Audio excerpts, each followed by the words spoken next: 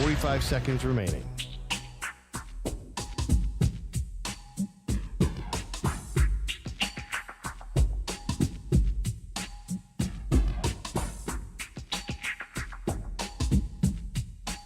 Seconds remaining.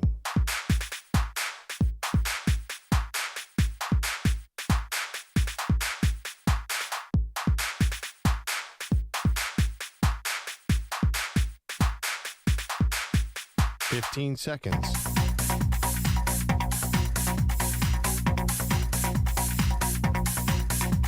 Break ends in 5 seconds.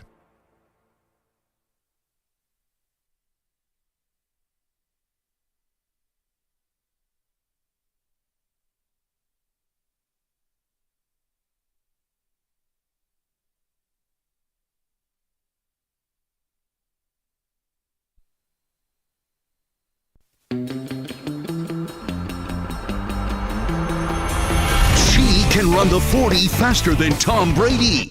He got a perfect score on the Wonderlic. They are Maggie and Perloff on CBS Sports Radio. JJ under center. Brings a tight end in motion. Handoff Blake Corum up the middle. Touchdown! Wolverines find the left side of the offensive line, and Michigan extends the lead to 33-13 with 3:37 to go in the ballgame. They kicked that extra point. Final score, 34-13. Congratulations to the Michigan Wolverines, and good morning. It's Maggie Gray and Andrew Perloff. Yeah, it's funny. I feel like it felt a little closer than 34-13. Oh, that's interesting. I never really felt like it was close. Why? It's one touchdown game in the fourth quarter. I know the scoreboard said that, but because how dominant Michigan's defense was and the lack of explosive plays by Washington, except for that 44-yard pass to Rome Odunze, we were like, okay, maybe Washington has a prayer. But Washington couldn't do anything all night. So congratulations to the Huskies. They are national champs. The defense was the thing. I think Michigan could have won this by 4 touchdowns if they had just not abandoned the run, or maybe you congratulate or give some flowers to Washington for some defensive adjustments that they made on Michigan. It felt a lot like the game against Alabama to me with Michigan. It was like you felt like you had some things working, then you let Alabama hang around. That game obviously went to overtime. This one was a little more dominant. Yeah, I don't think it was that far off. I think, obviously, Washington got screwed early because their running back just was completely non-explosive. Why they still had Dylan Johnson, who was obviously injured on the field. Very injured. So they couldn't run, Yes. and they put Michigan in the Michigan's defense played great because it was easy. They knew everyone knows what Michael Penix wants to do. He wants to throw it on the sideline. So Michigan just had 3 guys up front, and everyone dropped back and made life impossible for Penix because Washington wasn't Washington. Then Penix got hurt. The whole thing was a disaster. I understand, like, Michigan's defense is getting a lot of credit today. They should. I think Washington was injured early on and a little bit off. They came out probably a little bit nervous, and then things just started to snowball. I think that game could have gone a little differently. I don't think those two teams are so far apart. I think Michigan's great, but you just compared to the Alabama game, which Michigan barely snuck by. No, I get it, but the reason why I compare it to the Alabama game is because I felt like if Michigan really wanted to dictate the terms, they just never could put the final kill shot in on Alabama until it got to overtime. The same thing kind of with Washington. I thought they were dictating the terms. I mean, you can't start the game better than the way that Michigan started the game with the back-to-back Donovan Edwards touchdowns. I mean, it was amazing. And then they started throwing the ball. Again, it could be a credit to Washington's defense, but I thought Michigan could have done whatever they wanted to do. And instead, they left the door open for Washington. And unfortunately, the Huskies couldn't get over the hump. Like, for example, Washington they scored a touchdown late in the second quarter. Then they're getting the ball to start the third quarter, right? To start the second half. The first drive, Penix throws a pick. It's like they had the momentum. Maybe they could have really taken control of the game, but they couldn't. And Michigan, to me, always felt in control. Absolutely. Yeah. I mean, they won 34-13, but Michigan is a little bit one-dimensional. They couldn't throw the ball at all. But they're not trying to either. Well, J.J. McCarthy had 18 pass attempts. They know who they are, Michigan. And very few of them were actually effective. Yeah, he only completed 10 of them. So I don't think Michigan's designed to win a game like Georgia last year, 65-7. they're not going to blow you out. But honestly, Washington's going to look back at the game and say, we blew a few opportunities. Definitely. Obviously, very early in the game, Penix had a wide open Rome Odunze and uncharacteristically overthrew him. So I do think, yeah, it was 34. It was a blowout, but Washington's going to look back and say, man, a couple things have gone differently. If Dylan Johnson was healthy, then maybe we would have been in that game. Obviously, Michigan's a better team. Their defensive line and offensive line blew them away, as we kind of expected. But it didn't feel like such a wild blowout to me at all. No, it wasn't a wild blowout. Again, we saw Georgia against TCU last year. Like, that's a wild blowout. This one, to me, though, like, it just... Michael Penix had really been coming off of this high from the semifinal, right? And it almost felt like there were a lot of people out there that maybe were watching him for the first time or weren't really understanding how pretty of a pass he's able to throw. And I thought for as high as he was in the semifinal, this is probably as low maybe as his stock could be, ironically, because he's in the title game, so there's more chances to sort of get exposed.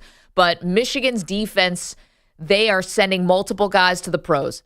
And you saw the pressure that they were able to get on Penix. And he's not a guy who's moving around. There's no design runs, very few for him. He doesn't move around in the pocket a lot. And so if he doesn't step up in the pocket, I'll put it that way. So when he has a little bit of pressure in his face, like you saw what happened, he's got amazing NFL receivers out there. And there were passes that were sailing all over the place, except to those talented guys. I didn't see it that way at all. First of all, he's a master at avoiding sacks. Like, he barely ever gets sacked because he gets rid of the ball really fast. Yeah, where was he throwing it to? He's under the first row of the stands. There were so many throws on the sideline where at least a Washington guy got his hand on it, where the Washington receiver had 3 inches of separation. Like, Michigan knew exactly where. They obviously looked at film. Right. Who knows how? And a lot of film because it's Michigan. Yeah, where's Connor? I think Penix had nowhere to throw, and he was even actually getting close to hitting some of those longer plays. Guys at least were getting a hand on the ball. There was no open guys on the sideline, where his famous throw is he steps back and just hurls it down the deep right or left sideline. Michigan was covering them, so they forced him into the middle of the field where he doesn't want to go. He's not a middle of the field passer. I'm amazed. First of all, he hurt his foot earlier in the game. Then he had a broken rib, and the guy gets so much torque on the ball with no movement at all. I still think he's a great quarterback. And it's not like he didn't do anything last night. He had 255 yards of passing against a great defense. Yeah, but didn't you feel like, and I'm not, yes, it's 255 yards, but I thought a lot of that stuff, especially in the first half, was like bubble screens and stuff. And that was like he was like throwing basically at the line of scrimmage, and it's his players and the receivers who were going and making plays and getting yards after the catch. Again, I'm not going to totally... I'm not giving up on Penix. I can't imagine how he would be able to be effective in the NFL because God, I see it way better in the NFL than here. The corners are going to be just as sticky, if not more, in the NFL to your receivers. Like, I mean, Michigan was so not scared of the run game that they just dropped everyone back and they made life impossible. I don't think any quarterback was going to rip apart that Michigan defense unless you have a run game. This is college football. You can't run for 40 yards in the national title game and expect your quarterback to do well. No, I get it, but this is the first signs of, not first signs. I know that Michael Penix has been pressured before, but not by a defense that is as good as Michigan's. And that's all those guys in the NFL. And I know you'd have an NFL offensive line too, but that Washington offensive line was a highly rated offensive line, and they were getting pushed back into Penix to the point where he did have the ankle that got stepped on because the guards were just getting totally mashed up in his face. Like, there's another part, too, about Penix. I think you're right. He did get hurt in this game. That's been the thing about him his entire career. Kudos to him because he's overcome so many injuries. But you hear him talking last night. It was like he was so thrilled to finish that game. It meant so much to him to finish a season.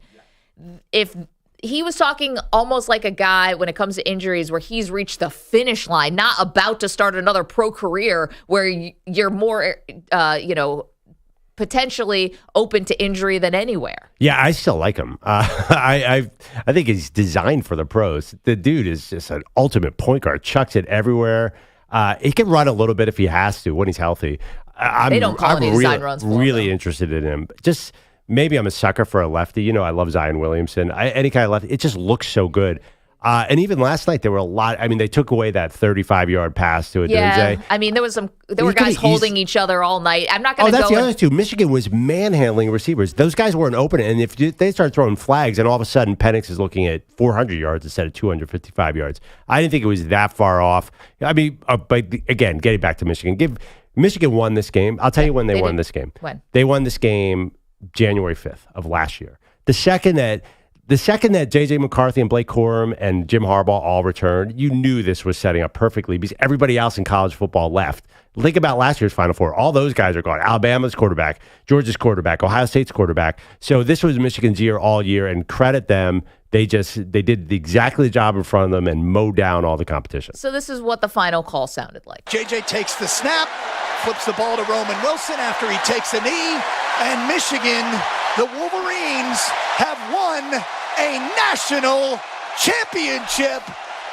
Wolverine players, Wolverine alums, Michigan fans everywhere, Jim Harbaugh and your staff, your team is the #1 team in America as the clock ticks down and Michigan completes a 15-0 national championship season here in Houston.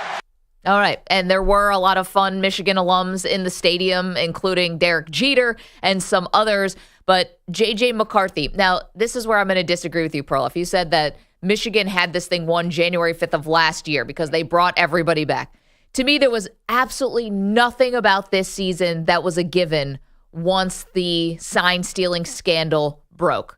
Here is J.J. McCarthy, the quarterback for Michigan, the winning team, saying they had to go to a dark place this season. We came a long way, but in order to accomplish things like this, you got to go to those, dark places where everything's not great. And, just the response, the urgency right after that last game last year, it was different. I knew it, just from being on the podium last year and saying that we'll be back. I knew the guys that were coming back, and I had this feeling that it was going to be where we are right now. Okay, so acknowledging that this season had some adversity, and I love that it's being sort of touted. It's funny to me that it's being touted as like this obstacle that the team had to overcome when Connor Stalions, the sign stealer, was on the staff. This is your self-imposed, self-inflicted controversy that you caused and you created. The guy was breaking the rules. It helped the team clearly, or else they wouldn't have kept doing it. And so it's funny to me that it's painted as like this adversity. This is like Tom Brady. Well, no, I'm not going to go to Brady, but this is like, Michigan can't understand why anyone would question the validity of this title or anything they've done in the last 3 years when they had this dude cheating his face off on their payroll. Yeah, except that that was several months ago. They won every game since it came out. So they obviously didn't need the signs to beat every other team in college football. Okay. So what's the difference? Okay, so here's what I think about that. I think that if you're only looking at when Michigan got busted for the Connor Stalions thing and what they've done since, you're not taking into account the accumulation of success that happened before this season that could have helped Michigan. And I'm talking about sign stealing that could have helped them beat Ohio State because Jim Harbaugh could not beat Ohio State. Until he did this year. Until the Connor Stalions sign stealing of 2 years ago, right? So what happens when you start to flip and turn the tide on maybe the most important rivalry we still have in sports? Better recruiting. They got McCarthy before they beat Ohio State. People coming back. They also got Corum before they beat Ohio State, I believe. People staying because you think that you have a shot. I'm just saying you have to understand Jim Harbaugh, and I know you know this, was at his lowest point. He was taking a pay cut.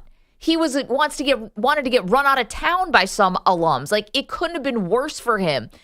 The sign stealing had to have an impact on them just turning the program around in general. So there has to be a domino effect that exists beyond just, okay, you didn't have the signs for Alabama. Feels like you're in a gray area here. So you're saying this goes back 3 years ago. Because, first of all, if the signs were so effective, then the players would have been so good, they would have had no choice but to go in the NFL draft because they would have been the #1 and pick if they knew all the signs. It really did not have an impact. Will you admit that sign stealing had no impact on the second half of the college football season because Michigan kind of beat up everybody anyway? I know the Alabama game was really close, but they obviously didn't need the signs to whoop Washington last night. Well, yes, you can be the more talented team on a certain day, but that doesn't erase all the advantages you got from the sign stealing starting in 2021. And I'll tell you, because 2021 and 2022 and this season, 12-2, 13-1, 15-0. That's a 40-3 record for Michigan over the last 3 years. When the 1, 2, 3, 4, 5, 6 seasons preceding that, they were 49-22. They were not this juggernaut of a team. They clearly, something changed, and we know what it is because Jim Harbaugh got suspended for it. Yeah, but it's okay. You're imagining it's not like Austin Peay all of a sudden built this powerhouse. It's Michigan with all the resources in the world. I think they have one of the richest, most successful alumni bases. All the money. So why don't they win every year? Well, I mean, it was just a matter of time. It's like that they were going to come back. I mean, if it wasn't Jim Harbaugh, somebody else was going to build this program. The bones of a contender were always there. It's just look at the stadium, look at the uniforms, look at the pizzazz. Like once they got rid of Brady Hoke, they were going to bring in somebody to build this. And you said it's like you're shocked that they got good. It's only because of sign stealing. No. It's Michigan football. Perloff, in 2019 they were 9-4. That's not a national championship contender. That's here's the thing. Yeah, but they would have been eventually. Any team in college football has the ability to fall on hard times. And Michigan was one of those programs, and it got to the depths of it with Rich Rodriguez and with Brady Hoke. Harbaugh came around, put together 2 back-to-back 10-win seasons, but could not beat Ohio State. Again, if Michigan was so pleased with everything he was doing, why'd they ask him to take a pay cut? I mean, okay, let's be honest. If they have all these resources, why would they ever cut the pay? I have an uncomfortable truth for you because I know how you feel about him, but you know why they beat Ohio State. Why? Because Urban Meyer's gone. Well, that's a totally other conversation. But J.J. McCarthy himself, before the semifinal game, maybe it was after the semifinal game, said Ohio State was getting our signs. They were doing it legally. We had to do something to combat it. I mean, this is the quarterback who basically said it. Like, to say that this sign stealing scandal does not impact this championship at all because they may have not had Washington signs last night is ludicrous. You've had years to build on this competitive advantage, right? This is why do you think Belichick keeps doing it? Spygate and all these things and building. Belichick was still spying on the Cincinnati Bengals the year they drafted Joe Burrow. If it wasn't going to give you an advantage, they wouldn't be doing it. I don't understand this. So this is like cheating in the past 4 years ago. No, gave them this title earlier this year, 3 not years ago. 4 years ago. Earlier this season. But you're saying the 2020 cheating, whatever, built this current champion. So does that mean the second Astros title doesn't count because they clearly weren't doing the garbage can thing? At what point do they earn it on their own right? Like, doesn't the cheating pass? They did cheat in the past. Wait, but then the past is this year. Stop putting this in like 1987. Well, you're the one who was just reading the 9-4 record in 2019. You're the one who put in the past, not me. No. I'm saying starting in 2021 when the sign stealing started. That sounds like the past to me. Okay, but when did they get caught? Not in 2021. They got caught this year. They were still doing it up until 2 months ago. But did you just say that the past sign stealing is why they were able to build this juggernaut? So that's something about the past. So do you apply that to every team who's cheated? That, if they cheated 4 years ago, then their current title doesn't count. So that means the second Astros title doesn't count, or any. You can't really look at it that way. Because the Astros are cheating literally in the moment of what's coming, like curveball, like breaking ball, or fastball. Same thing. Michigan is obviously the allegation is that they knew a run play or a pass play was coming. I'm saying they helped rebuild the program off of this. They may have helped rebuild the program off of the sign stealing because you don't know if you have a slip up against a bad team if you don't have the signs. Do they lose to Illinois? Do they have these really close games where maybe they're on the losing side of it and now all of a sudden we're talking about Michigan in a different way? And I know Brett Bielema was ticked off about this, and he was one of those guys. If you're Penn State, if you're any of these teams that's ever played Michigan close, you have to be wondering, and I'm talking about in 2021, 2022, and earlier this year, you have to be wondering, like, they never slipped up. They never slipped up. I know they were playing a really easy schedule. They never slipped up. And was that because of the sign stealing? And that just keeps the juggernaut rolling. There's no step backs. There's no... it all matters. I mean, who were they playing this year? First of all, it didn't matter this year because at Penn State, the scandal was already out when they played Penn State, and Penn State was terrible. What about last year? Who cares about? That's exactly my point. It doesn't matter. Last year, They wouldn't have made the college football playoff last year. Where they lost to TCU. Because why?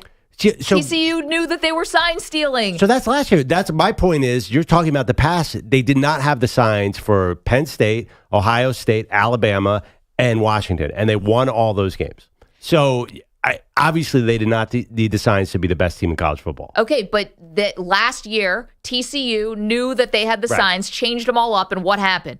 They lost. Right. Like if TCU never knew that Michigan had their signs and never changed anything, what do you think the outcome of that game is? They're probably in another national championship. What I'm saying is... Wait. So you're saying because they were cheating last year, they lost in the Final Four? No, I'm saying TCU oopsie-dooped them. And if TCU didn't have the heads up, probably by someone from Ohio State or who knows, that they did have the signs and change everything up, we're talking about Jim Harbaugh losing... if they don't know, maybe we're talking about Jim Harbaugh in the national championship game for 2 years in a row. They were gaining an advantage with the signs. Period. End of statement. It has to matter. Well, you agree with me. They did not need the signs to beat Washington. It doesn't matter because they had the signs in this season, which is the championship season. Like if they had gotten snuffed out in the summer maybe, and then they went through this whole thing, maybe I'll give it to you. But did they need the signs to beat Alabama? Did they need the signs to maybe beat one of the Little Sisters of the Poor who they played earlier this year when Jim Harbaugh was suspended the first time? That was a really bad schedule. I have no idea. That was a really bad schedule. I know. Michigan's got to schedule somebody in the non-conference. Nobody's going to now. It's over with the 12-team college football playoff. But. I just think that you're grabbing onto the past. Yes. First of all, even if forget all the sign steal. I think this is so overrated because it seems like everybody in college football has the signs. And they should. If you're not trying to get the signs, then you're not working hard. So it reminds me so much of Spygate. Like nobody was putting an asterisk on the 07 Patriots in my mind. If they'd won the Super Bowl, because they got caught in week 1. And then they went on to win 16 straight games. And then they got all the way to the Super Bowl. So I wouldn't put an asterisk on Spygate. I wouldn't put an asterisk on Auburn with Cam Newton. Like this is not asterisk worthy. That's totally different. Auburn and Cam Newton, that was a cheating situation. Like that was and that wasn't even him. It was a different school. Right. But a cheating situation. I mean, it's not totally different. It's in the same ballpark. I'm just saying. You can't do paying players under the table versus sign stealing. That is totally different. We're talking about different regardless, that's areas why of cheating. That's why they do actually put asterisks and vacate titles for that very reason. You know, Michigan and Villanova and yeah, sure. That's why at USC. That's why they actually do vacate titles. But I mean, Spygate to me is the best analogy. Are you putting an asterisk on the Patriots season 2007? We call Belichick a cheater all the time. It's the one thing that impacts Belichick's legacy. Yes or no? It's a part of Belichick's legacy that he cheated. It is a part of this championship that Michigan was cheating. Are you putting an asterisk on there is an asterisk. So you're putting an asterisk on the 07 Patriots too, just to be clear. I'm putting an asterisk. I'm Belichick's entire career. Will you not? No, I'm not putting an asterisk on Belichick's entire career because of Spygate, which was another stupid scandal. So they pointed their video camera at the sideline. Who cares? This is a complicated game of football. Why do you think it took a first-round draft pick away? I have no idea because the NFL hates Bill Belichick. I think the whole thing is Spygate was overblown. Deflategate was overblown. The whole thing is, I mean, it was a videotaping procedural error. Honestly, like, I just don't think you're doing signs on the sideline. Like, I see it at home. This is not the most egregious. Perloff, were you wearing a fake mustache going to Central Michigan? I think this is not the crazy egregious cheating scandal to me. It's not like you're tapping into the helmet microphone. You're not being that malicious. The guy is giving the signs on the sideline, so you happen to have a person there. Which is a stupid rule that they were breaking anyway. Of course you should have in-person scouts at college football. It's not 1954. Well, but they may change that, but it's not changed now. Why do you think the Big Ten took an unprecedented step of suspending Jim Harbaugh in season if it wasn't a big deal? They could have done this after the season. They could have done it never. Because the Big Ten are a total bunch of morons, as is every conference in college football, and they were reacting to public reaction. I don't think so. They were reacting to coaches in the conference who were pissed off. That's what it was. 855-212-4CBS. And if everyone was doing it, why would the coaches be calling each other out? That's mutually assured destruction. Because Michigan was killing them and they hate Jim Harbaugh. No, Michigan was killing them and they were getting an advantage. 855-212-4CBS. We're not going to see this the same way. I'm curious how the audience sees it. Were you thinking about the sign stealing last night? Do you think that it will be part of the story with the Michigan Wolverines in 2023? 855-212-4CBS, Maggie and Perloff, CBS Sports Radio.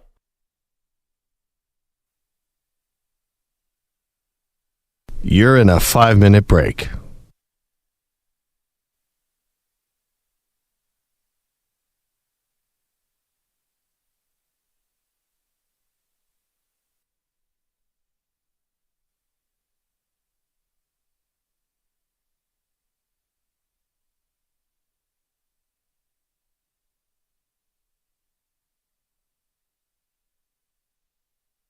Four minutes, 30 seconds remaining.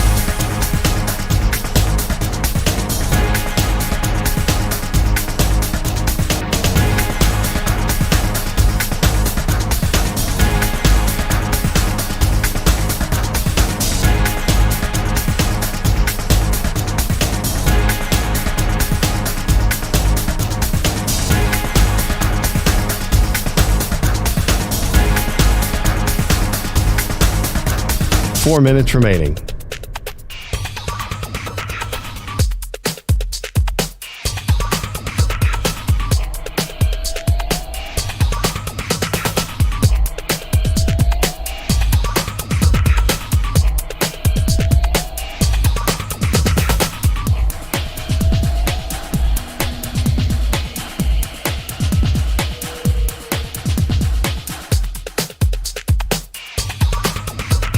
Three minutes, 30 seconds remaining.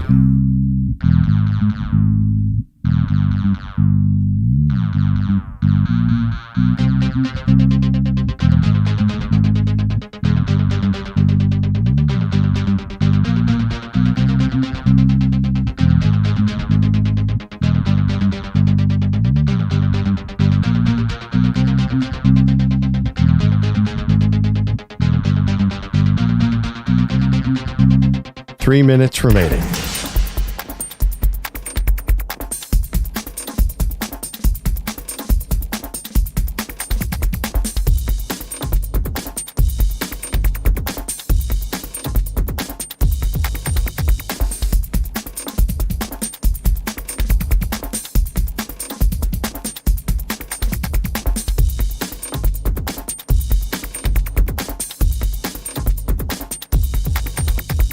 Two minutes, 30 seconds remaining.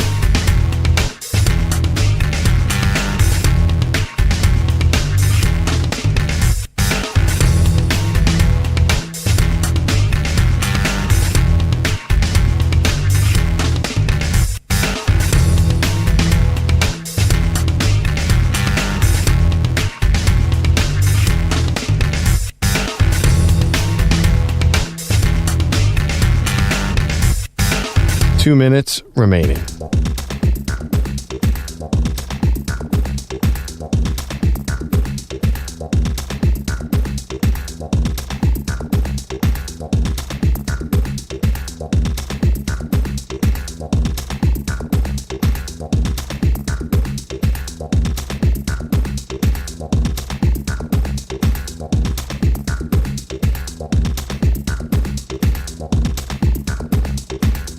One minute, 30 seconds remaining.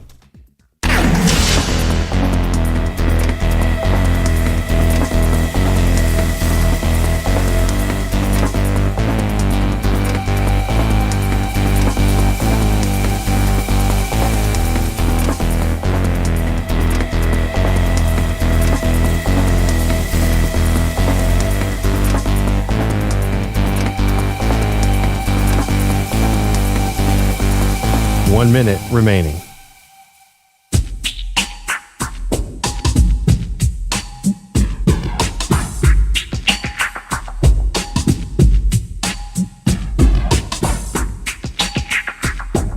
Forty-five seconds remaining.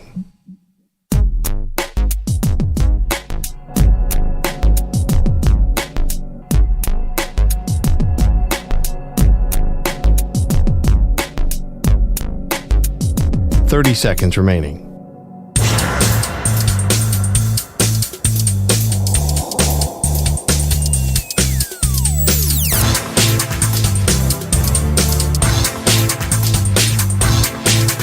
Fifteen seconds.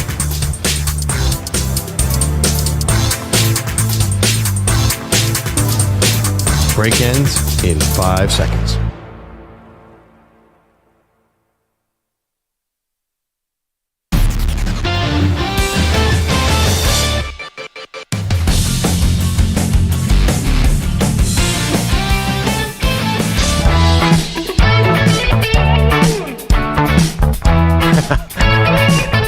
Welcome back to Maggie and Perloff. Since I don't think there's an asterisk, I think I get to celebrate today for Michigan. I am part of this. The confetti coming down, the Harbaughs, who's got it better than us? Yeah, I'm on that bandwagon because I understand why people want to put an asterisk, but they won fair and square last night. They beat Alabama fair and square. They beat Ohio State. They beat Penn State.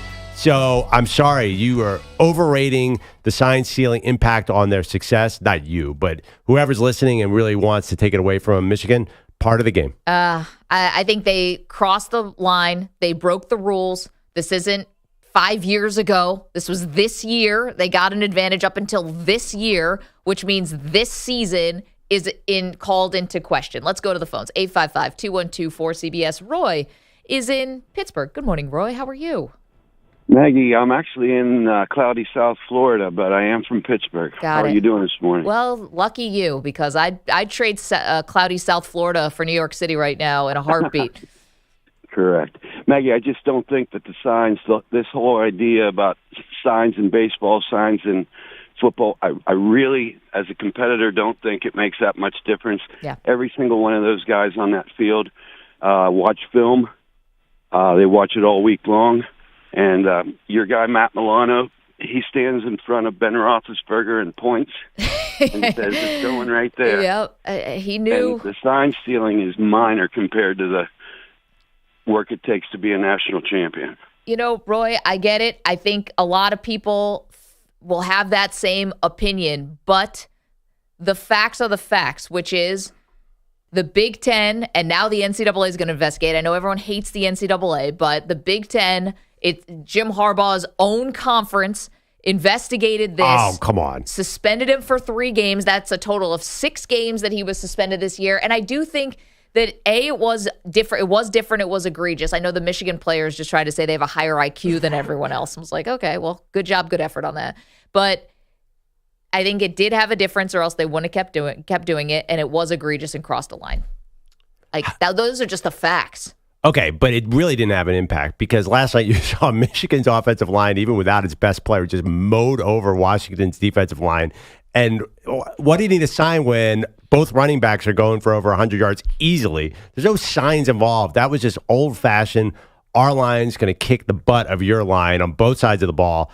The signs were totally irrelevant in this game, and really kind of irrelevant the second half of the season because Michigan went on a run without this quote-unquote advantage. That being said, they probably could have stolen signs off the TV copy as well because it's not that big a deal. Though, that everyone can do that off the TV. It feels like a minor distinction to me that the guy was in the stadium compared to not in the stadium. It's not an egregious cheating thing. I mean, there are small cheating scandals, right? Not everything is this gigantic, earth-changing cheating scandal. Did he have like break 60 people going to different venues all over the country, flying there, staying in hotels, making sure that they had tickets on the 50-yard line on one side, on the other side? It was like a full-scale, like it was a sting operation basically for every single football game where this guy Stalions is deputizing all these other people around the country to do this, to build like dossiers essentially about teams that Michigan might face in the future. It was different, dude. Is it really that hard? I mean, Oregon holds up a sign with 4 heads on it. Like, it's all of a sudden like Dan Patrick and Jimmy Kimmel and Banana. There are 4 signs, and like, do you really need a dossier to figure out college football signs? It seems pretty simple to me, and everybody's doing it. I mean, it's like you don't want to look at the facts. Do you agree that 80%? You're a terrible jurist, by the way. 80% done. Will you guys admit that 80% of the teams actually are scouting signs? That's not the point.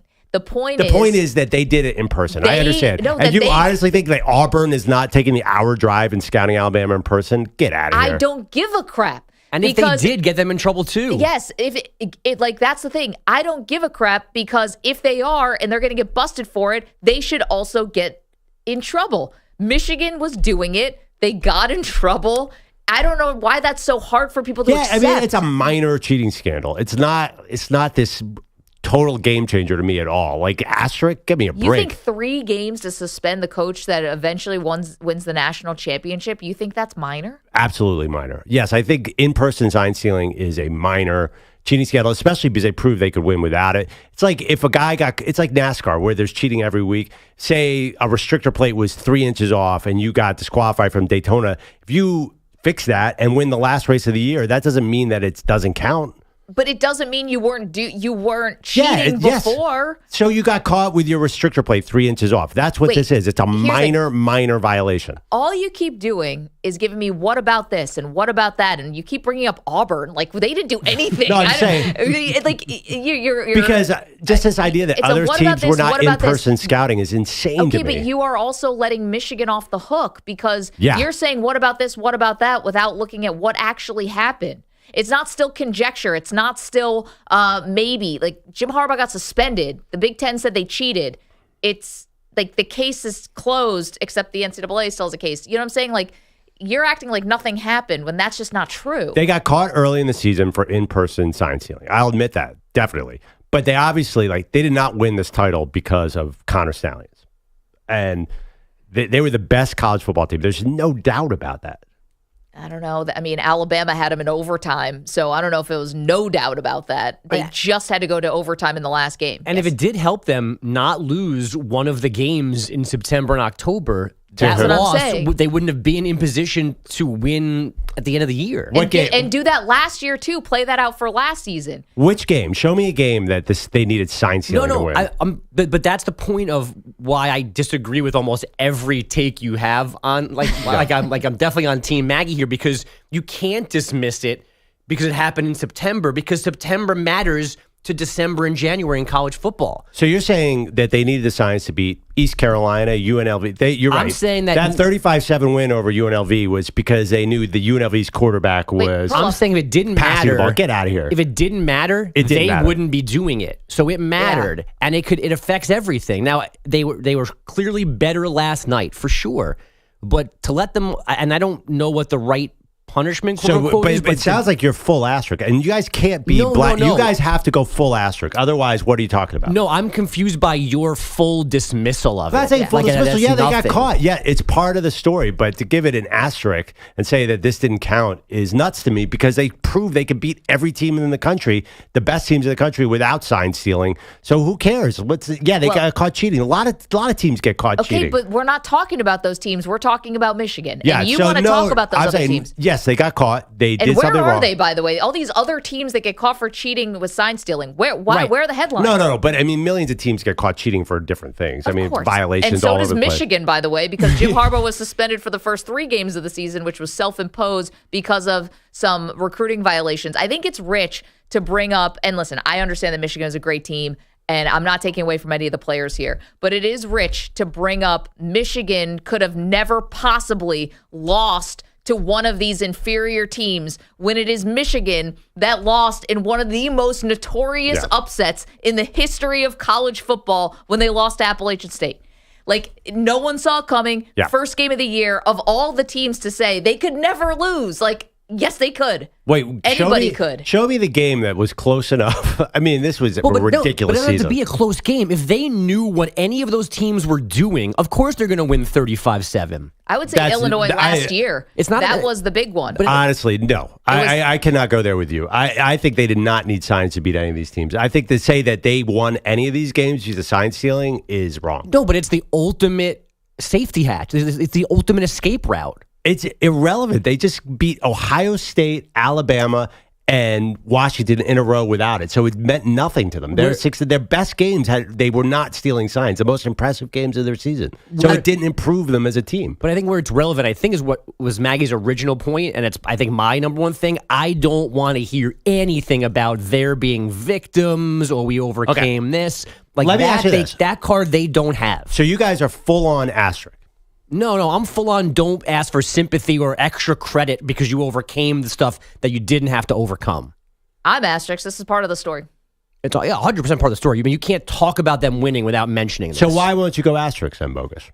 Because they still won last night, which is where I guess you and I share common ground. But you can't. But I'm not dismissing it and saying it's not part of the story. I'm just saying, like, You said it was definitely, irrelevant. to me, it's an overblown part of the story, and there's no asterisk at all. They were said it the was best team in irrelevant. college football. It's not irrelevant. It's irrelevant to what It's happened. very relevant. Sign stealing is totally. We do disagree. It's totally irrelevant to what happened last night. Sign stealing had nothing to do with the outcome of that game. Except that they've always had a way out to stay undefeated. They probably could have beaten UNLV the same way, but if they knew every single UNLV call, I mean, some of the video that we've already seen of them, all of them in unison, like at the sideline, reacting to one hand, saying like, "Oh, we know what this is," because Connor Stallion's got all this Zapruder film on all these teams. It's crazy. They also can't say that they're innocent. Like, you got caught. Yeah, that one's coming in a second. Yeah, let's hear from that. Bogusch has got headlines. Good morning. They're all sponsored by Progressive Insurance. Drivers who switch and save with Progressive save nearly $750 on average. Call or click today and find out if we could save you hundreds on your car insurance. An perfect season for Michigan. The Wolverines, national champs for the first time since '97, unbeaten in 15 games, but for 6 of them, their head coach was suspended. Off the field issues, we're innocent. and we stood strong and tall because we knew we were innocent. Yeah, again, thank you, Ryan. They're not innocent. Jim Harbaugh definitely not innocent, but that's what his proclamation was after a 34-13 decision over Washington in Houston in the CFP finale last night. Michigan led 17-3 in the first half, but just 20-13 in the fourth. Then Blake Corum ran for 2 touchdowns. Michigan running for 303 yards on the night. Washington head coach Kalen DeBoer had to address his team after a loss for the first time since October 8th of 2022. I wanted them to make sure that they knew is even though this wasn't what we feel was going to happen, but they've restored UW football. Michael Penix Jr.'s remarkable college career ending with another gritty effort, foot, rib issues, but only 27 for 51, 255 yards, 1 touchdown, and 2 interceptions. The major NFL coaching and front office news yesterday came while we were still on the air. Later in the day, Giants D coordinator Wink Martindale stepped down, and the Jags fired their DC, Mike Caldwell. Pete Carroll said he intends to remain the Seahawks head coach for a 15th season. Dolphin linebackers Jerome Baker, Andrew Van Ginkel reportedly out for Saturday night's game in KC and likely for any games Miami plays after that. Both got hurt Sunday night. Baker needs wrist surgery. Van Ginkel has a foot problem. It's a season-ending shoulder injury for Ja Morant. The Grizzlies made that announcement last night after Ja got hurt in practice on Saturday. Imaging showed a tear in his labrum. The Clippers outscored the Suns 138-111. They've won 6 of 7. James Harden, 19 points and 10 assists. And the Pacers got by the Celtics 133-131. But Tyrese Halliburton headed for an MRI today after a left hamstring injury in the second quarter. Did you see when he slipped on that injury? Yeah. There is something unique about watching a basketball player. How tall is Tyrese Halliburton?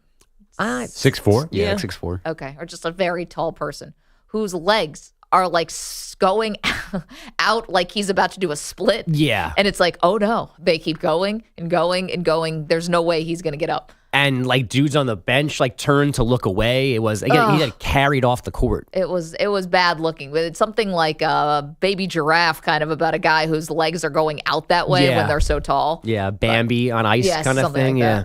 MLB.com expects the Giants to land Japanese lefty Shota Imanaga. The 30-year-old has a 3.18 career ERA, and the Colorado Avalanche topped the Bruins last night 4-3 in a shootout. Colorado has won 5 of its last 6. Guys, back to you. Bogusch, thank you so much. You're welcome to weigh in. The big debate this morning, Michigan's title.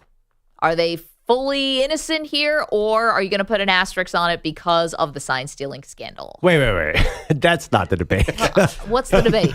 Do you put an asterisk on Michigan's title? Not, are they fully innocent? Well, Where did that we come just from? played the Harbaugh sound. Okay, yeah, but nobody believes that. I'm saying everyone knows they cheated. The question is there an asterisk? That's the real question for the crowd, right? All right. I love how that sort of helps your argument there. I'm going off the Harbaugh sound. We literally just played it. 855-212-4CBS. Coming up, we also have Jerry Jones on Mike McCarthy's future. This one kind of slid under the radar a little bit. We'll get to that. Don't move. Maggie and Perloff, CBS Sports Radio.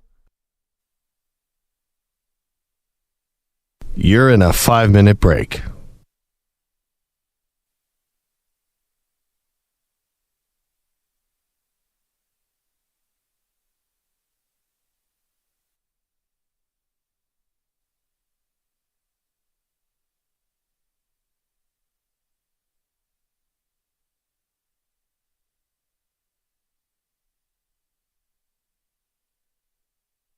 4 minutes, 30 seconds remaining.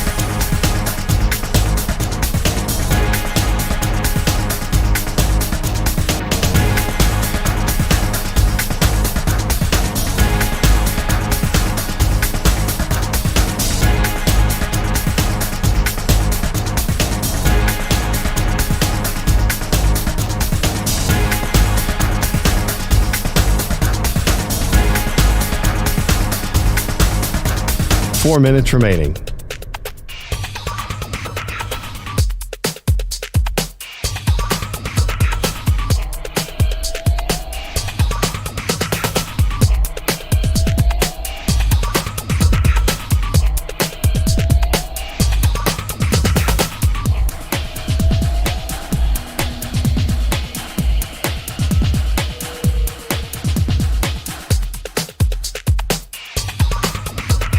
Three minutes, 30 seconds remaining.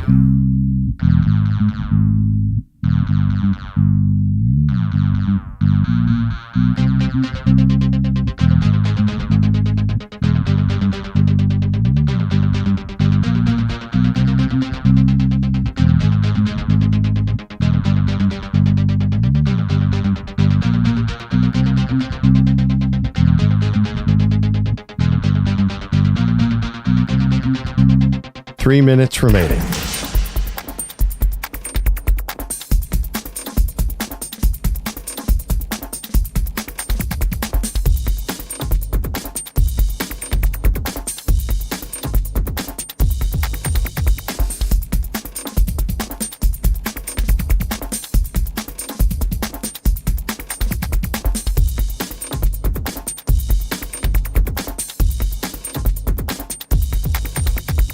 Two minutes, 30 seconds remaining.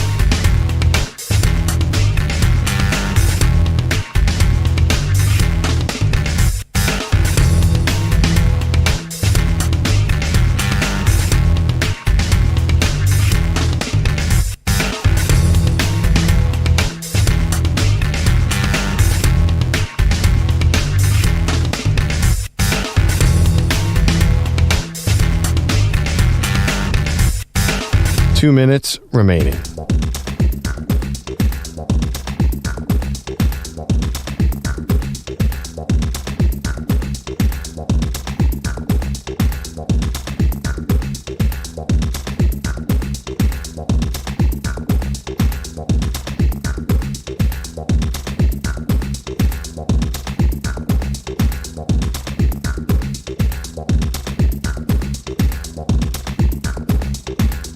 One minute, 30 seconds remaining.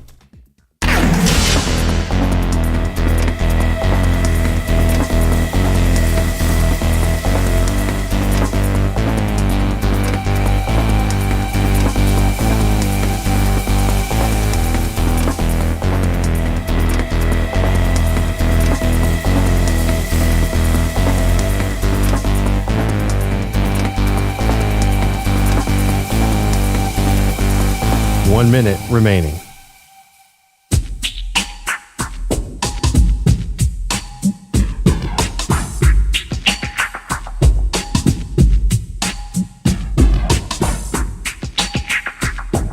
Forty-five seconds remaining.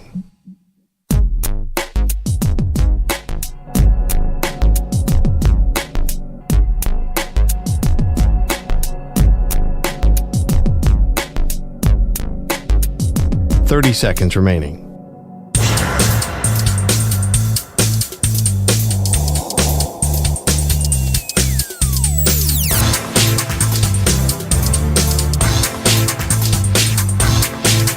Fifteen seconds.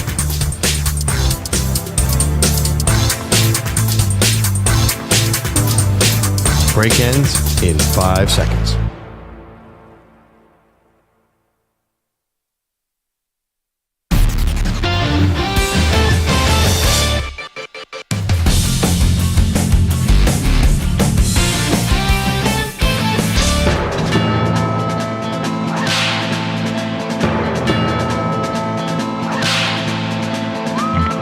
Time for a Cowboy Quickie, and this portion of the show is brought to you by Wesley Financial. Stuck in a timeshare and want out? Contact Wesley Financial Group now and get a free timeshare exit information kit at wesleyfinancialgroup.com. At.com. We get back to the national championship game in just a moment, but we couldn't let this one go any further, Perloff. It was Jerry Jones, who, after the Cowboys beat the Commanders resoundingly on Sunday, was asked about the future of Mike McCarthy, and he said to print reporters, quote, "We'll see how each game goes in the playoffs." End quote. Ooh. That's ominous.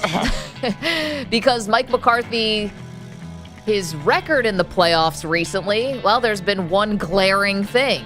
Cannot beat the 49ers, and they're on a collision course right now. Know how to win a championship. Right, but at least he'll probably get him the NFC title game this year. So, and they have a really easy path to the NFC title game. So I think, come on. If he makes the conference championship game, Mike McCarthy's coming back.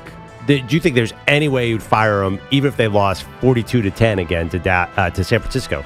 He's totally safe now because they're going to kill the Packers. I'm sorry.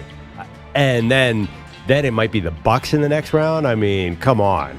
Or maybe the Lions, who are kind of flawed right now. Laporta hurt. Yeah. I think the Cowboys are in great shape to make a little run here, and that's all he needs. Do you think if he loses to San Francisco in the conference title game, they'd get rid of him? Okay, well, Jerry Jones says we'll see how each game goes. And I'm not trying to parse Jerry Jones's words because, you know, like I know Jerry says a lot of things. Well, maybe that means if they get upset by Green Bay. Well, I don't know. Like, he's not just saying, let's see how the wild card round goes. Let's see how the divisional round goes. He's saying, let's see how each game goes. And if they can't beat San Francisco, even if it is in the NFC Championship game, if it looks bad, which I don't think it's going to, they've played tight games in the postseason against each other. But let's say it does look like 42-10.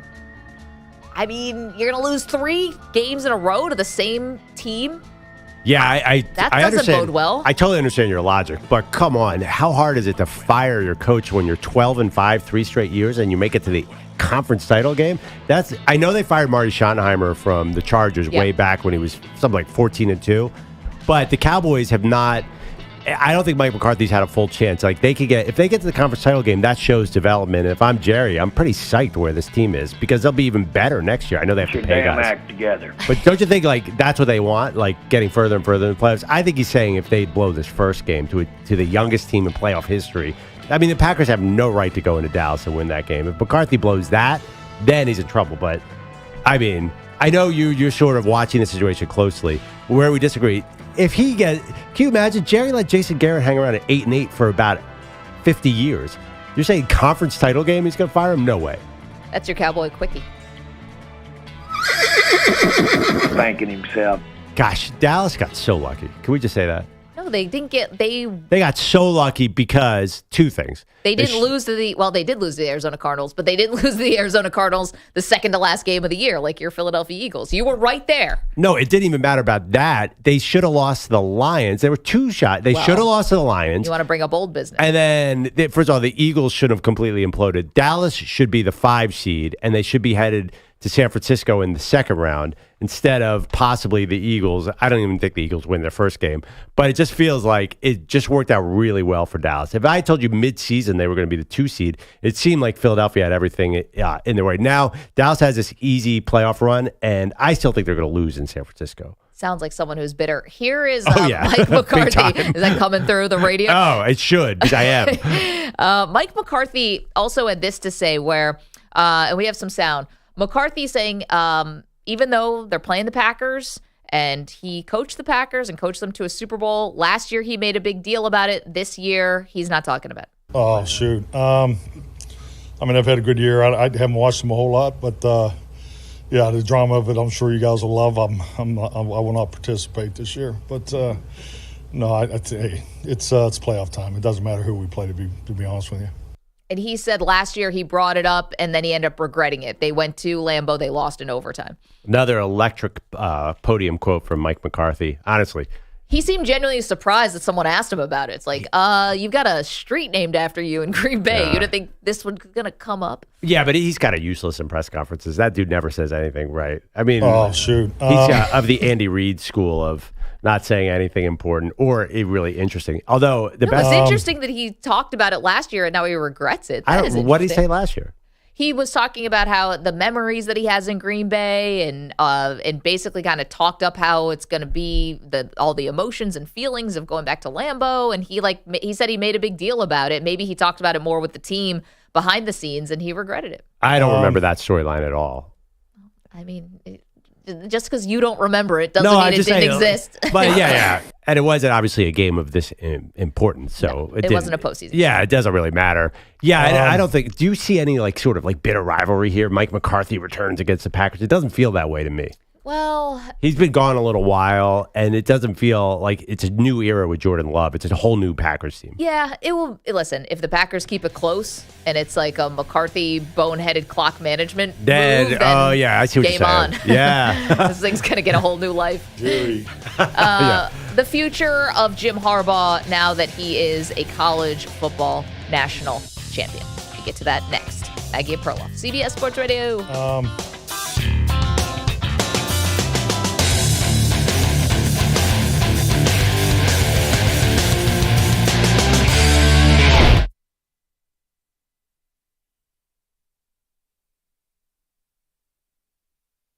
'You're in a 5-minute break.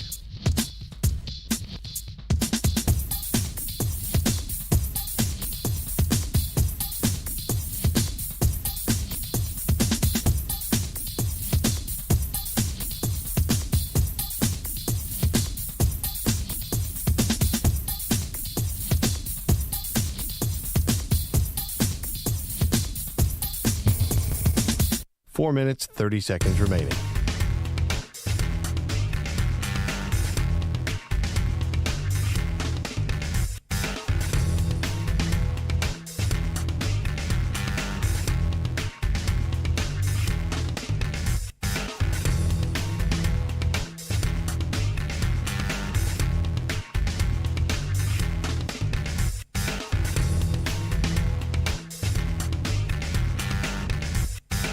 Four minutes remaining.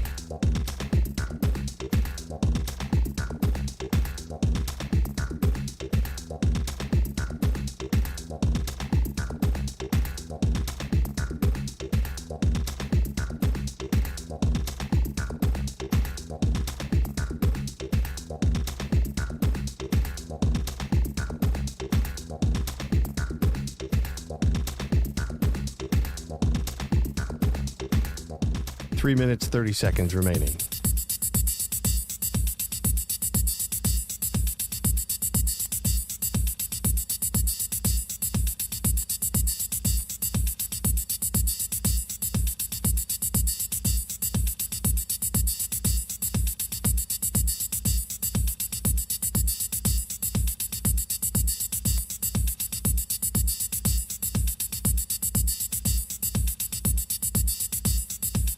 Three minutes remaining.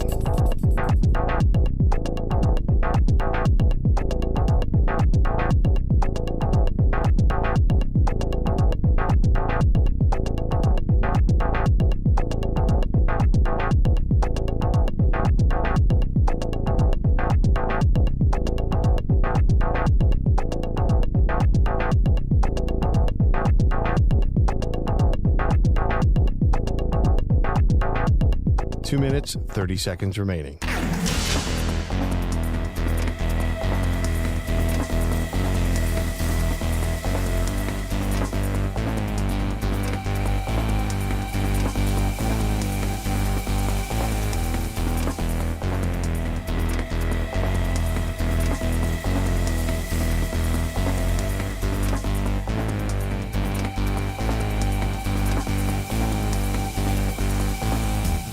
Two minutes remaining.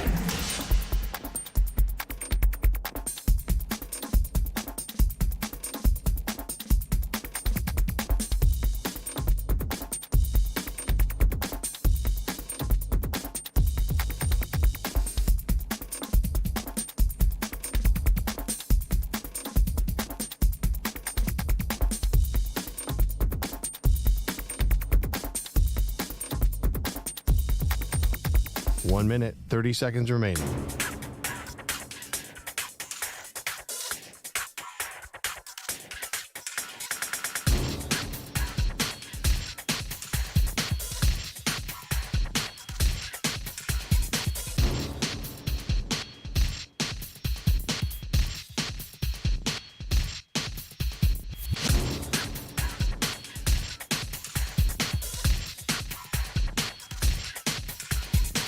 1 minute remaining.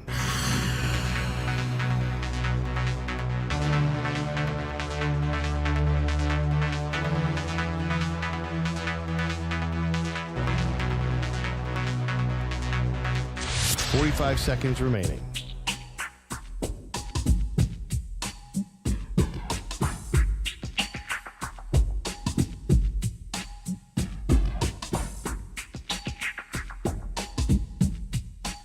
Seconds remaining.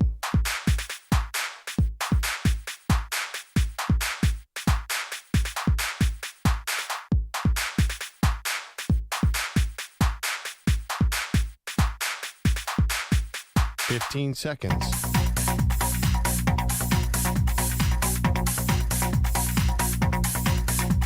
Break ends in 5 seconds.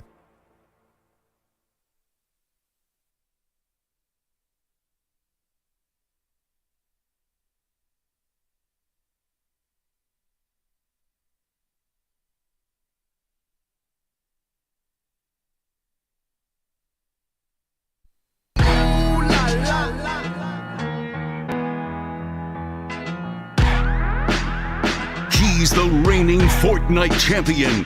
She's a Call of Duty legend. They are Maggie and Perloff on CBS Sports Radio. Congratulations, Michigan Wolverines. You are the college football champions for this season. Welcome to the show. Maggie Gray, Andrew Perloff. We don't see this the same. I do think that because the sign-stealing scandal happened this season, it is a part of this year's story, and that means asterisks are coming along with this championship. Perloff, you love this for Michigan. Well, I don't give it an asterisk because I would give the Houston Astros an asterisk because they were cheating in the playoffs. Michigan did not need to do the sign stealing, which they did. I'll admit it's part of the story. Right. But they didn't need it to beat Ohio State, Alabama, and Washington. They just sort of out-muscled them on the football field. Alabama was very close. I understand that. But I think they won fair and square in these games. So that's what I'm going to remember about this team is that they were the best team in college football. They deserved to win. They obviously didn't need the signs to be a great team. I think looking back, they probably wish they didn't let Connor Stallions loose and contain that guy a little bit. But I think they proved that they're a legitimate national title. And I'm not going to, when I look back at this team, I'm not going to say, oh, they won the title because they were sign stealing. I'm going to look back and say they won the title because they were the best team. Listen, to the victor goes the spoils today, and that is Michigan. And they were excellent. It started with the defense. They set a tone. The defense for Michigan and the run game for Michigan. The run game, yeah. Set the tone early in this game. Washington was constantly playing catch up in this game. And even when Washington seemed to wrestle back some of the momentum right before the end of the first half with a touchdown of their own, they begin the second half with an interception. They really couldn't get back into it outside of one explosive play middle of the fourth quarter, and that was the only play over 20 yards from this vaunted Washington offense. They had one other play that was called back for holding. But the key play in the whole game was Michael Penix missing a wide-open Rome Odunze on fourth down. Yep. Penix, that was in the first half. Penix probably, I will admit, I'm a Penix backer. I'm a huge fan. I think I know you are too. Yep. But maybe a little bit nervous last night. Though Michigan had such an advantage because there was no run game. Like, how hard is it to stop? You know what Michael Penix wants to do. He wants to throw deep balls down the sideline. If you have two DBs on, was there ever a wide open? I mean, was there ever a guy on the sideline who wasn't double teamed? There was so many DBs that to me, it was not Penix's fault at all. The way the game played perfectly into Michigan's defense because Washington could not run the ball at all, so Michigan was not scared. Yeah, their running back Dillon got injured in the Rose Bowl in the semifinal, and then lasted two plays. Got injured again last night. And they still put him out there for no. I don't understand. Don't they have a backup?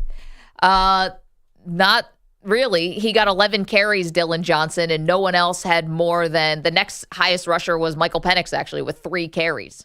So, no, they didn't really have a backup. You and I are going to disagree a little bit about Penix in terms of was any of this his fault? Like, I know that he got hurt and he's been hurt his whole NFL career and just making it this far, college career, and making it this far is an accomplishment. But he could not handle the Michigan pressure last night. And you could say, Maggie, maybe no quarterback could have been able to, but yeah, what pressure? What quarterback is great when he's about to get tackled? well, I guess guys who can move around a little bit more. Maybe this speaks to the injury, but Michael Penix is not a running quarterback. This is not Lamar Jackson back there, guys. I mean, and he moves He's around. pretty.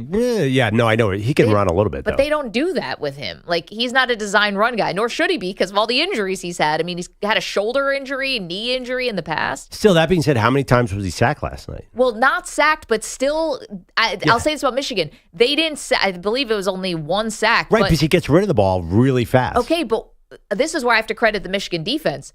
Like, even though they weren't getting him to the ground, they were making him so uncomfortable that when he was getting rid of the ball, it was going God knows where. I mean, this was not the accurate Michael Penix. He was 27 for 51. This is not the accurate Michael Penix that we're used to seeing. He's usually completing like 70% of his passes. Oh, absolutely. But that's because of the way the game played out. I saw a lot of plays where he would drop back and Michigan was on top of him, and he would fling it 30 yards down the field, and it would hit the receiver with one hand, just a little bit off. I saw a lot of that, and the receiver had no room. They were never open. I mean, unless a couple Except for that Rome Odunze a couple one on fourth blown down. coverages on Rome Odunze, which is crazy because that's a guy you got to watch.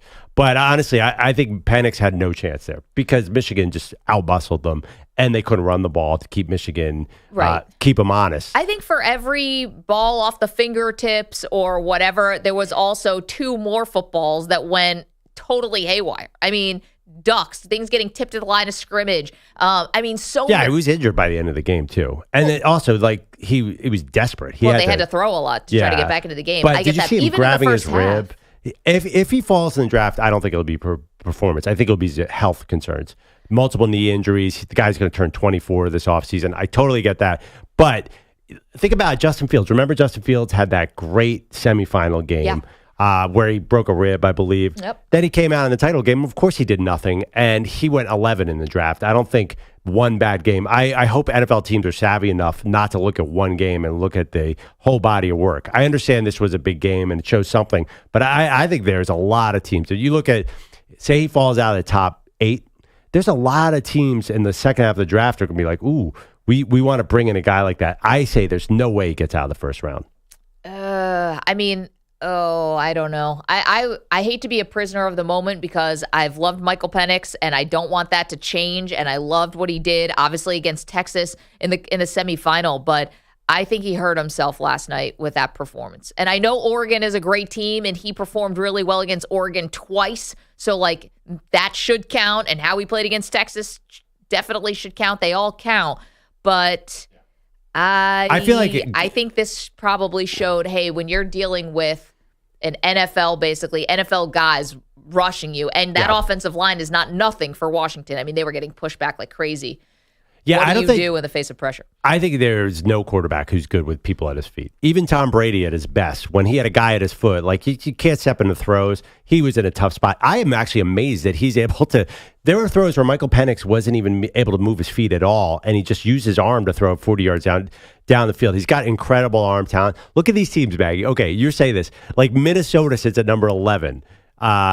Denver sits at 12, Las Vegas at 13, New Orleans at 14. There's so many teams in the middle part of the draft who could look at him. Then again, if you get into the playoff teams, they all have quarterbacks. Yeah. So it could fall there. But I do think there are a lot of teams that are like, ooh, I wouldn't mind that guy. I'm tempted to make this the next show bet.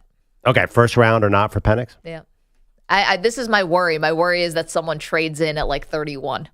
I would also, my worry is the knees. If they look at the, talent-wise, there's no worry. I want to make this show bet with you. And man, that's painful because I like Penix. I don't want him to fall in the draft. I want him to have a great pro career, all of that. But I don't know. Let's hear from Michael Penix. He said he gave it all for his team. I'm just happy that I was able to finish it with the guys. I knew that I didn't want nothing to take me out of that game, because, I've been through it too much, and I knew that no matter what, I was going to make sure that I finished for the guys and, just giving my all, but I'm not healthy, but, I'll be there. I'm good. It's nothing major. I know that for sure. Yeah, the guy, just to get through the season, you feel for him because of all he's been through, but just to get through the season feels like it was an accomplishment. And just to get through that game, just to finish the game was an accomplishment. Yeah, I just think we're in 2024, right? Yeah. I think you're able to keep brittle quarterbacks alive a lot longer. Tua Tagovailoa just led the NFL in passing yards. After last year, we thought his entire career was done. You said, ironically, he's the only healthy person on the Miami Dolphins now. Yeah, everyone else is injured. Tua's healthy as a horse. Yeah, and he's a lefty quarterback, so that's maybe my connection. I just think teams are going to be like, yes, the injury history is terrible, but in this day and age, nobody can hit the quarterback, and there's great techniques to keep guys healthy. There's a lot of medical stuff they can do. So I hope that the NFL says, you know what? Yes, he had a terrible injury history, but I think he can overcome that. Yeah, but at the same time, you draft a quarterback in the first round. We're talking about Michael Penix, who was on the losing side of the national championship last night. Congratulations to Michigan, but his stock probably couldn't have been higher coming off of the Sugar Bowl and the college football semifinal. And now the stock could be lower because last night the performance was just not good. But okay, eyeball. You're telling me that you saw North Carolina play this year that Drake May is better than Michael Penix? That just feels odd. No, but we're talking about. No, I think Drake May, a lot of it is 2 years ago tape, not this year. I think it's the year regardless, before. And I also think that people look at North Carolina, and now we're talking about Tar Heels football, but they look at North Carolina, who every year falters down the stretch because they just fired their defensive coordinator, which was Gene Chizik. I mean, their defense doesn't keep them in games. Well, also North Carolina, though, does not have a great draft history as well. Right. Okay. So that could be, although Josh Downs is pretty sweet for the Colts. My point is, there's going to be a lot of pro arguments for Penix. Jaden Daniels weighs about as much as you do. So he's got a lot of health concerns. I mean, that you saw Alabama knock him out. Everybody's got downside. I think big picture, Penix is certainly still a first rounder to me. I think this is a great show bet because I got to be honest, I think it could go either way. Well, this is the thing. You take a guy in the first round, what are you signaling? Whether it's in the 20s like a Kenny Pickett or whether it's a top 10, like you are signaling with a quarterback in the first round, this is our guy. And whether he plays right away or you have an incumbent, like the idea is your first round pick is going to play. So rather than using that on an offensive lineman or a pass rusher or defensive back or whatever, which, all these team builders, like the premium positions in the first round, you're telling everyone we're going to play Michael Penix. Look at a team who will be in the second half of the draft, like Tampa Bay. They don't have to play him immediately. They'll have Baker Mayfield as a bridge. Don't you think that'll be tempting? Baker Mayfield just scored 9 points in a decisive Week 18 He's got a broken game. Rib. I mean, Baker's got injuries. Michael Penix has injuries. That's what I'm saying. Like, I think that there are teams that have a potential bridge quarterback that could be like, okay, we could take our time with Penix. Then again, he's older. He's clearly ready to step in. If I'm the Raiders or if I'm Minnesota, because I'll probably bring out Cousins, or even New Orleans with Derek Carr. One more year of Derek Carr, have Penix behind him. There's a lot of teams in the middle of the first round who I think could benefit. Then again, you could be right. You saw the Kenny Pickett year. Everyone's like, well, we're not going to take a guy in the first round. Let's just wait till the second round. Still, I mean, that guy, it's so beautiful, Maggie. Even last night, his misses, they're just these gorgeous left-handed spirals. And they go so far. I mean, he's just got so much velocity on his passes.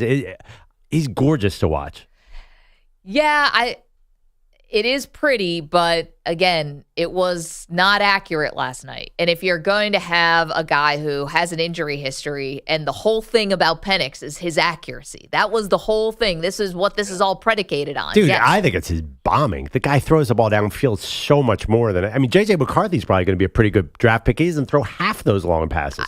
We could talk about McCarthy, too. I mean, last night, only 18 pass attempts. He was 10 for 18. That's obviously not where the bread and butter is for Michigan when you've got Donovan Edwards and you've got Blake Corum, both with 2 touchdowns each in this game, right? 2 touchdowns each? Yeah. But here's the thing. J.J. McCarthy, to me, does not look like a pro quarterback either. No, here's the thing about Penix and guys with big arms. We see guys with big arms. Kyle Bowler had a big arm. Yeah, he went in the first round. But it doesn't mean you're going to be any good. And no, it doesn't. But, I mean, Kyle Bowler's college career has nothing in common with Michael Penix's college career. I get it. I'm just saying he's a notorious big arm guy that never... He's the one I think of when you talk about a big arm guy who never panned out. Yeah, I don't even know if Penix has got like the strongest arm, but he just throws downfield so much. We've seen him, and it's something about it coming out of his left hand with that spiral. It's just gorgeous. McCarthy, yes. McCarthy's the opposite of Penix. He never throws that downfield pass, but he is so fast when he runs. Last night he showed it. I mean, he's a very athletic quarterback, so that teams are going to look at that. And sometimes he'll make throws or wow throws too. So he might be interesting in the NFL, even though he didn't do anything. My point being that you can't judge too much on the result of last night's game. I think NFL teams don't care that he was 10 for 18 or whatever. I think they're going to look at him as a prospect and ignore last night's game. Interesting. When I see McCarthy out there, and I'm curious if you guys, like, he's listed at 6'3", 200 pounds. He doesn't look big to me out there. No, he's small. Right. But he's fast. Okay. But you got to be like Kyler Murray fast to make that work. And Kyler Murray might be one of the fastest quarterbacks like we've ever seen. Yeah, but McCarthy also has shown an arm. I mean, he's got a powerful arm as well. He's got the tools, quote unquote. And you know how the NFL is. They don't care about what happened in college. You think he's a first round pick? I do not. I mean, he's been in mock drafts as a top 5 pick most of the year, but I think there's a chance he comes back because if I'm JJ McCarthy, Kuiper's had him, I think, 2 or 3 until lately. He's just recently dropped him. When I watch him, it's like this guy screams great college quarterback. He came into the season, well, he's a way better pro prospect than a college prospect. He came into the season as the guy. Like, I think it was, everyone came in and said Caleb Williams 1, and then Drake May 2, then JJ McCarthy. And even so, he's built more like an NFL quarterback than a college quarterback. Michigan doesn't want to throw the ball. Imagine if you gave him 40 passes a game, what would happen?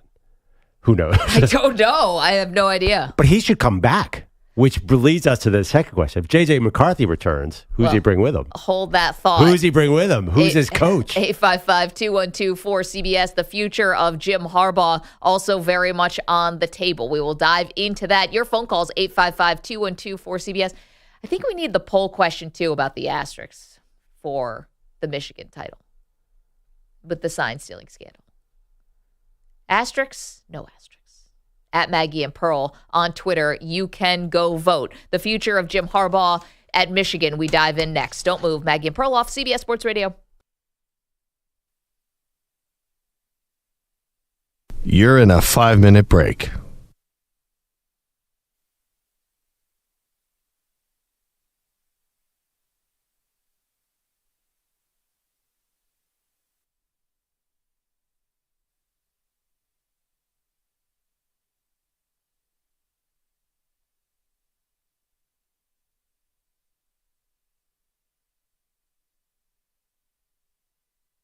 Four minutes, 30 seconds remaining.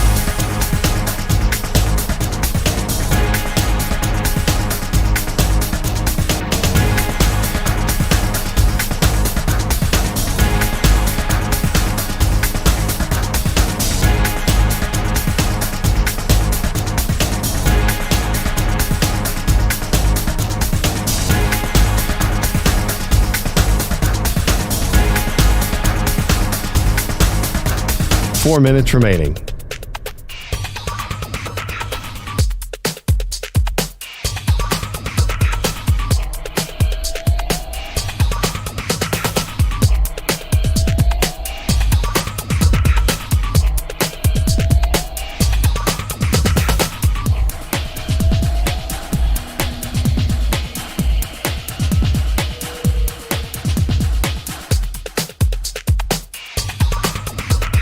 Three minutes, 30 seconds remaining.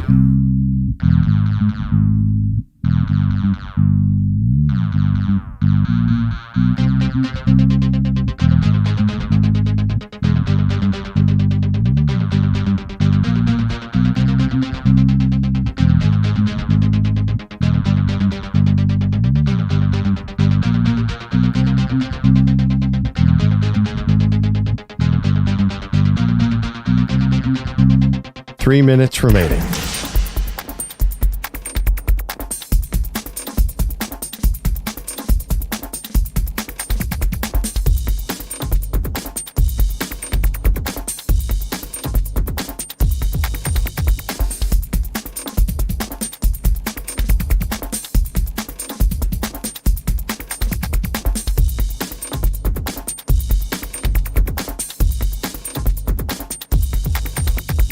2 minutes, 30 seconds remaining.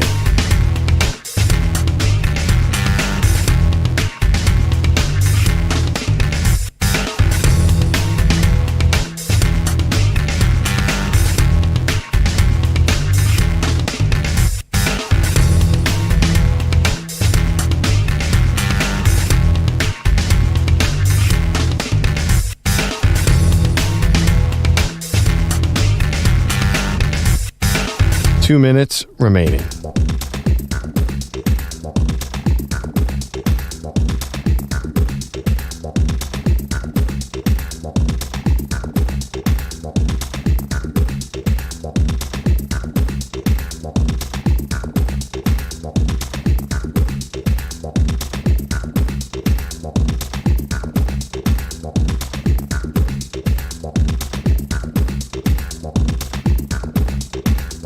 One minute, 30 seconds remaining.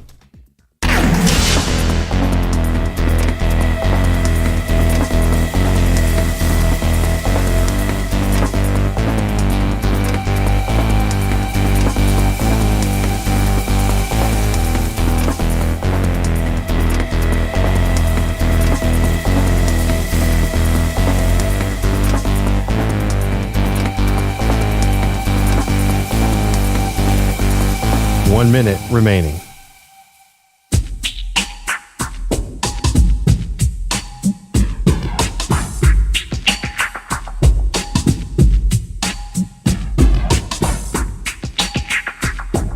Forty-five seconds remaining.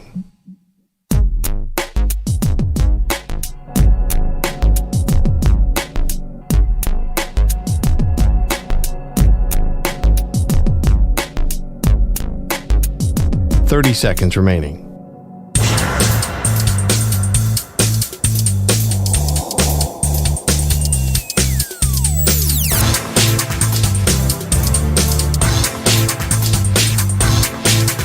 Fifteen seconds.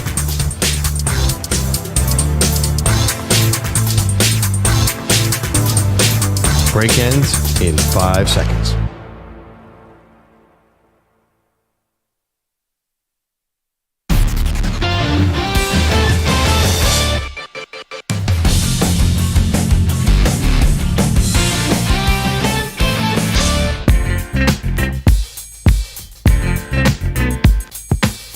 The Defensive Player of the Week is sponsored by the Navy Federal Credit Union, who proudly serves the Armed Forces, DoD veterans, and their families. Their members are the mission. Learn more at NavyFederal.org. Defensive Player of the Week.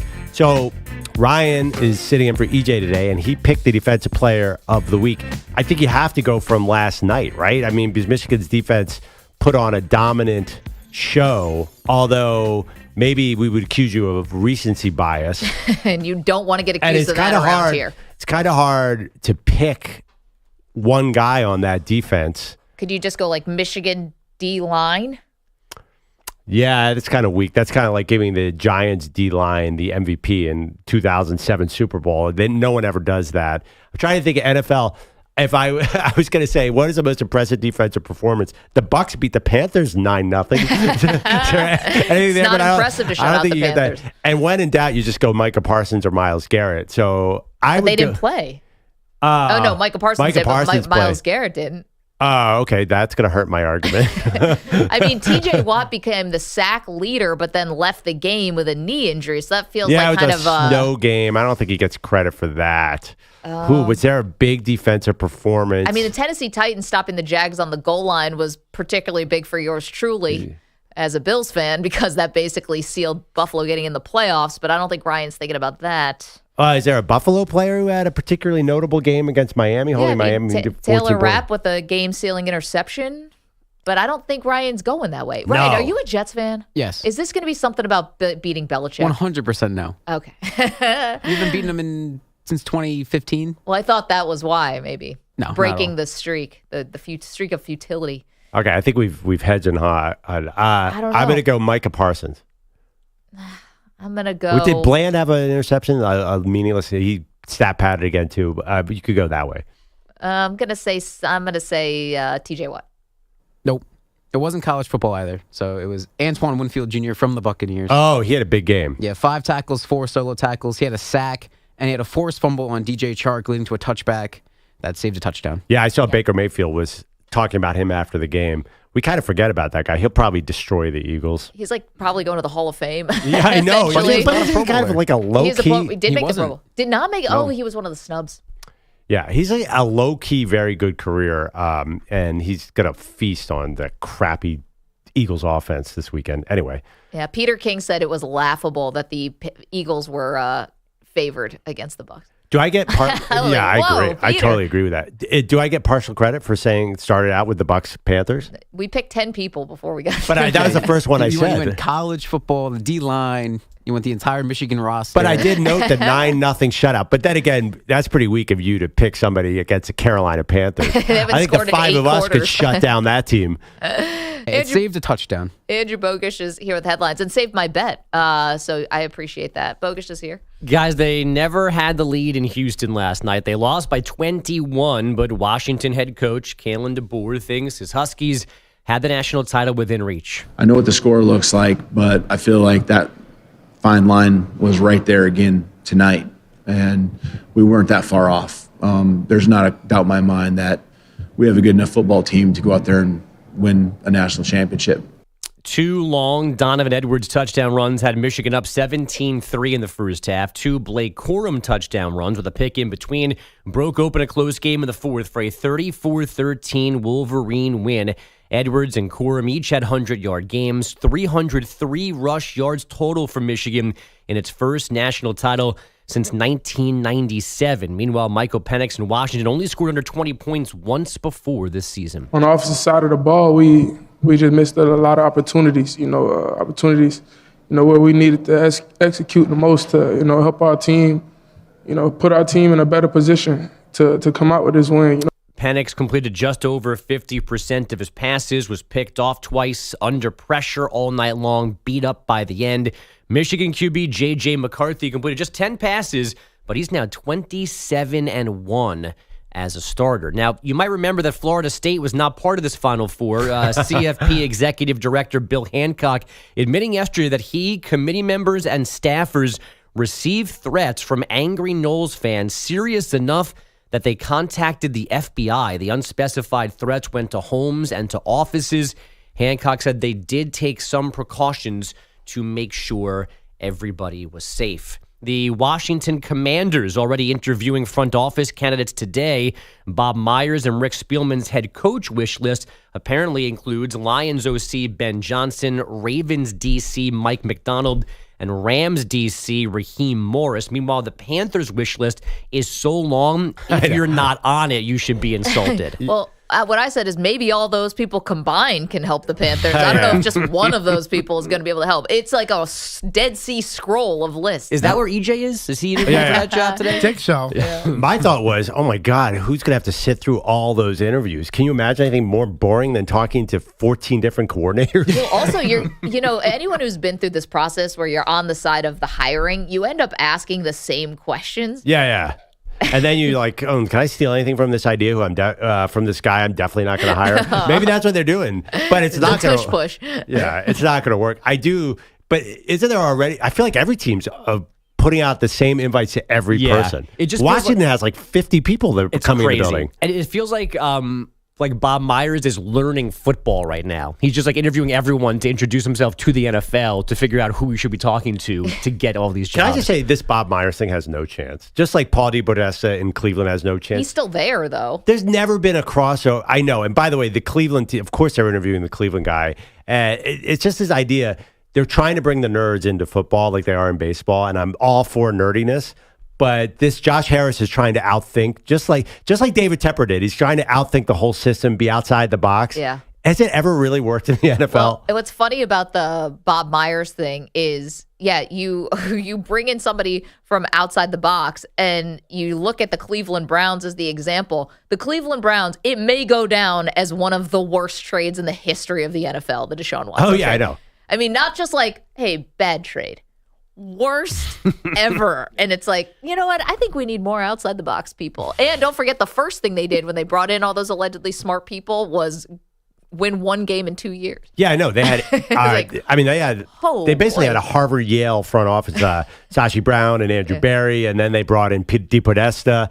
They were the Moneyball team, and it just has never worked. Now, Josh Harris did the process in Philadelphia, which was Sam Hinkie and Stanford in a new analytical way, and it didn't work Yeah, it kind of worked. I don't know. Got Joel Embiid. You got Joel Embiid, but I but just also think Ben Simmons. there just seems to be the NFL that has not worked yet, and I just don't feel confident. I think I can't get the Daniel Snyder era out of my mind with Washington. I see all these guys coming to Washington. I'm like, oh my God, that's a loser franchise. It's not going to work. Well, also, didn't the Chicago Bears already beat them to the process at back-to-back years with the number one overall pick? They just traded one of them, or maybe the Jags before them. We've already seen the process. Yeah. Let's Both those teams not in the playoffs. I don't think they intentionally lost. So like the Sixers did. I think they were that's called just being bad.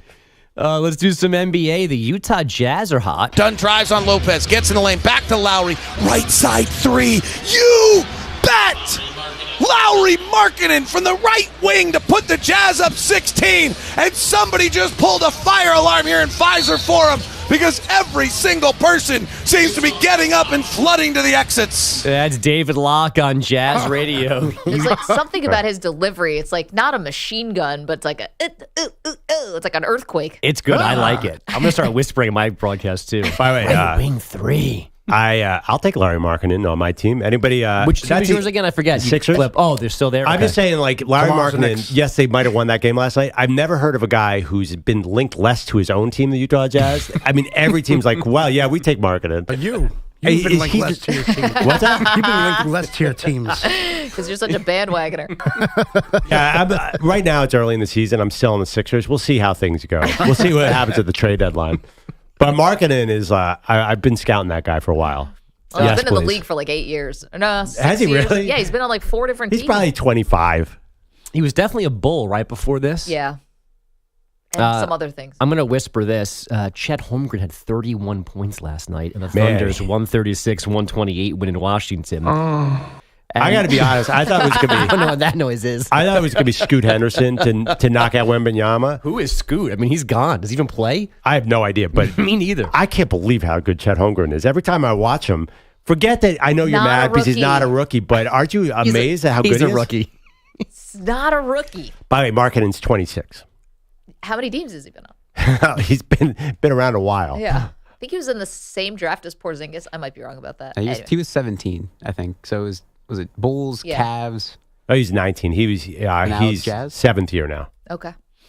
And Holmgren's what, 28, 29? How old is he? Holmgren's probably 21. No, I know. He's young. I'm actually with you. This is our one common ground. You like Chet Holmgren? Well, I don't agree with Maggie's non-rookie argument. EJ, who's not here today, is a huge Chet Holmgren fan. He claims to be a Gonzaga basketball fan, which is one of the weakest fandoms. And you guys call me a bandwagon. How did EJ from New York City become a Gonzaga fan? You know what? He's like a huge Gonzaga fan, though. He's definitely going to take issue when we clip this portion of the show and play it back for him upon his return. Because unless he gets the Panthers job. Is he? Yes. I don't know. I don't know. GM or coach, they're both open.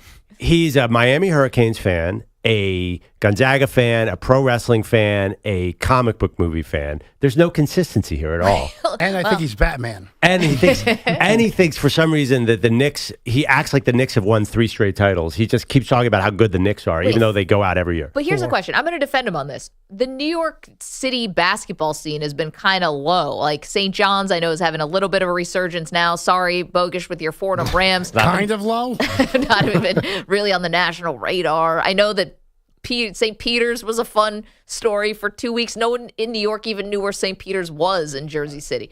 So New York's, sorry, Ryan, LIU, but it's been a little bit down. So of course he's going to look for another team. Yeah, but that's something you would do. It's just a funny, Spokane, Washington. It's just kind of far. I understand when he was a kid they were dominant, but I don't know. Yeah, I mean, listen, I'm well known as a University of Houston basketball fan. Everybody knows that. Mm-hmm. It's been for a long, long time. As long as they're still top 5, and then I'll see. then we'll see. Good call. Yeah. Yeah, it's funny. College basketball, it's kind of hard. I believe when you and I were in the Final Four in New Orleans 2 years ago, you came in wearing a North Carolina Tar Heels hat. A big Tar Heel fan, big Villanova fan, whoever's playing Duke fan. That's really my team. Whoever's playing Duke. That's 17. Cast a wide net. Yeah. But the most consistent one, I've rooted against Duke. That's the only any Philadelphia team. Who's your college basketball team? Syracuse. Oh, yeah. Yeah. Sorry, I can't help where I'm from. I didn't even go to college there. I'm not even that type of annoying person. I was born in Syracuse, and I claim them as well. But not as much lately. Back, well, and don't forget that you didn't have girlfriends because you were betting on St. Joe's games in high school, too. Yeah. Yes, because sports betting, we know, leads to celibacy. We already went down that road. Yeah, that was, because I put a dime on Duquesne against St. Bonaventure. That's why I couldn't get any action in high school. Thank you, Bogusch, for reminding me of that. It wasn't because I was 6'3", 103 pounds. You look like Chet Holmgren. You gave me Chet Holmgren is an Adonis compared to what I was in high school. I'm reading the scouting report now of Chet Holmgren. He's a poor man's Andrew Perloff. Yeah. Whatever happened to that Philly area legend? Actually, when I was in high school, I had Chet Holmgren's haircut, basically, which is not very stylish. Another L. But no, it's the gambling that definitely keeps men celibate. It's not the bad haircut. That's the problem. I actually watched Chet Holmgren. I'm like, wow, he kind of looks like I did in high school, but he's way better. Right. He kept progressing. You leveled off quickly. No. Maybe if you had been on track to go to Gonzaga. EJ could have loved you. Like, you're looking at me right now. Like, this is a filled out Andrew Perloff. People look at me like, you're yoked right now. I'm huge. Fat. Basically, like, whoa, Perloff's hit the weight room. And what am I now? I'm basically weigh 187 pounds. That's the Brock Lesnar version of Andrew Perloff. Yeah. This is why it's a shame you're not wearing the singlet. Yeah. This is the real tragedy of this whole bet that went sideways between you, me, and EJ. Yeah, I don't understand why girls in high school are not interested in tall, extremely skinny men. It just was not playing well. And pale. And pretty bad skin. And nervous. Your braces? Oh, yeah. And pale. What more can we pile on? Yeah. No, I don't know. That's a really good resume. Well, Bilotti, were you a Casanova in high school? Oh, no way. No chance. There's no chance. If I had a date, it was by accident. I thought that was actually Pete Benetti who was showing up. Right. Pete Benetti. If I had a date, it was by accident. What does that even mean? She thought it was friends. You show up in a suit. She's like, oh no. Dressed up in a tuxedo. Uh-oh. Like dimly lit Italian restaurant. Uh-oh. I thought you were going to help tutor me in geometry, not go to a dinner. Or were you like Fridays by yourself and she was at the wrong table and didn't get up? How does that happen? You want a plate of potato skins or 2 plates of potato skins? It's like the scene from Happy Gilmore. He's like, friends listen to Endless Love in the Dark. Like ice skating at the Rockefeller Center. I feel like this is a date, isn't it? Bogusch, you did pretty well in high school, right? I did not. Okay. Bogusch married his high school sweetheart. He was off Did you the market. really? Well, There you go. she was not a sweetheart at that point. Well, I've known her since high school. Man. I've been trying. It took me 3 years to convince her to like me. Oh, so you started dating after high school? In college, yeah. You guys got a Patrick Mahomes, Brittany Mahomes thing going on, don't you? I mean, minus the quarterback part, but yeah. And the minus, I'm sure your wife probably doesn't get the type of. Is your wife friends with Taylor Swift? No, and she seems to not be annoying, so that's good. I got to tell you. You had to work 3 years on this. 3 years. That's amazing. Kudos to you and to wearing her down, I guess. Yeah. Now you know browbeating. You can win any argument. You just have to wait 3 years. You'd think it'd play better now, but it doesn't when I bring it up. I've actually, as the woman here, I actually have been on that side of not knowing you were on a date and then showing up and being like, oh, bleep. Yes. Oh, It no. doesn't happen often. I wasn't, believe me, they weren't knocking down the door for me either. But it did happen one time in college, and I was like, it was actually someone from the college radio station. So I kind of assumed, college radio station, like you want to go to dinner to talk about the GW men's basketball team. And it was like the fanciest restaurant in Georgetown. And I was like, oh no, I got to go. Oh, no. Yeah. It's like, do you want to come back to my place? I was like, actually, I got a thing forever. I've got a thing from now to the end of time. Thank you for dinner, though. See ya. I'm transferring. He's like, would you like a ride home? I was like, nope, I'm going to walk it from here, actually. And it's 5 miles, but I feel like I need to get the steps in. Yeah, imagine like asking a girl to go see a movie and it's The Notebook or something. I think I did that in college where I asked a girl to go to a movie and she thought it was Friends and it was kind of a romantic movie. And I don't know if I thought it was of the Fall. Yeah, and then we were just sitting there awkwardly, like the leads are like making out. I'm like, should I try and hold her hand? And that did not work. What a gentleman. Later on in life, I had a date that started drinking before the date. She did. Yes, and she told me that. And it was a horrible date. Sounds like a great date to me. The Mets playoff run. Saving you money. It was during a Met playoff run. I should never have gone. She single-handedly derailed. Was it in 2000? So what happened? Was this who let the dogs out? What happened was I was getting ready to go home. Oh, man. She showed up sloshed to the date? Yeah, she was. Schnockered. She was. So it was during the 2015 run. Oh, man, that was a serious run. When did you get married, Pete? Because when did you marry this young lady? The second time. The first time, 2014, and then I got married in 2018. Okay. Yeah, I mean, someone showing up to a date drunk is definitely on the list of no-nos. Oh, well, I think it depends on why you're drunk. Like, you hoping for a good time, or you're like prepping for a bad time and you want to go through it. I'll be honest, I relate to that. Showing up sort of like without any drinks, with no social lubricant to a date is kind of nerve-wracking. I understand that. This is like Marshawn Lynch, who used to take a shot of Hennessy before the game. You just like need to loosen up a little. Of course. But you gotta find that window where you're not too drunk, but you're drunk a little bit. Like pool. Like you're really good. 3 beers in, you're really good at pool. Then 8 beers in, it starts to go downhill. She was very confrontational about everything about my life. Oh, God. To have video of this date would be the best thing that ever happened. So she showed up drunk and then started telling you about Or if herself? she's listening, could she call in? Because I want to hear her angle of this date. No. She might not remember. It sounds like she was blacked out. I don't think she does. Wow. I want to find her. This is a good idea. Oh, let's not. Then she was like, and another thing, and Pete, another thing. you have to understand, most men are not complaining when a woman shows up drunk to a date. Yeah, inhibition's lowered. I mean, still got to get consent. not to be guys. shallow. Yes, definitely. I thought it was. I was giving it a shot, and then I decided. Wait, was this an internet date? Yes, it was. Yep. It was. Oh man. Yep. Yeah. You don't put that on your profile. Functional alcoholic. Well, maybe you do, but I don't think so. Not that functional. Actually, turns out semi-functional. I wonder. Sometimes I feel like men are so desperate. You could write anything on that profile and you get a date. And by the way, the women are desperate too. It's not. The best part of that story is it was during the Mets playoff run, so he regretted it. I should never have taken the date. What game did you miss? If this was a Dodger game, no. You'd have to just like get up and walk out because that was a glorious time to be a Met. No, it was game one of the Cubs series. In 2015. But that was, I was at home.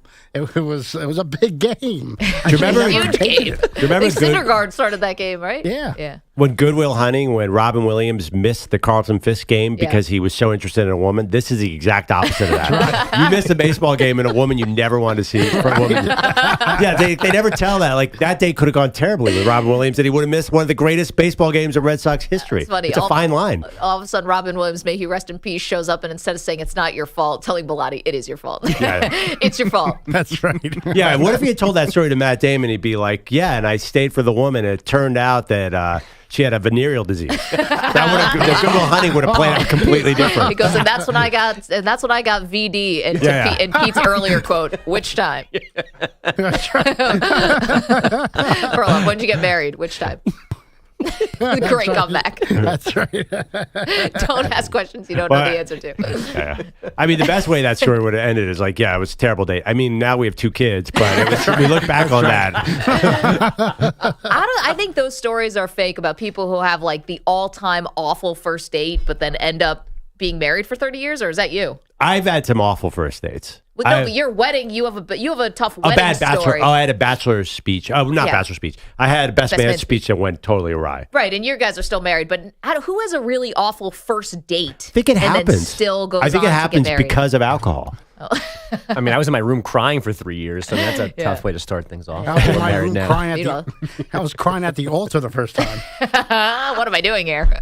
Wow. Is this a dream? Bogusch knows. Bogusch I was there. at both. I'm in the two-timers club. Yeah. I did a reading at the second.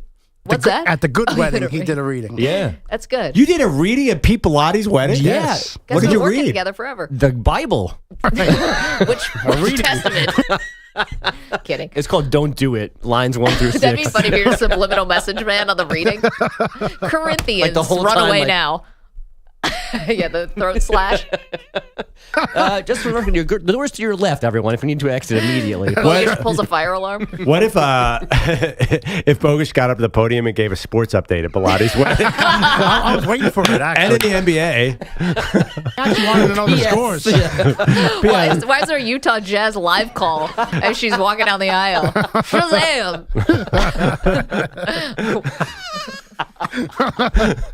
Lori Markkinen from 3. Could have played game 1 of that Cubs game. That's right. On a monitor somewhere. Oh, man. Yeah, now I wish I was at the wedding. Yeah. The first one only. Oh, no. The second one that worked out is less interesting to me. Sorry. But what other talent was at any famous radio host? The second one? The second one was, I'm trying to Francesa remember. there? No, it was DA's crew, the DA crew. Yeah. Okay. Boomer, Francesa, none of those guys? No. Carton? No. Tiki Barber was a late scratch from the first one. Yes. Oh, that hurts. Yeah. You got to get Tiki Barber at your wedding. Wait, what about Bart? Bart did show up, didn't he? Bart wanted an invitation. We gave him an invitation. Bart Scott, that is a former Jets linebacker. Then he didn't show up. And then he also congratulated another person that looks like Pete for getting married. But we also, I remember that story. Pete hates the physical comparison to this other person too, so it's a double touchy subject. The guy was double the size of me. They're basically twins, though, Perloff. So earmuffs, Pete. It fits. Wait a minute. Yeah, so former NFL linebacker Bart Scott asked for an invitation to Bilatti's wedding. Yeah. No shows it, and then congratulates someone else. Yep. That is the Bart Scott experience, and I love that, man. Only $200 a plate. Didn't matter. I'm assuming he made up for it at the game. Dropping a bucket. The Jets gave him $50 million. He's all right. He did come to DA's wedding. He did go to DA's wedding. And shook hands for like an hour and then left. Right. Like he was like a sideshow. Yeah. I think that happens sometimes with athletes at weddings. Like, I remember when David Eckstein told me at his wedding they made the mistake of giving out mini baseball bats, and he said he spent his whole wedding signing baseball bats for people. Like, can you imagine asking the groom to sign a souvenir for you? Although at the second wedding, we did have something that went over very well. Bagpipers. We had the NYPD bagpipers come out. And my reading. Those are the top two things. And we did it actually at the at the party too. The bagpipers over the reading. Yeah. They played me off like they fell off. That's right. Like you're at the Golden Globes. Yep. To play us out. All right. Well, there we go. 855-212-4CBS. Bottom line, Pete, happily married. Mets lost that World Series. 855-212-4CBS. Coming up, we've got more for you. Updates on the coaching carousel in the NFL. Don't move. Maggie and Perloff. You're in a 5-minute break.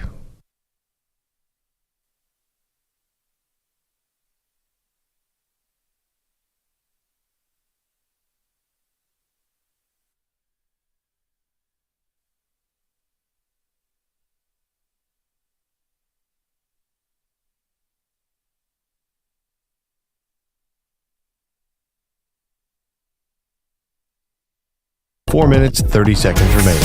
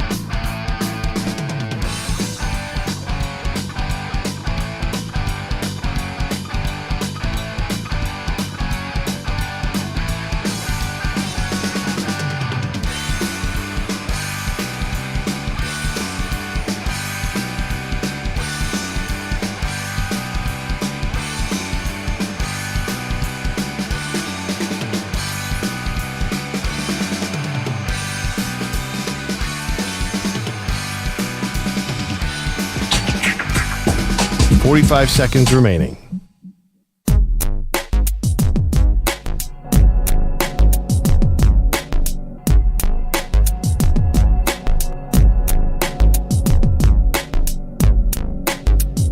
Thirty seconds remaining.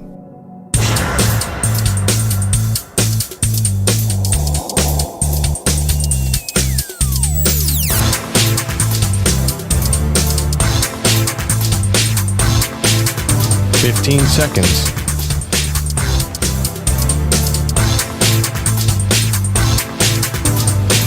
Break ends in 5 seconds.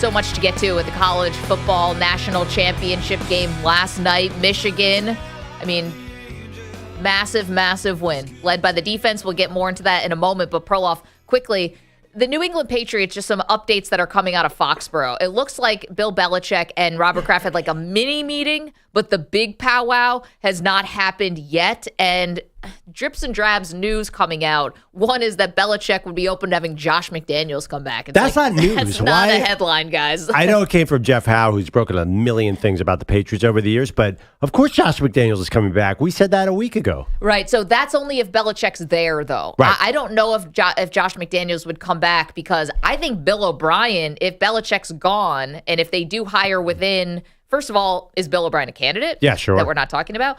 Gerard Mayo a candidate. Maybe we'll talk about Mike Vrabel down the line as a possibility in the next week or so. But, Bill O'Brien's probably staying as offensive coordinator, right? I don't know why. That did not look good this year. Honestly, it's amazing that they went down from Patricia and Joe Judge and got even worse offensively with Bill O'Brien. And honestly, Bill O'Brien's tenure at Alabama is going to be a little mixed, too. I think that he didn't get over the top there.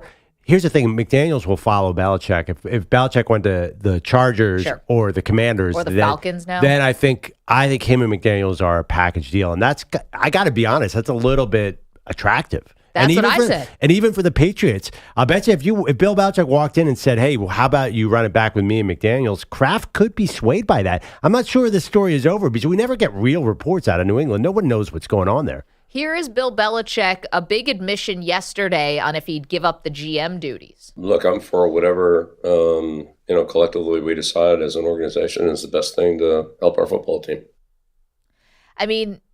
It's not nothing, right? Like, if he really is trying to convince Robert Kraft, and I don't think Belichick would just say it and then not mean it. If he's like, all right, hire an executive over me. You want to pull Nick Caserio back from the Houston Texans or what? I don't even know if that's possible. But someone else... no, Nick Caserio. I know. Well, he's riding high right now. He's in dreamland right now. I get it, but if Belichick is serious about that, and you say, "All right, I'll bring back Josh McDaniels. I'll run the defense still, obviously," and maybe Kraft is swayed. That was a sad-looking Belichick exiting the field, losing to the Jets, who he hates. He's sick, obviously, and so he's got his whole face covered up.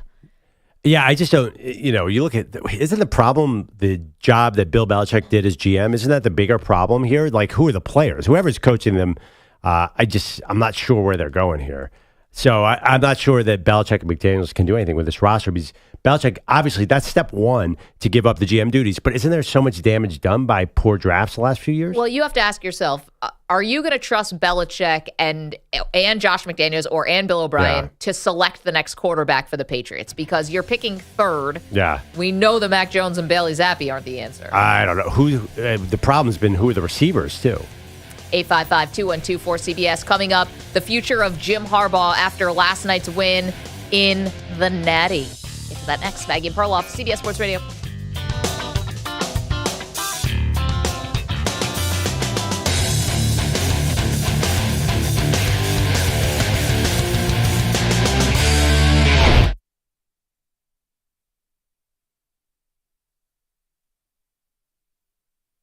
You're in a 5-minute break.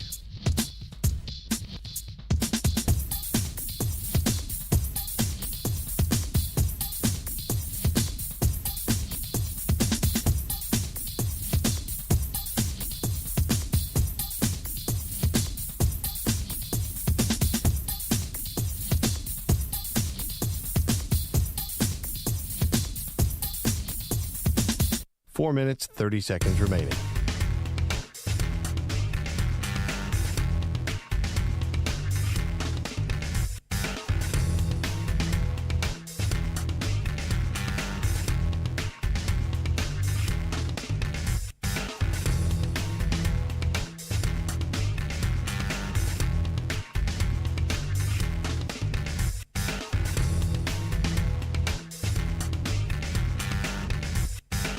Four minutes remaining.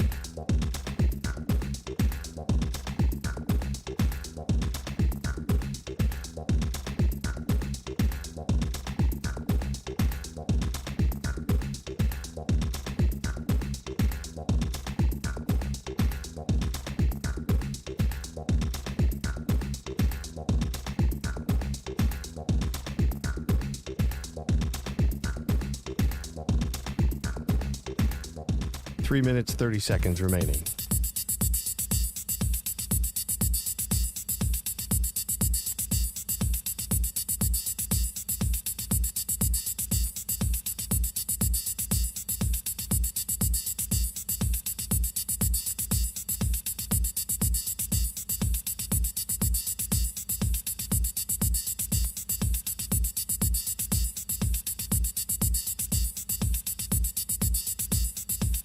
Three minutes remaining.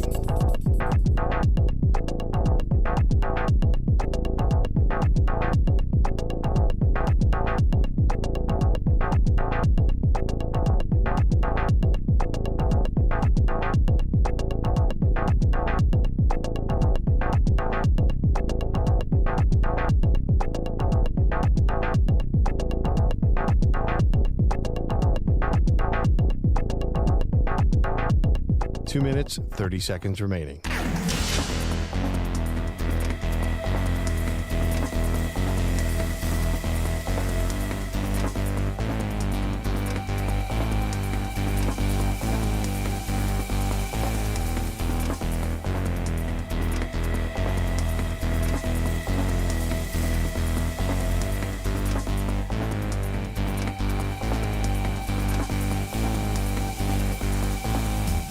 Two minutes remaining.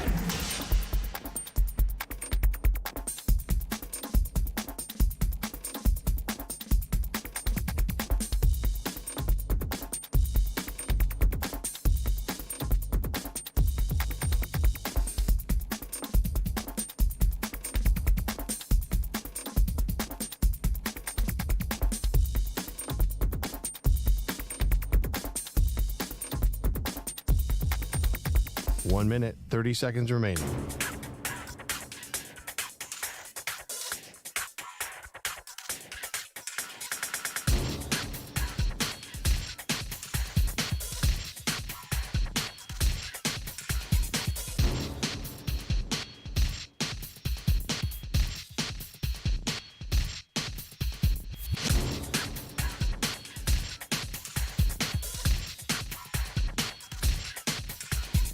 One minute remaining.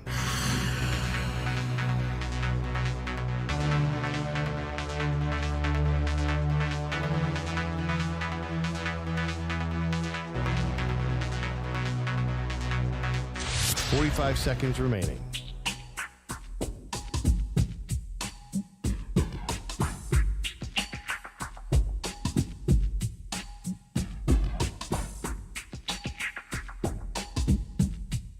Thirty seconds remaining.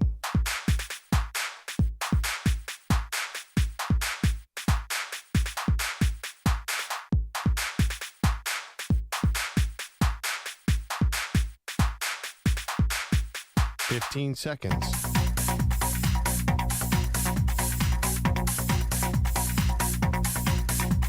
Break ends in 5 seconds.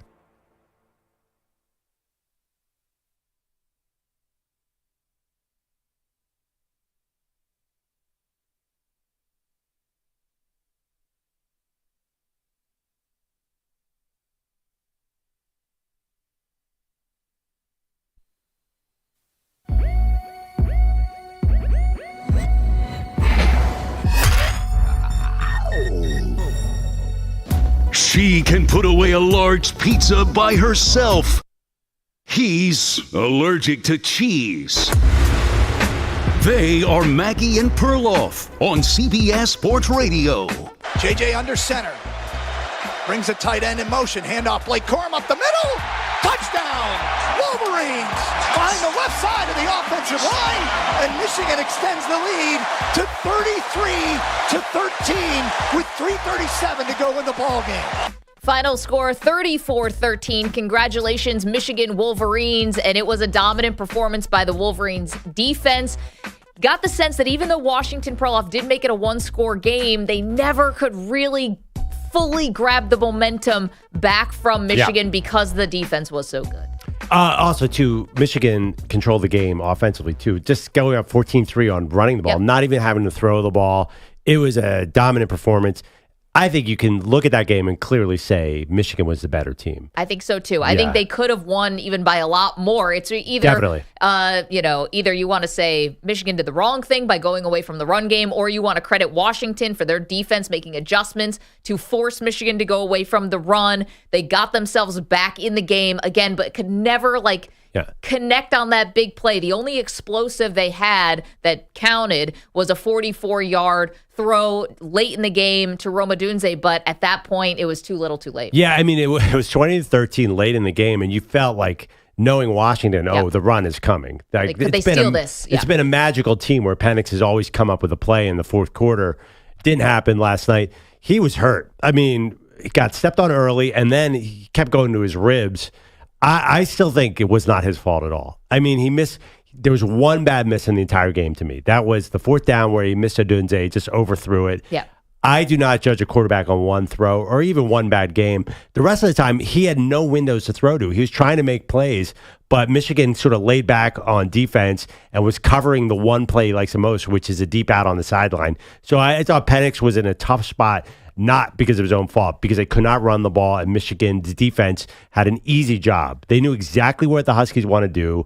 Obviously, they had looked at film legally and decided we're going to make them do what they don't want to do, and they won the battle. Well, also the 2 second-half interceptions from Michael Penix. The first was on the first play of the second half, where they had all this momentum going into halftime, Washington that is, because they scored late in the first half, but then he turns the ball over on the first play of the second half. That led to a Michigan field goal. Then later in the fourth quarter, as it's more desperation time, he threw another interception. That turned into a Michigan touchdown. That was 4th and 13, though. He was just chucking it up. Unfortunately, the return was unbelievable. It was amazing, and it set Michigan up two plays later to score a touchdown that was the one you just heard from Blake Corum. I have always thought the interception stat should have more layers to it. A fourth down interception should not count as an interception. Like Josh Allen's interception the other day. Sorry, so I don't blame. He really had one significant interception, and that was such a weird play too. I think he thought he was throwing the ball away, just like J.J. McCarthy did against Alabama, and he got screwed up. So I don't think Penix was as bad as I kind of think you think he was last night. Listen, I appreciate that he was hurt. I understand that. He wanted to finish the game. I think it's really admirable. I think for as high as Penix's stock was after the semifinal, I think it is definitely lowered now, which you shouldn't be penalized just because you play into the championship game and you lose to the best team in college football. But I do think his stock took a hit last night because, again, he got injured. He was lucky just to finish the game. He cannot and could not handle the pressure of that Michigan front. And it was consistent. It was in his face. And it forced him into a lot of bad throws, quite frankly. And there were some that were off the fingertips, but there were others. You got to show me these bad throws. Perloff, they were to nobody. They were getting tipped at the line of scrimmage. They were getting batted down at times. They were off. Off to he was about to get sacked and everybody was covered downfield and he was just flinging it somewhere to try and make a play. I'm not sure he was missing a lot of easy throws. I think it was both. I think that he had to get I did not see that at all. He had to get rid of the ball quickly, and that led to, he didn't take it. I think he took one sack in the game, but he was still getting all this pressure, and he was getting, hit a little bit. They weren't bringing him to the ground, and he had to get rid of the ball, and he was throwing it up. Yeah, I'm not sure where he was supposed to go, what play he was supposed to make in these situations. I feel like Michigan did not give him a chance. Right, but again, when you're going to the next level with the NFL, while you will have an NFL offensive line, it's not like Washington's offensive line was bad. Well, their interior offensive line is notoriously bad. Yes, the guards were getting pushed around, no doubt, but you're also going to find stickier corners. He's throwing to NFL wide receivers right now. Watch the highlights. Those receivers were absolutely covered. And that's going to happen at the next level. Right, and he threw the ball, gave him, a lot of them there were so many balls that hit one hand on the receiver that in the NFL, those guys would come down with. Well, these guys are going to be the guys in the NFL. But I mean, Michigan too, obviously covered Odunze. They were focused on Odunze, who still had a bunch of big plays. One that was called back on a holding. Now, I honestly think they had no time, and they weren't rushing that many guys, so they could drop back in coverage as well. I thought that Michigan did a great job of doing exactly what they needed to do to stop Washington, because I don't think Penix had open guys everywhere, and he had no time at all. So even if he did, he couldn't get it to them. So that's a little of the TikTok of what happened last night, in case you missed the game at all. One of the biggest dominoes that will now has to fall, or maybe will not fall, is the future of Jim Harbaugh at Michigan. So to me, this has been writing on the wall for months. I mean, the first suspension, the first 3-game suspension, there were 2 different 3-game suspensions for Harbaugh this year. The first was self-imposed. The NCAA is investigating Michigan first for improper recruiting during the pandemic. Oh, yawn. And now the sign stealing scandal as well. Because remember, the second suspension was given by the Big Ten. So to me, I don't think Harbaugh wants anything to do with the NCAA anymore. I would totally understand that. I mean, they're self-inflicted wounds, but at the same time, if you have the option of the NFL to stick around to fight all these different infractions, I think is not appealing. And now you've just reached the peak and the pinnacle. I didn't think it mattered what happened in last night's game. I think he's gone to the NFL anyway. But the fact that he won, I mean, that helps. You win it. You're as an alum of the school. It doesn't get any better than that. Yeah, what else are you going to do? You know, the only thing that kind of swayed me, and maybe this is my own emotions, I saw his 84-year-old dad out there and said, wow, he must really like living next door to, I think they live very close in Ann Arbor. There is some advantage to being there. He's going to make enough money that he'll never be able to spend it the rest of his life.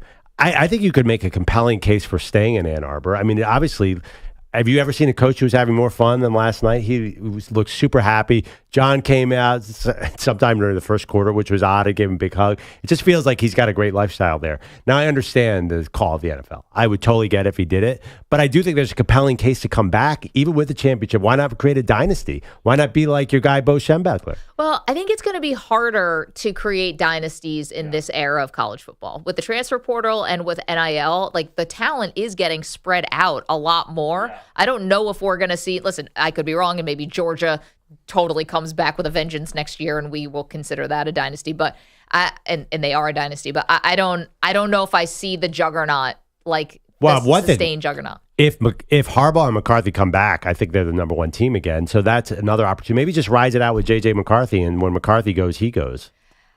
I don't know what else you have to do, though. Like, so winning 2 titles is a lot better than winning 1. As it compared to being 7-10 with the Chargers? Well, you could try to do something that no one's done. Win a college football championship. Sorry, besides Jimmy Johnson, excuse me. But win a college football championship and win the Super Bowl. I mean, that puts you in very rarefied air. No, of course. And I think also there's some pretty good opportunities. Las Vegas and L.A. are 2 nice places to live. I was going to say, get dad and mom to retire to Vegas. Come winter in Ann Arbor, I could see Vegas and L.A. being nice. Washington, D.C., not as much. It's milder than Michigan. Yeah. But let's listen to Jim Harbaugh. Now that he's won, he says he can sit at the adult table. You know, for me personally, just to be, part of the family, with my dad, who won a national championship with Western Kentucky in 2002, and John Harbaugh, who won the Super Bowl 2012 season, 2013 Super Bowl. I get to sit at the big person's table now. That feels really good. I mean, heck of a family, that's for sure. I think he's gone. I think he hired an NFL agent, whether that was just to spook Michigan to give them more money. I mean, how you're going to really play these games like he has been playing with Michigan again? He's been interviewing for NFL jobs the last 2 years. He hasn't made it a secret. He was literally interviewing with the Minnesota Vikings on National Signing Day at one point. And I think his power has, his status and power has grown. He's getting much better offers. He probably will get much better offers this year than last year's Vikings. I mean, Vikings, it's a good job, but now I mean, you hear rumors about a lot of teams with him. It's unbelievable. Chicago, obviously, because he played there. I got to tell you, maybe it's just my text thread. A lot of Eagles fans are like, oh, let's fire Sirianni and bring in Harbaugh. I think the Patriots fans are probably like, ooh, let's look at Harbaugh too. Why not? He's as hot as you can be right now. I think everybody, he's the guy on the market right now. And him, I do think Lions' Ben Johnson, the offensive coordinator, is also the guy on the market. I think that there's two ways of looking at this. Do you want the guy who's a proven winner, or do you want the young genius who's about to blow up and become the next Kyle Shanahan? Without a doubt. I can't even believe we're having this conversation. It's definitely the young guy, right? No. Oh, my God. Total opposite. Shane Steichen is the model of who you want as your NFL coach. Listen. Not Jim Harbaugh. Okay. Shane Steichen, congrats to the Colts. You made it an interesting season, even though you lost your quarterback and you did it all with Gardner Minshew. Shane Steichen seems like he's a competent head coach.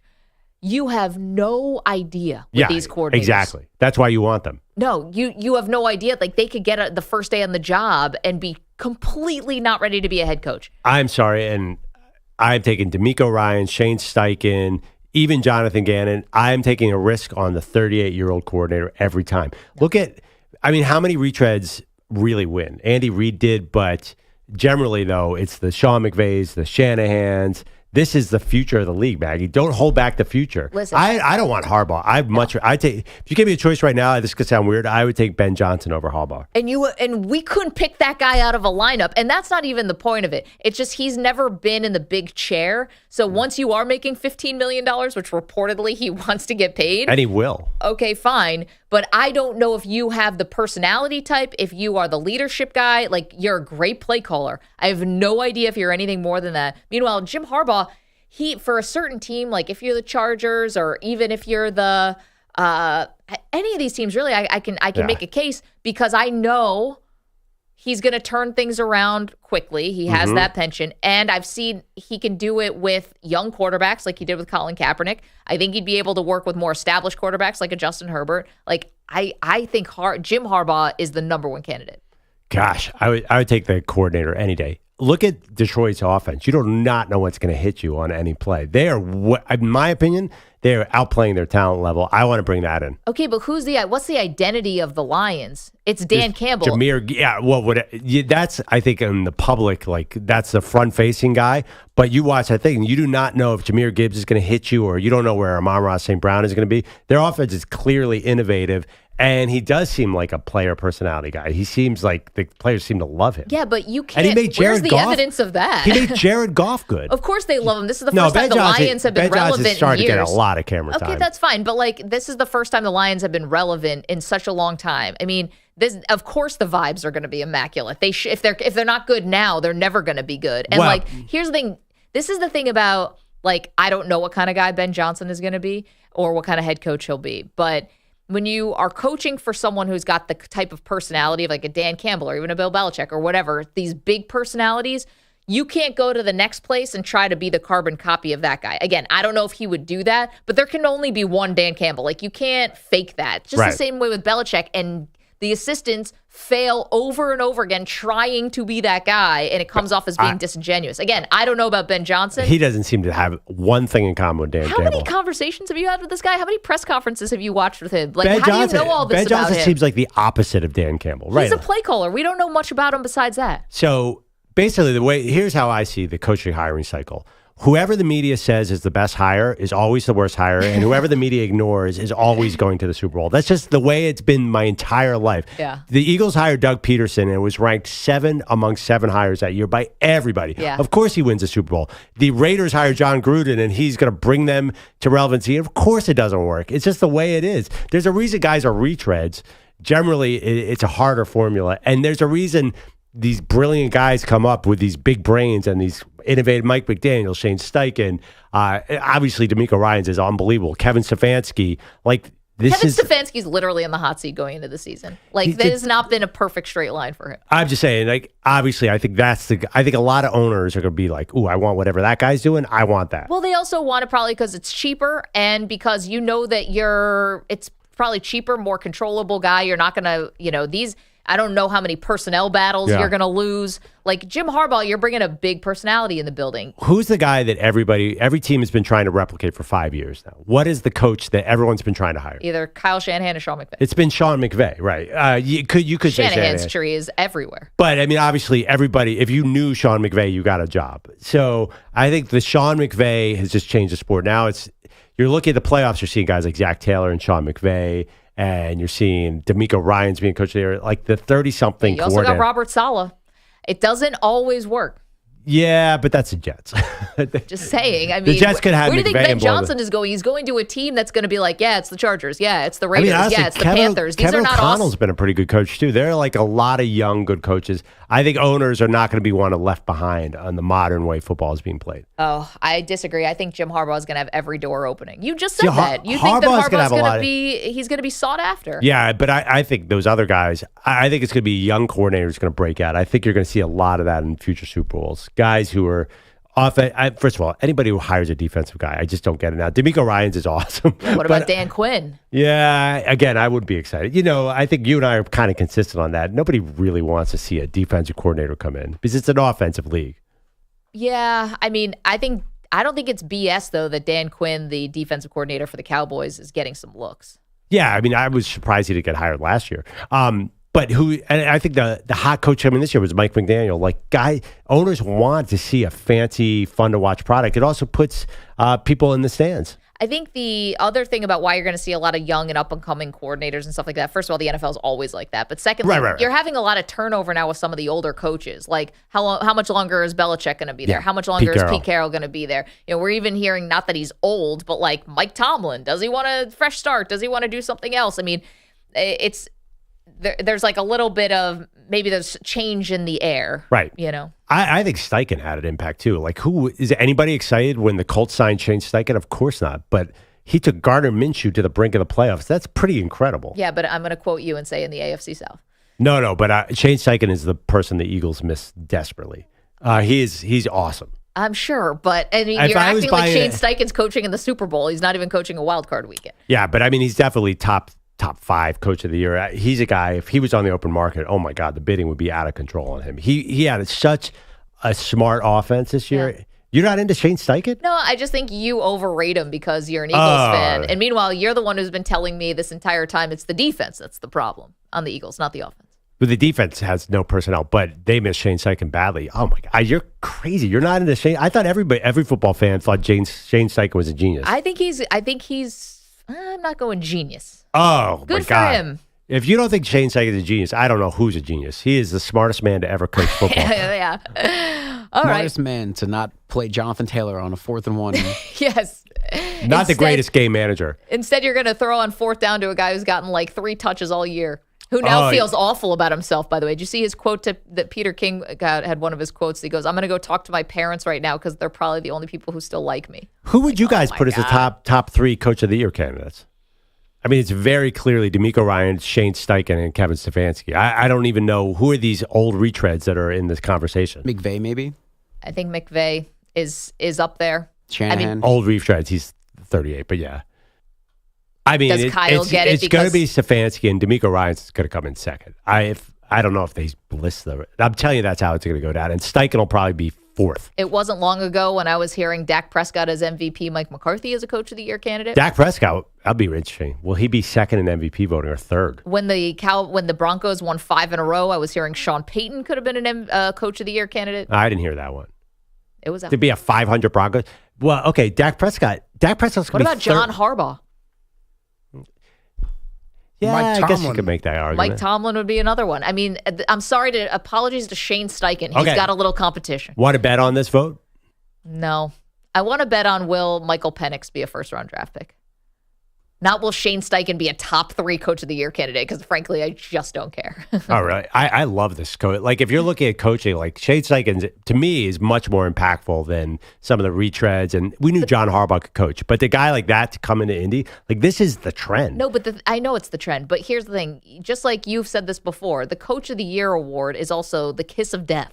That doesn't mean anything about anything. You win Coach of the Year, so did Matt Nagy. Like, it. That's why I want Tomlin to get it. So the next year he's the Jet coach.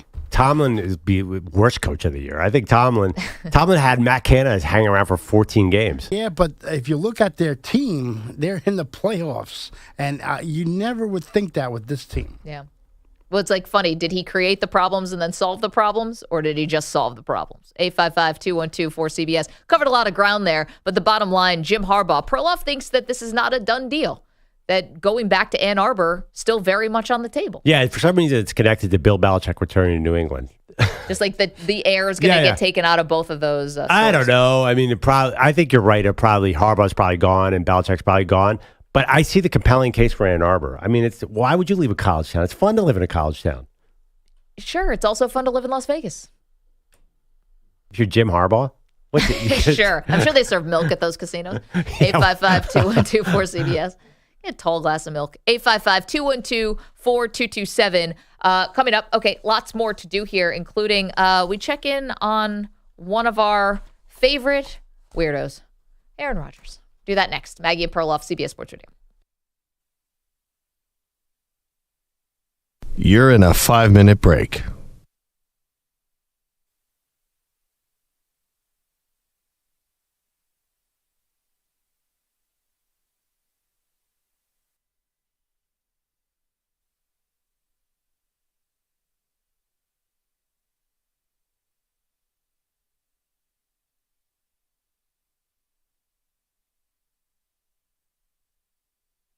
Four minutes, 30 seconds remaining.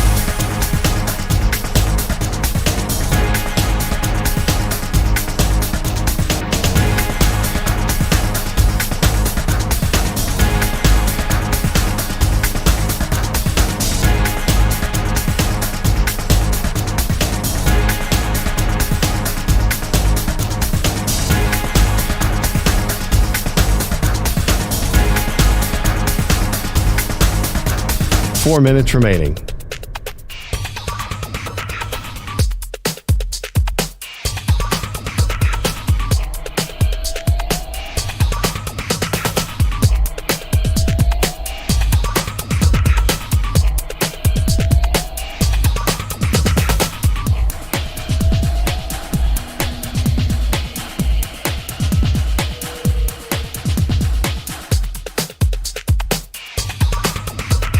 Three minutes, 30 seconds remaining.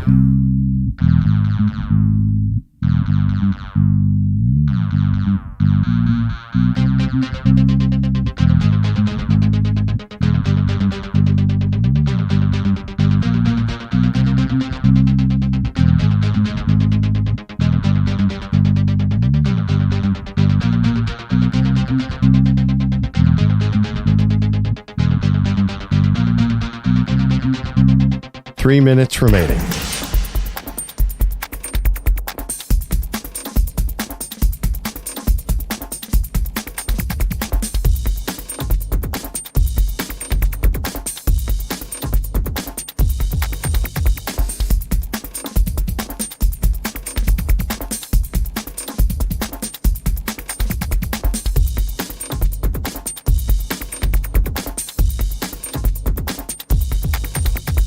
Two minutes, 30 seconds remaining.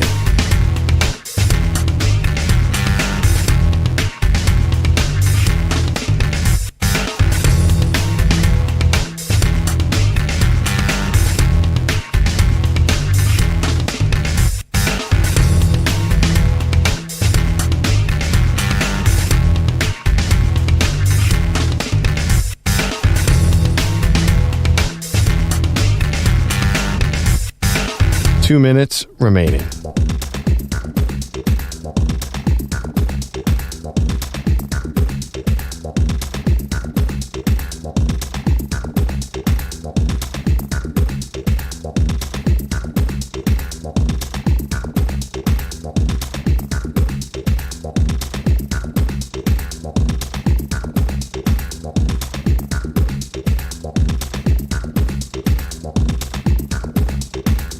One minute, 30 seconds remaining.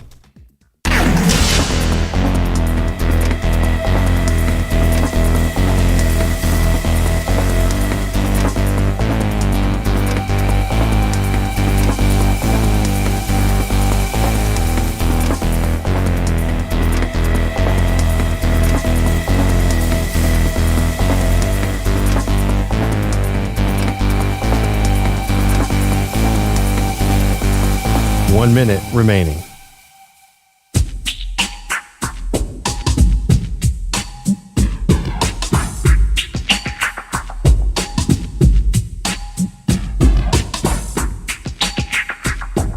.45 seconds remaining.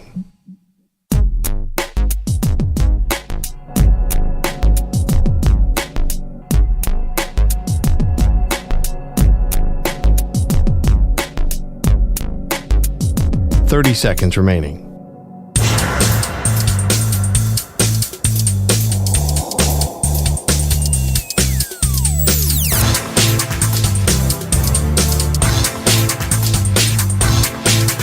.15 seconds.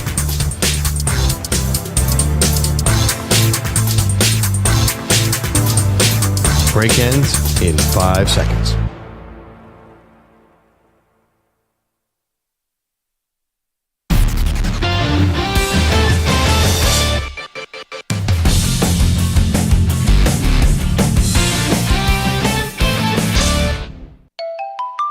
What the is Aaron Rodgers up to today? You know, there was a time when I thought we were going to have to retire this segment. And then, well, doesn't look like we're going to anytime soon. So, what is Aaron Rodgers up to? The Cliff Notes, a lot. Feuds with Jimmy Kimmel, we'll get to that in a second, that keeps escalating. But yesterday, in a very funny moment, the always self-aware Aaron Rodgers was asked, how should the Jets fix their culture and start winning? It's not a half the time thing. It's not a sometimes thing. It's not a most of the time thing. It's an every time thing. If you want to be a winning organization, you have to put yourself in position to win championships and be competitive. Everything that you do matters. And the bullshit that has nothing to do with winning needs to get out of the building. Says the man who does a weekly appearance spouting conspiracy theories. It's pretty rich, Perloff. I mean, Aaron Rodgers, all-time great quarterback, interesting dude, not the most self-aware individual. I hear you. You could make an argument for him. He knows how to win, and nobody in the Jets building knows how to win. So what is he talking? Does anyone know what he's talking about? Can you imagine what he's talking about if he doesn't understand that his actions are part of the BS? But obviously, I would counter-argument, like his actions had nothing to do with him being bad this year, right? Except he got hurt. That was his action. No, I think that even more so. Or do you think that all the distractions? Yeah. Why? That team wasn't going to win anything. Okay, well, let's put that aside because we both picked them to make the playoffs with Aaron Rodgers. Okay. Yeah. There's another part of this. So, okay, let's take the off-the-field stuff. Like, this is obviously a clear case of the pot calling the kettle black. Because if you are saying to everyone else, if it doesn't have anything to do with winning, then it's BS and you have to flush it. Right. And but he's saying that's for everyone else except for me. If he can go on Pat McAfee show every week and talk about everything under the sun, God knows what, right. and he doesn't see football. that as being part of the BS. Clearly, this man is not self-aware. Then on the football side of it, I think Rodgers does deserve some of the blame here. Yesterday in his postseason press conference, he said one of the big things they need is obviously to shore up the offensive line, and he said they need better receivers. Well, two of the receivers who are on this team are only there because of you, and that's Allen Lazard and Randall Cobb, and these guys are awful. Allen Lazard was getting benched at the end of the season, and Randall Cobb is just there so Rodgers has like it's like a security blanket or a therapy dog or something. Not that Randall Cobb's a dog. I'm just saying he's only there because he's friends with Rodgers. Same with Tim Boyle, one of the quarterbacks. He's there to basically go to Broadway shows with Rodgers. Right, but you definitely can't blame Rodgers at all for the Jets being terrible because they've been terrible for a decade. They've won 4 games about 9 years in a row. So what difference does it make who's there? I mean, because he said he was going to come in and he's the one who knows how to change things and right, change when the he's culture. But he tore his Achilles 4 plays in this season. What did you expect from him? Before he even stepped on the field, it had to be Allen Lazard and Randall Cobb and Tim Boyle. So he was already having influence on personnel on 2 areas of the football team that ended up being Achilles heel, no pun intended there, wide receiver and also backup quarterback. Okay, but do you think they lost because they had Allen Lazard on this team? I think they lost for a lot of reasons. I think they lost for one reason. Zach Wilson and Trevor Siemian. And Tim Boyle. Who also started a game. Yeah, okay, Tim Boyle, whatever. But the point is, the Jets had no. Aaron Rodgers got hurt. Of course, they could have a losing season. Okay, but I'm curious. What do you think he was actually referring to? There must be someone in the building. There must be someone in the building who's not the leaks, who's not playing according to Aaron Rodgers. Right. game plan. So who's leaking and what are they leaking? Well, we know one of the people who's talk yapping to the media is their head coach, because Joe Beningo from WFAN aired out their text messages when he wasn't supposed to. So maybe he's talking. If I'm Robert Saleh, I take that as you're talking to me. Because that is BS. That was one of the big media stories. That is the definition of BS. And the Zach Wilson story about not wanting to go back into the starting lineup and that kind of stuff. Okay, so that's what we're starting. And there are other things. I mean, he's been complaining about them leaking stuff since the summer. And I don't remember everything on the list. Yeah. But that's been something he said more than once. Well, welcome to the Jets. Yeah, I was saying that doesn't happen in Green Bay. Well, and this is a Jets problem for forever. You're in the New York market. The Giants deal with this too. I'm not saying the reporters are not good in other places. It's not a reporter's thing. This is the people who have agendas in the front office who are trying to get. I mean, the Giants are dealing with Brian Dable versus Wink Martindale. That's been a storyline for them that they don't get along for the last 6 weeks. But bottom line, both teams are dealing with the fact that they're 5-win teams perennially. That's a bigger problem. Yeah, but I think if what's you're funny about 12-5 and you leak, that's fine. If you're 5-12, it's bad. I just think that Rodgers as the two on totally. He thinks that everything doesn't apply to him. What's good for you, do as I say, not as I do. Because he's the number one culprit in terms of BS around the organization. He literally said yesterday, I'm not going to address the stuff I created on Pat McAfee About until Jim tomorrow's Pat McAfee show. Yeah. He could have, on the Jets podium, stood there and gone, an apology or thrown more elbows, but he goes, no. Tune in tomorrow for Pat McAfee. Like a wrestling promo. Right, while I'm telling you not to create distractions while he's creating furthering a distraction. Who is the media member? I'm sorry, Pete. Who was the media member who told Rodgers McAfee should be paying you more? Because he did not like that. I'm sorry, Pete, go ahead. And here we go again with the quarterback and the head coach. That was the problem last year. It's a problem again this year. But hey, let's bring back Robert Saleh and let's do it all over again. This organization needed to go in there in this offseason and just clear house and tell Aaron Rodgers, hey, look, this is what we're going to do. We're going to clean house. And if you want to be here, great. If not, we're going to trade you. That's it. That was not happening with this organization. Rodgers as the most power, second only to the owner. Yeah, it's funny. I like what Pete's saying. It feels so Favre-ish that he came to New York, it didn't work, and then he moves on and wins at his next team. Here's the thing. No, but he's playing in New York next year. I know he is. That's why it felt like it was going Favre-ish. Now Rodgers wants to come back. I think the Jets are in decent shape next year. I think this is all the interviews and stuff, none of that has anything to do with anything. It's the fact that the dude broke his Achilles in the first game of the year. Yeah. That's why the Jets are losing. And here's the thing, I don't know why Rodgers saying that. The bottom line is your quarterback play was terrible last year, so you lost. So, yes, that's true. But there's another part of this, which is, and you said it, and I think you would have been right about it, quite frankly. If it wasn't the Achilles, and Rodgers was healthy and he was playing, and even if they were winning, he's still doing those weekly appearances. Yep, totally. And he's still probably saying some things that are, considered really beyond the, way outside of football. Right, and none of that would matter if they were 13-4. So what? I think he did a lot of. Didn't he start this when the Packers were still good? I don't remember when did he start McAfee, or were they on the downside already? No, the Packers were still good, but the Rodgers on McAfee stuff really picked up, obviously, during But COVID. it was the time where they were good enough to win the North, but then not win a playoff game. Right. It was the end of the Green Bay era when nobody was friends anymore and stuff like that. Bottom line, winning is the ultimate perfume. It doesn't matter what Rodgers says on McAfee. If they're good, that's all anybody really cares about. Okay, I think you're right about that because we're sports fans and we have a lot of we obviously give a major grace period and grace to people. Ryan, can we play the other clip? And this is from last week on McAfee. So this was the YouTube-only part of McAfee with Rodgers on. Now, it still has the ESPN watermark. It's still under the umbrella of ESPN. And this was his closing statement. And this was not done with a twinkle in the eye. This was not done this was not them joking around. This was just Rodgers. This is the last thing he said on McAfee last week. Democracies always unravel into dictatorships or fascism, which is what you're seeing right now when there's an emphasis on equality and not on civil liberties. So we got to take back our country from these monsters, and so many of them potentially could be involved in some real heinous stuff. Guys. 50% of the country agrees with him, or you're aware of that, I don't think right? it's 50%. Okay, but we'll see in the presidential election. No, but here's the thing, though. That's not where I'm going with this. What is football about that? Nothing. But anybody who's going to Aaron Rodgers for their political advice deserves what they get.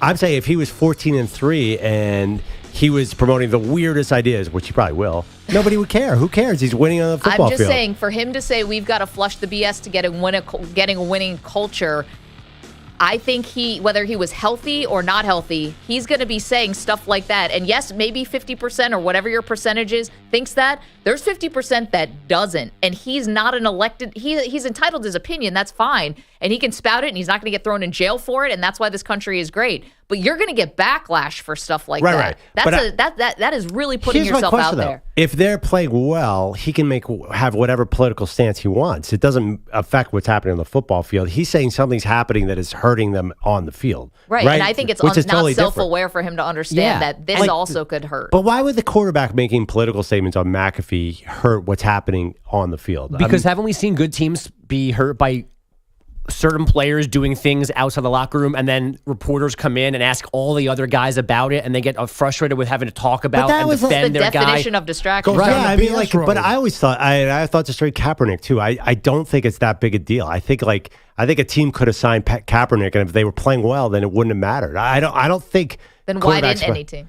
I think they made a mistake, honestly. Yeah, and I they think, definitely did. Because I think you can win no matter what politics your quarterback is. I think all that stuff. I think what Rodgers was talking about was different. I think he's saying there's something football related that's going wrong in the Jets building. You're right. Not about all that. these distractions. You're right about that, but this is also stuff he's saying. And you're right about it shouldn't be a distraction, whatever politics your quarterback is, but you just brought up the perfect example. Kaepernick ended up being a massive distraction, and that distraction was used as a reason not to sign him. Right. Hell, Tim Tebow's fame was a distraction where teams couldn't bring him in. There's lots of different reasons why guys, that create distractions. And this is Rodgers just putting this stuff out there. And again, I know the Jeffrey Epstein stuff and all that gets the headlines. That was the closing statement he said on that show. I mean, that's not nothing.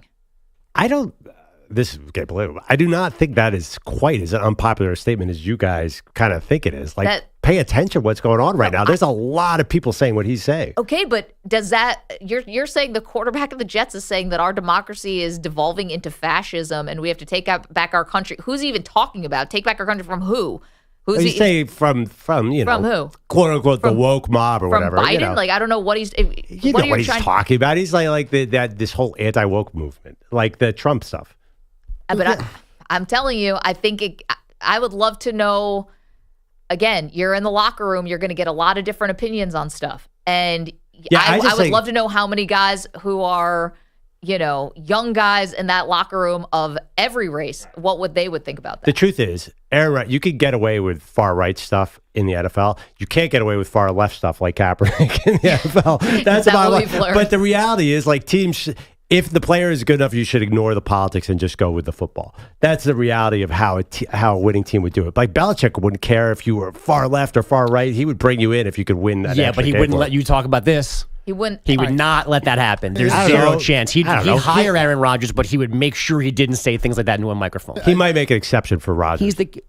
How long did that Brady Trump hat stick around? So by the way, Belichick also wrote a letter. In support of Trump. No, I get it. It's not just about who you support, though. I agree with Bogusch there. The Patriot way is saying nothing to the media. I hear you, but the Patriot way is also ignoring. I mean, they literally knew Aaron Hernandez had killed a person and lined him up at tight end. I get so the Patriot way is ignore anything that can help you win football games. There's no other stuff. They don't care who the politics of you are. They don't care what your past is. If you help them win football games, they'll sign you up. Yes, but the Hernandez example is maybe one of the most tragic we have. Came back around to bite them pretty hard. Yeah, I'm sure they do it again. I mean, they don't care about character. They look at the draft and like, ooh, this guy's dropping me as a character. I want him on my team.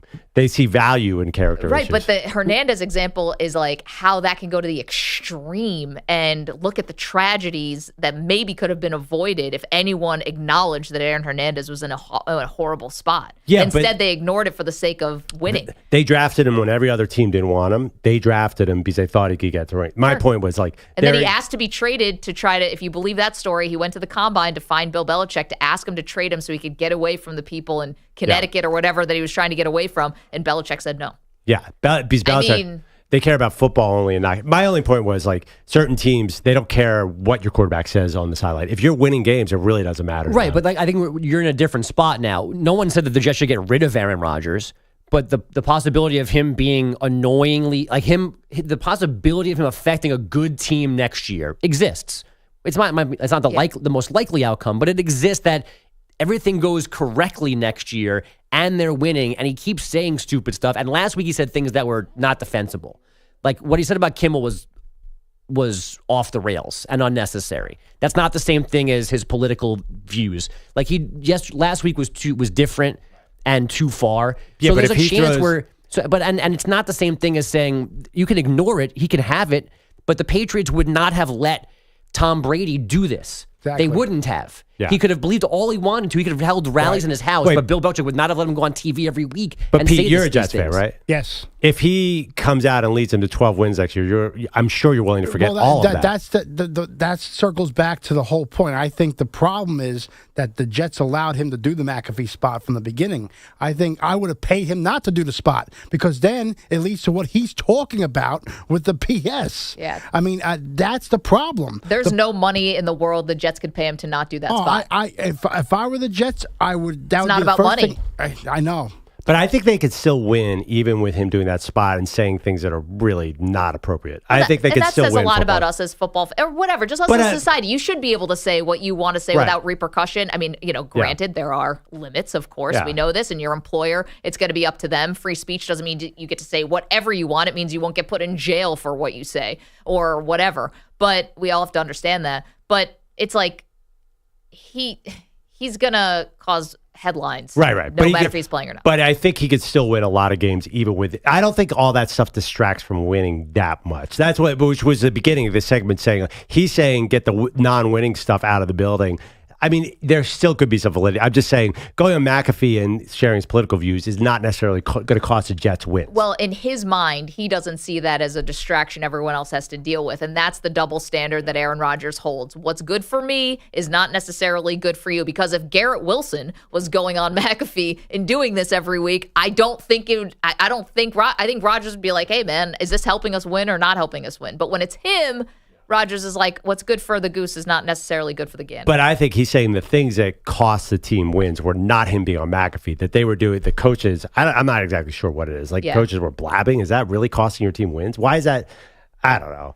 But it's got to because everybody else has gotten his seal of approval. He's not asking for a new head coach or a GM. Like there's only a few things he could be talking about that are negative. You know what? So I swear to you, we are professional broadcasters, but we went too long with that. Bogusch, can you stick for a second and we'll do our update on the other side of this break? Or Michigan won the national title and John Morant's out for the season.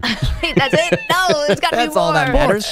We need Clippers highlights. 855-212-4CBS. We'll do that. You're welcome to weigh in. 855-212-4227. Aaron Rodgers, is he the distraction or is everyone else the distraction? Right? 855-212-4227. You're in a 5-minute break.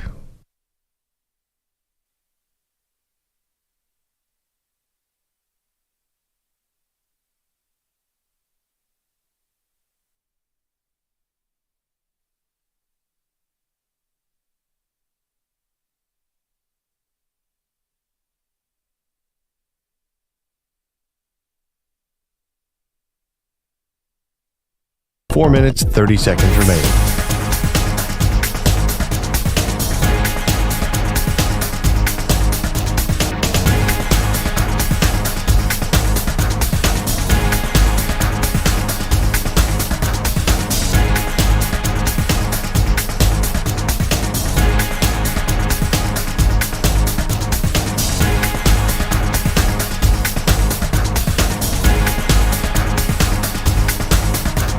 Four minutes remaining.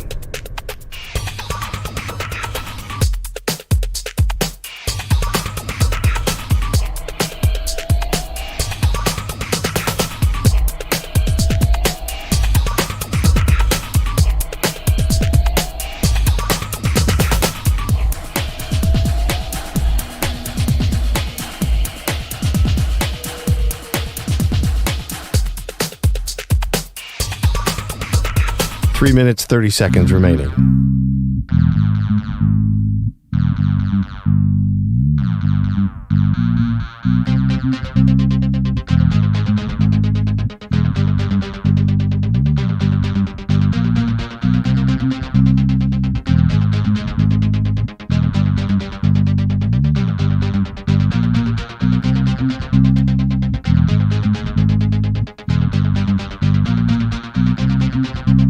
Three minutes remaining.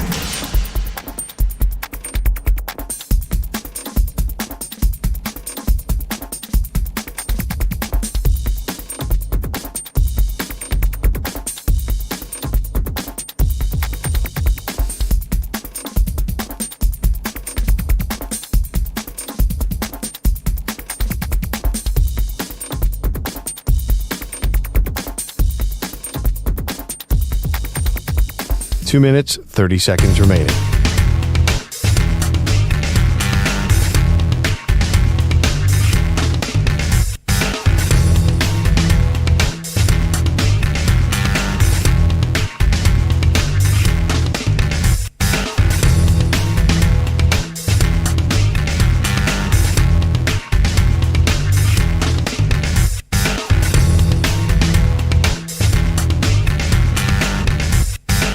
Two minutes remaining.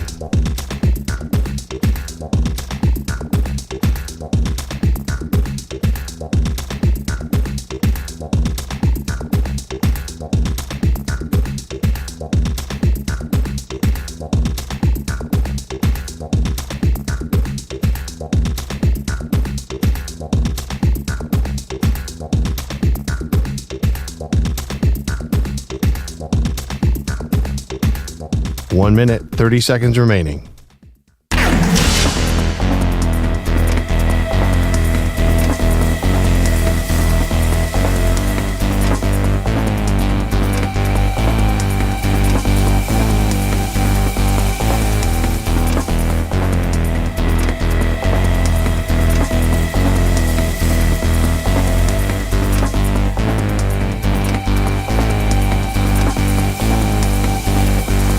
One minute remaining.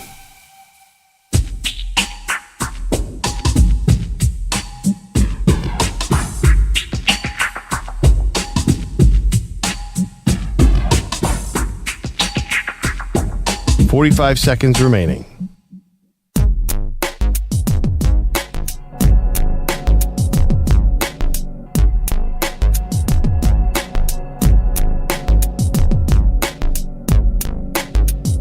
.30 seconds remaining.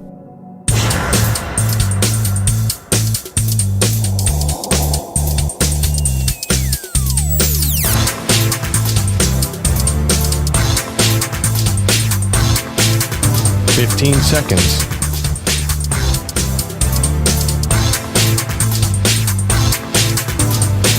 Break ends in 5 seconds.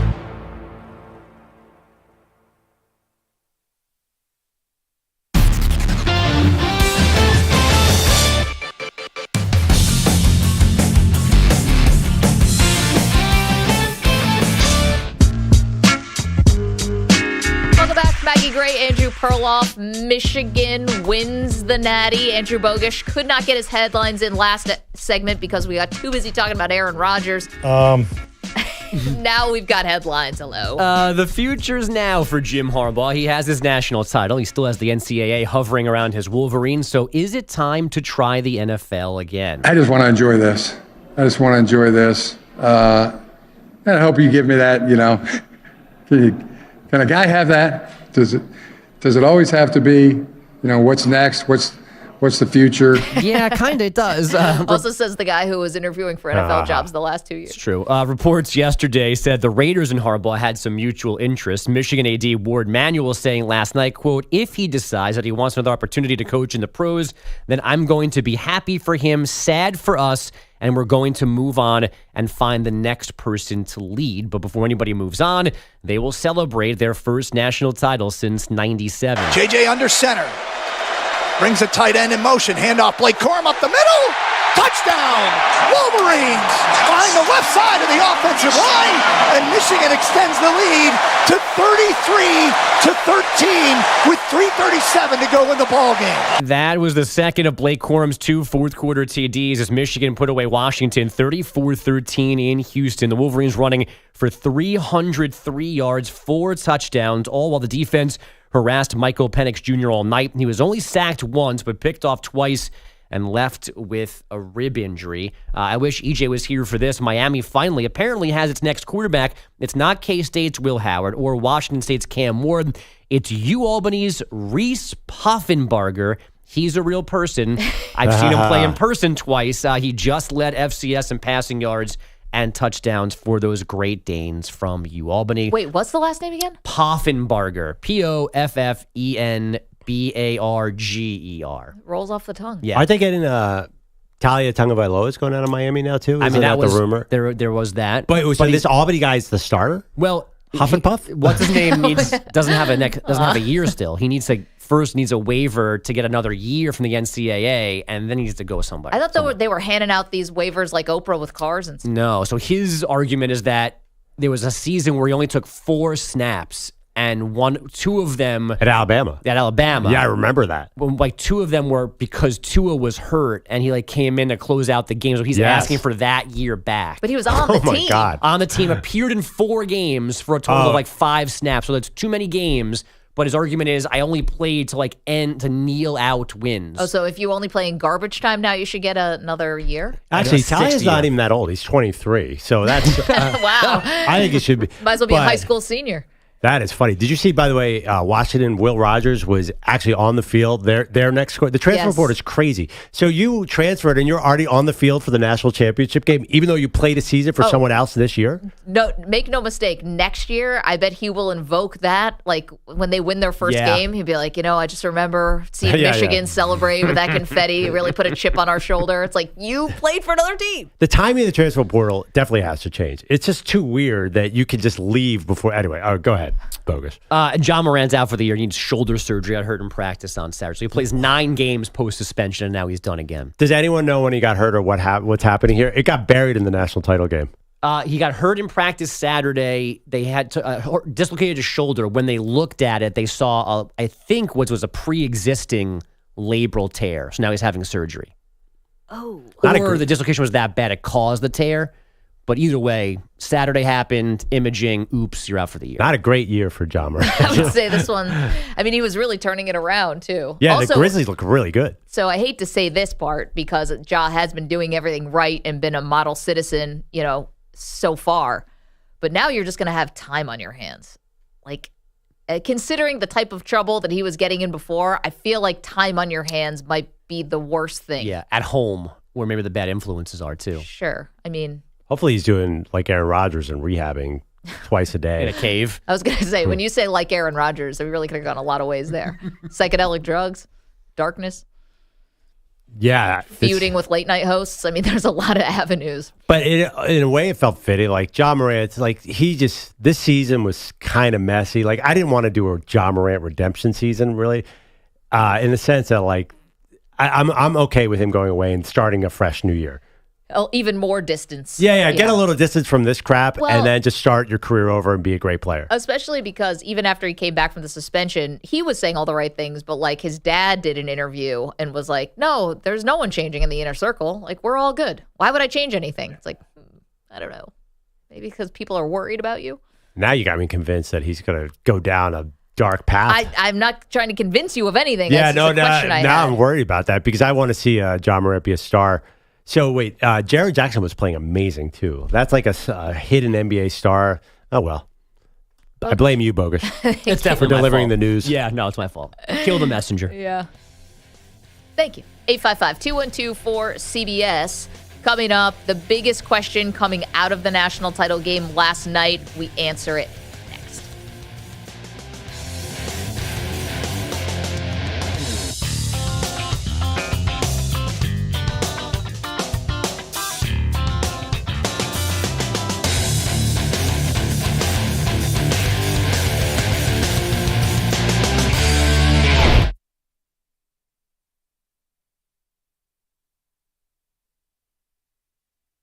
You're in a 5-minute break.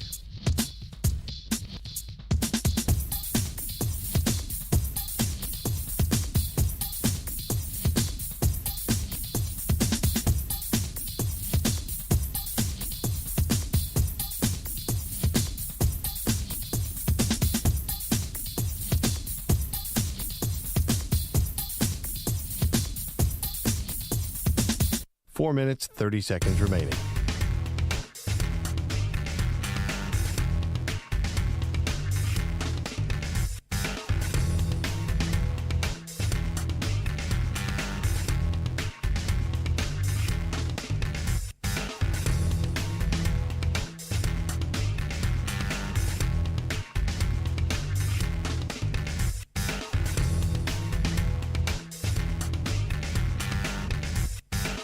Four minutes remaining.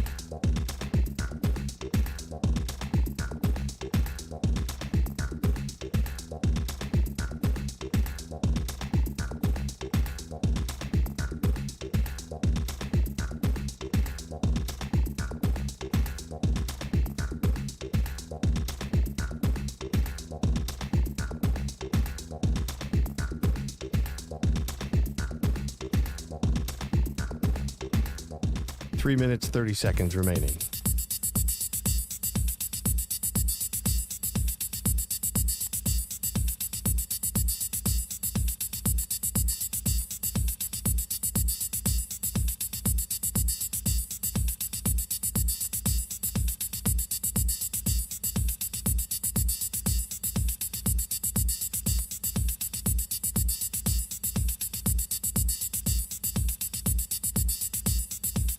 Three minutes remaining.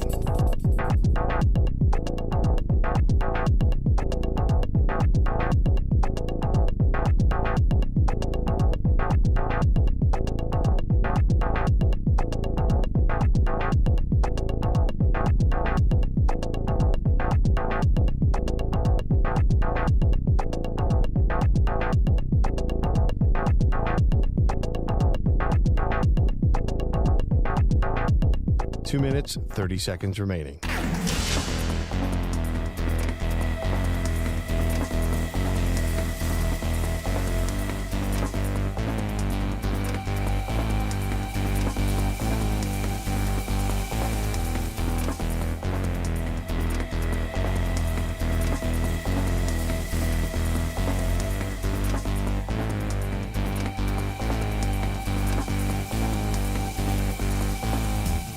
Two minutes remaining.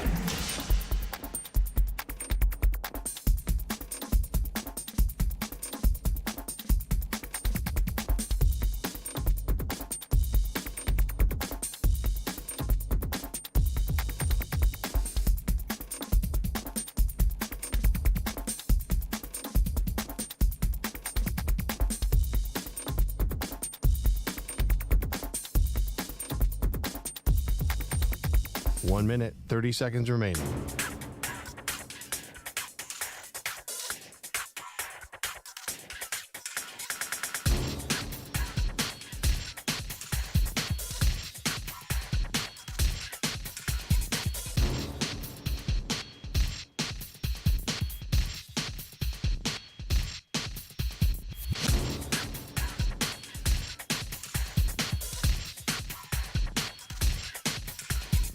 One minute remaining.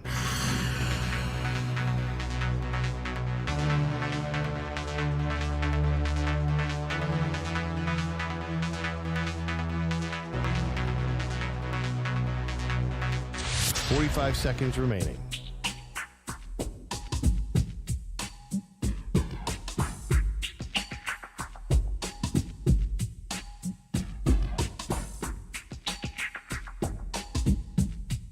Thirty seconds remaining.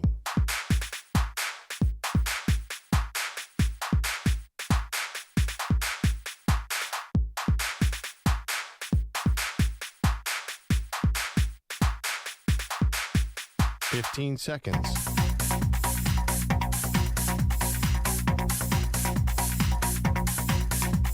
Break ends in 5 seconds.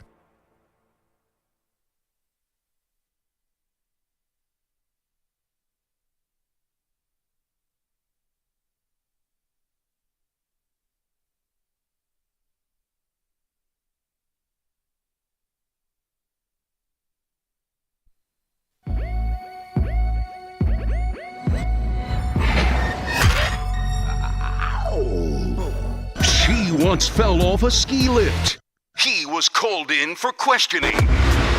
They are Maggie and Perloff on CBS Sports Radio. Everything's coming up Michigan in the national championship game. They beat Washington. They had the lead, Perloff. They never relinquished it. As far as getting close, Washington had chances maybe to turn the tide, but the Michigan defense was too stifling, and Washington could not connect on enough of their signature explosive plays because of that Michigan defense. And bottom line, the Wolverines, after a very tumultuous season, walk away as the national champion. So I just got this tweet from JD03, at JD03. This title will be vacated within 2 years. You witnessed a fraud on all sports fans last night. CFB jumped the shark last night.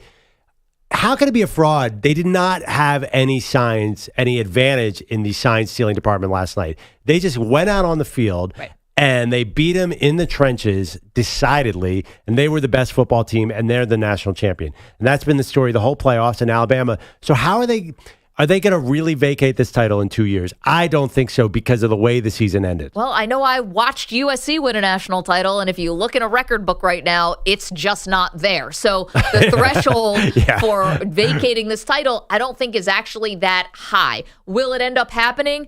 I would say probably not, but I still view this national title with Michigan as one with an asterisk because the sign stealing scandal happened in this season.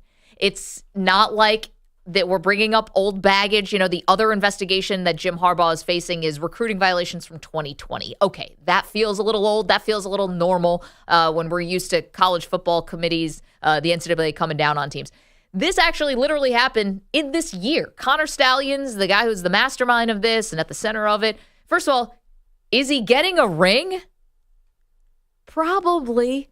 Doesn't everyone who's on the staff, even if you resign, even if you resign in disgrace, do you still find a way to get a ring? Like, he was on this staff this year. This happened this year, and it's part of the story. Like, I'm sorry, even if we all watched them beat Washington last night, and I can be impressed, and I can be happy for the players, and all of that, I still have to say, what's the story of Michigan's season in 2023? Winning and the sign stealing. So you're vacating. See, that's the thing. You say it's part of the story, and we all agree it's part of the story. But to go as far to vacate it, listen, there's been cheating. Every cheating incident does not mean that the whole season doesn't count.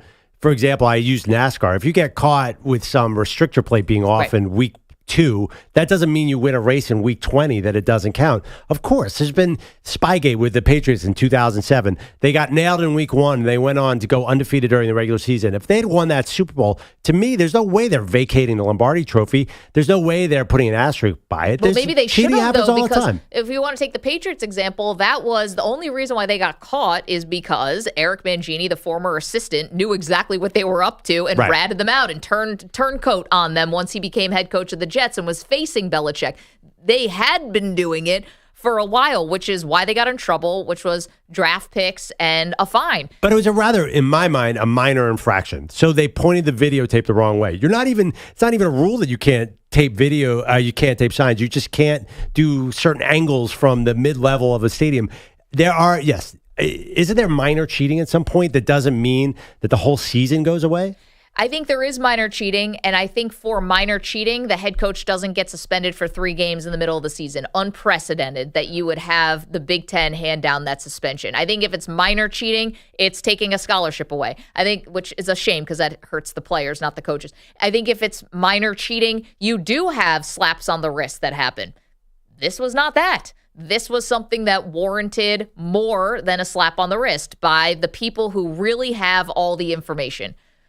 The Big Ten. That's the Big Ten. First of all, every organization involved in college football is an utter joke, and we know that. I mean, the Big Ten is who you're going by? Well, if college football is a big joke, college football is a big joke. Okay, then this championship doesn't mean anything. You're the one who's basically negging the whole thing. I mean, any organizational decision in college football, you just start with the fact that they're wrong. Anything the NCAA does, come on. And you know that, Maggie. Well, the NCAA doesn't have any control over the college football playoffs, and so this is a totally different thing. The Big Ten is a joke. They were just basically, all the coaches got mad because Michigan was kicking their butt and said, you got to do something. They're like, okay, we'll take Harbaugh out for another 3 meaningless games. To me, this was not a decisive decision one way or the other. No, this was the act of a desperate person in Jim Harbaugh who kept losing to Ohio State and was on the hot seat.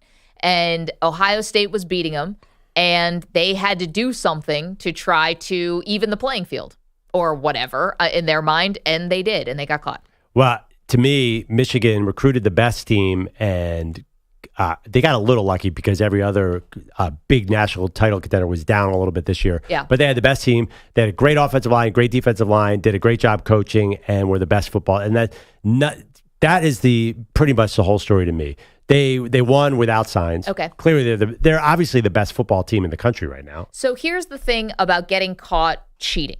Right. There's the advantage that it gives you, and then it's the breaking of a rule. In some ways, it's kind of irrelevant what the outcome is, because if you're cheating, you're breaking a rule. Whether you win or lose the game, you broke a rule, right? Like whether you still engaged in the act of cheating. Yeah.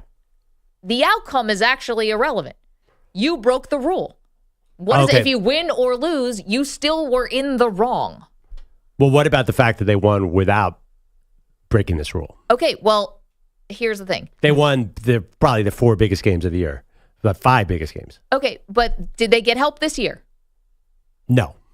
Yes, they did. You cannot say that. I don't even know did they even bother to sign steal UNLV signs? Yes, they stole everybody's signs. This guy, Connor Stallion said people working for him all over the country. No, Perloff, you have to say yes there. Okay, yes, they did get help them this year. Right. So there you go. So every cheating violation is immediately vacate the title. So in the season. Yeah. So wait. There's no minor cheating scandals? So I've told you that there's minor cheating scandals, and you usually get minor penalties for those minor cheating scandals. So to you, this was a major cheating scandal. You're definitely a vacate. Well, to me, to the Big Ten. I mean, to college football, to suspend him for 3 games, including the game against Ohio State. If they vacate this title, I think the NCAA is going to, or whoever does it, is going to look like fools. I think everyone's going to be like, oh, we saw Michigan win without stealing signs, and they were the best team.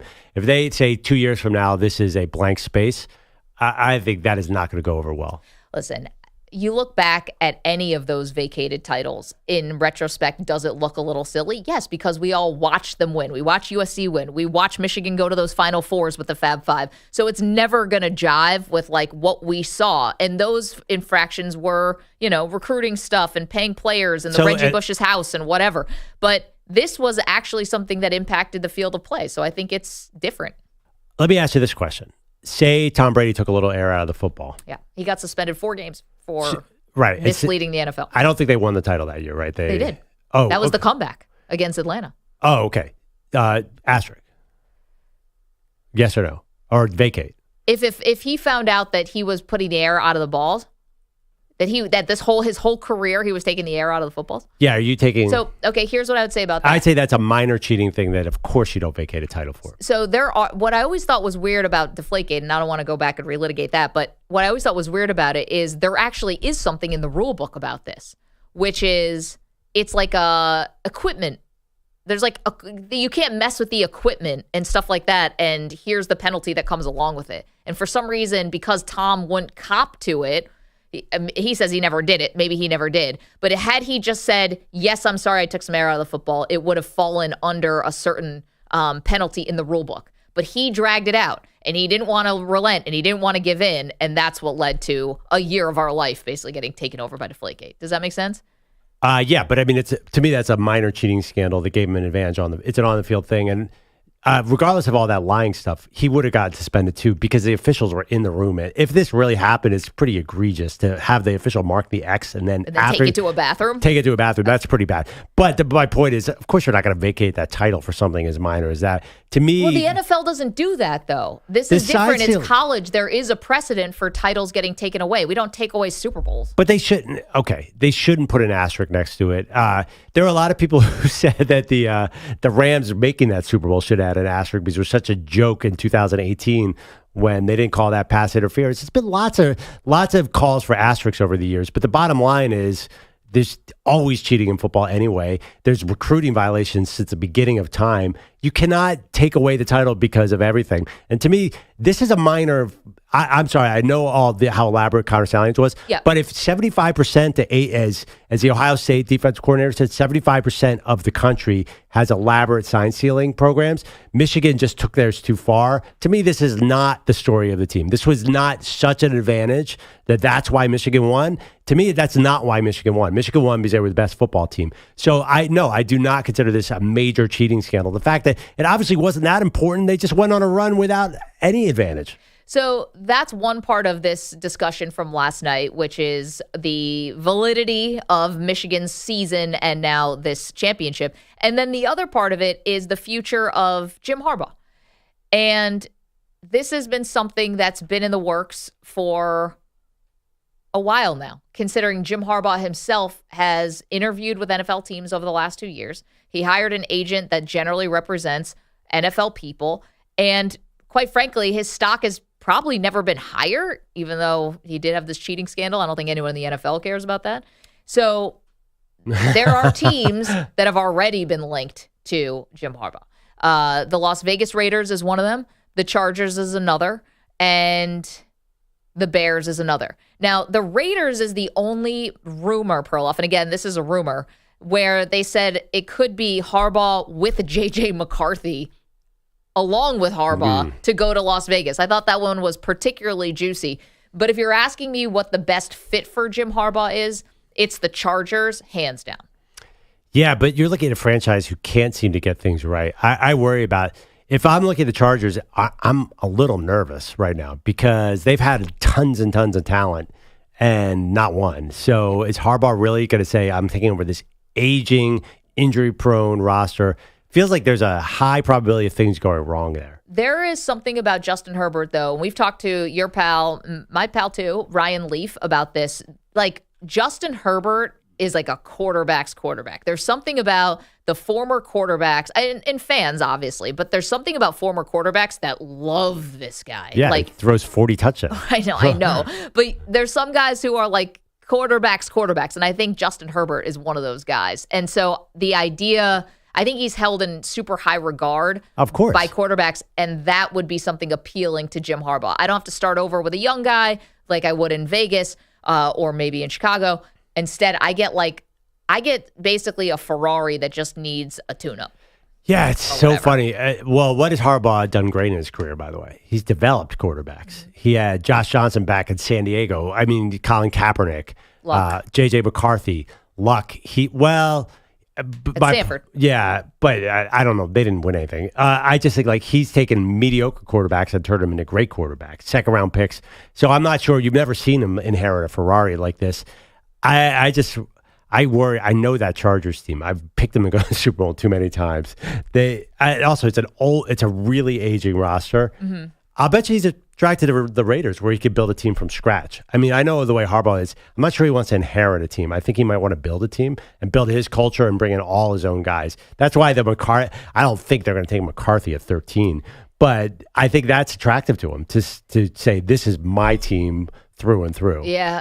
Does Mark Davis sort of keep his hands off a little bit more? I mean, he's always the kind of owner, the Raiders owner that's sort of always looking for a star head coach. Like, I mean, it was an accident. They were the first team, even going back to next week, who said it was all in on Harbaugh. Yeah. Also, something about the Raiders and Harbaugh and the Rebel, and it just kind of feels like a fit. Pirate ship. And I think he's been linked there before. Did he interview there before? Or? Last year he was linked there before they went to McDaniels. Yeah, I feel like Jim Harbaugh fits more as a Raiders to Chargers. I understand. You're totally right about Justin Herbert. But if I just said which of these logos fits Jim Harbaugh, this little light blue and yellow lightning bolt, or this black flag Raiders, he feels like a Raiders coach to me. Sort of black hat sort of dude. 855-212-4CBS, 855-212-4227. I think it's going to be Chargers. Perloff thinks it's more of a Raiders feel. Don't forget, the Bears might be around here, yet we have no information about what the Bears are doing yet.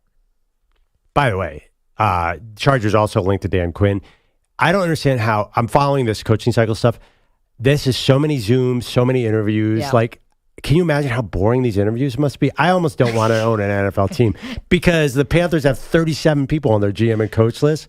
I would rather do anything than interview all these people. You think the owner's getting in on the first round? No way. He's like, bring me in when it's down to 3 candidates. Maybe David Tepper, though. He seems to get his hands in. He show up at your house. Yeah, he's the one who made them draft Bryce Young. He might do these first interviews. Also, if you're an owner and you just want to be brought in for the final 3, it's like you interview the first 15 and just bring me in for the final 3. Yeah, it's so easy to manipulate that with someone because you do the worst guy first, then you do the guy you actually want second, and then the second best person third. Or you could flip that. The second best person first, the guy you really want second, and then the worst person third. And that's how you get the second guy hired. And guys, it's like simple math. I think the owners are on in these interviews. I'm thinking of the guys who we're talking about. Mark Davis, what else has he got to do? David Tepper is super hands-on. I think that these guys actually, and Josh Harris seems to want to reinvent the wheel. I think these owners think that they're really smart. You'll agree with that part. Sure. I mean, of course they do. They're billionaires. What do you think is the outside the box question they're asking in these interviews? Because they love doing it to the players at the combine. Are you a cat or a dog? But in the interview process, everyone's got that one, hey, what movies are you watching? Or what's the last book you read? Or what are your hobbies? The classic things you just totally lie about in a job interview. Oh, yeah. What's your biggest weakness? I'm too hard a worker. That old line. I care too much. Yeah. I just do too good a job and people resent me. If I was going to throw somebody off like Jim Harbaugh, I might go Taylor Swift. I would be okay. I'm a big Swiftie. Yeah. That seems safe now in NFL circles. Yeah. I might just definitely get into pop culture. Yeah. Is Die Hard a Christmas movie if you really want to throw them off? What if you were in a job and you're like, what's the last book you read? What would you say?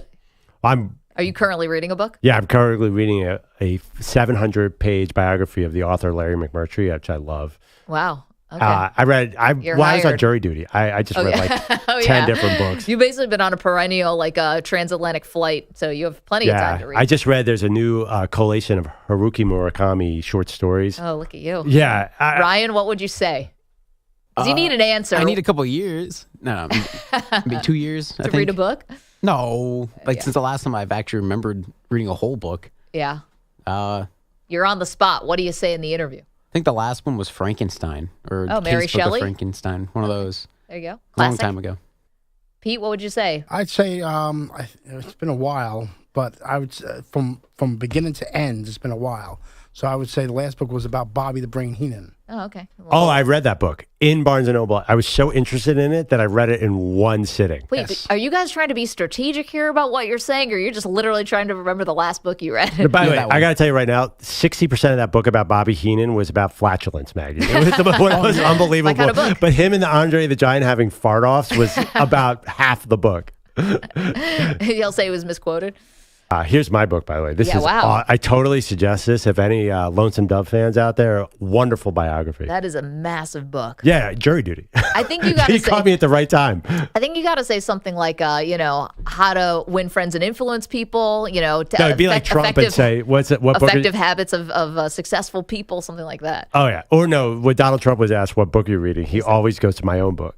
He says the art of the Bible. No, he always says I'm rereading Art of the Deal again.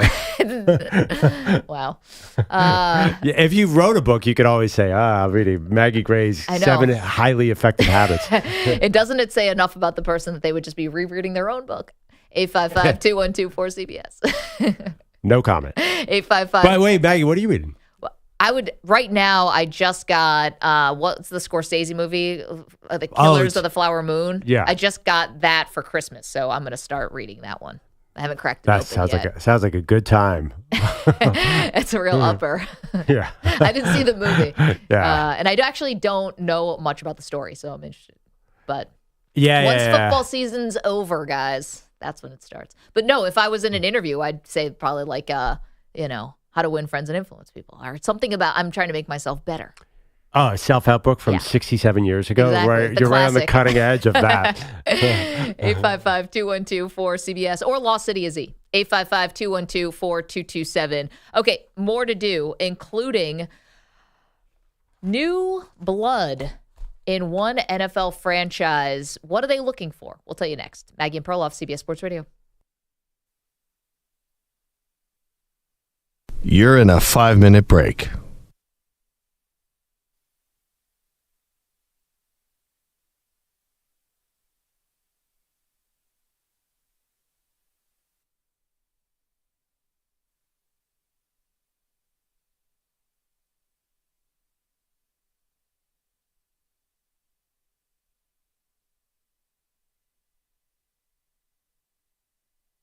4 minutes, 30 seconds remaining.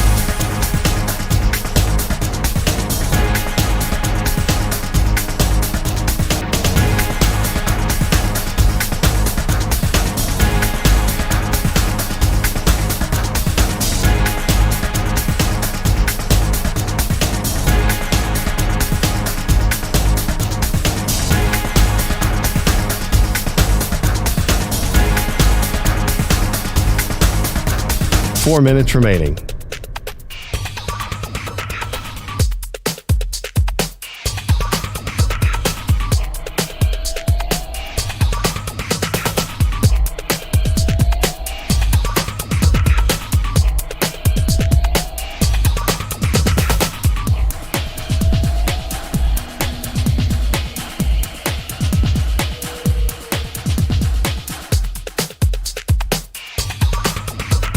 Three minutes, 30 seconds remaining.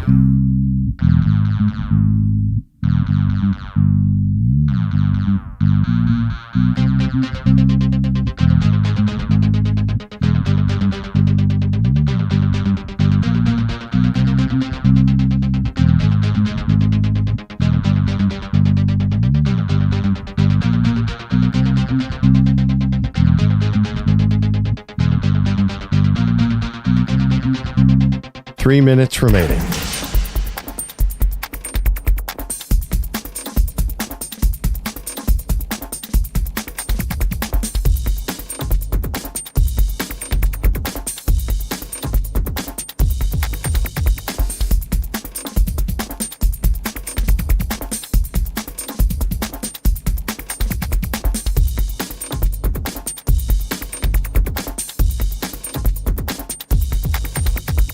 Two minutes, 30 seconds remaining.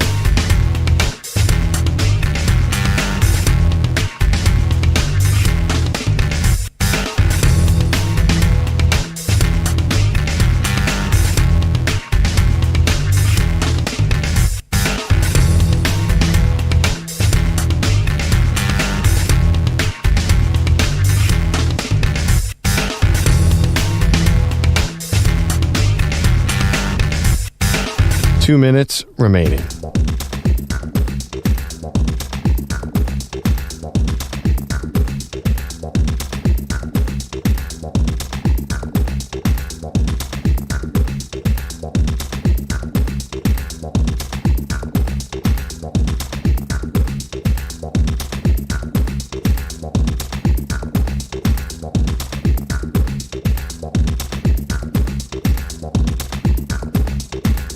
One minute, 30 seconds remaining.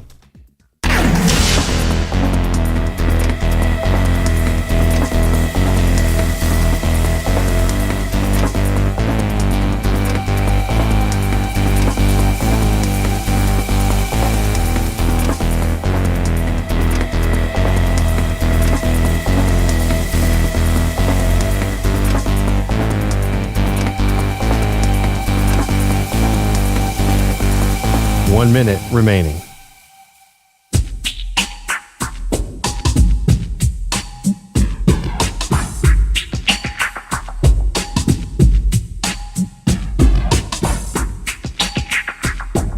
$45 seconds remaining.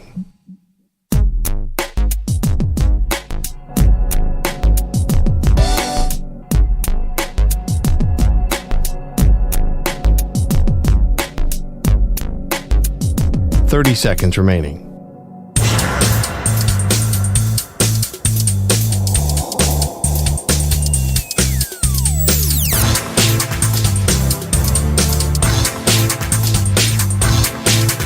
$15 seconds.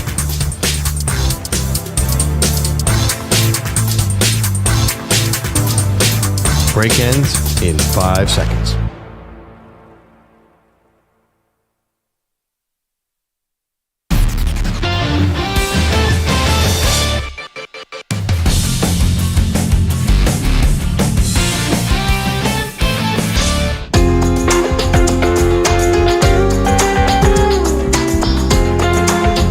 Welcome back to Maggie and Perloff. What a weird, interesting show this has been. Thank you, Jim Harbaugh, for being as unpredictable as possible and delivering Michigan the national title. This easily could have been Alabama or Georgia, and we could have talked about it. Jim Harbaugh, you have to admit, the man is layered.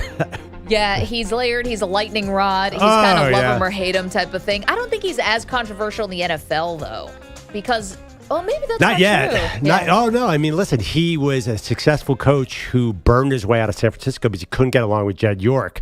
So he's a lot for And people. Trent Baalke. Yeah. I'm sorry, with Trent Baalke. Yeah, more the GM, Trent Baalke. He's a lot. And whatever team he goes to has to know that. But it's the trade-off with Harbaugh, right? And after the Wolverines win the national title last night, Jim Harbaugh moving on to the NFL, to me seems like it's going to happen. Perloff's not so sure. He sees maybe a 11th hour sort of, I would say reconciliation, because Michigan already offered him a contract, but maybe an 11th hour reversal. Well, I think there's a good case. You ever read those lists of best cities to live in?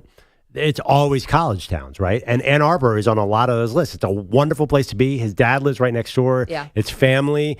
I mean, would you rather live in your own college hometown than, say, Vegas? I think you could make a compelling case. It's a real estate thing. Every story is a real estate story. Yeah, you're right about that.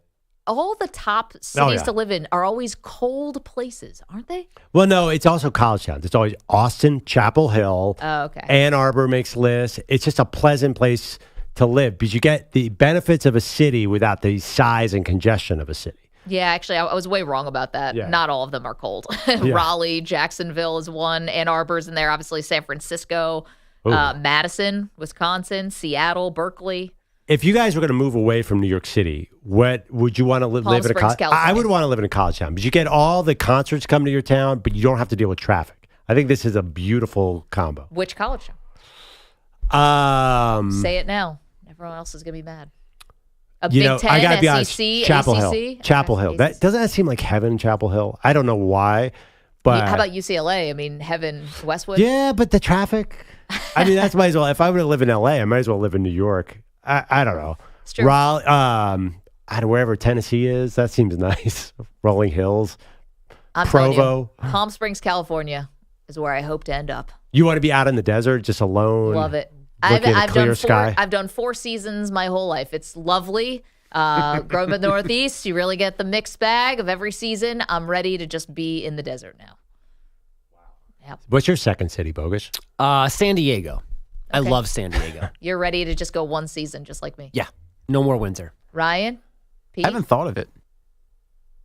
Well, I would say the Carolinas, north or south, either one. I could buy a house. I could buy a mansion for the price I'm paying for my house now. Yeah, I'll pick one of them.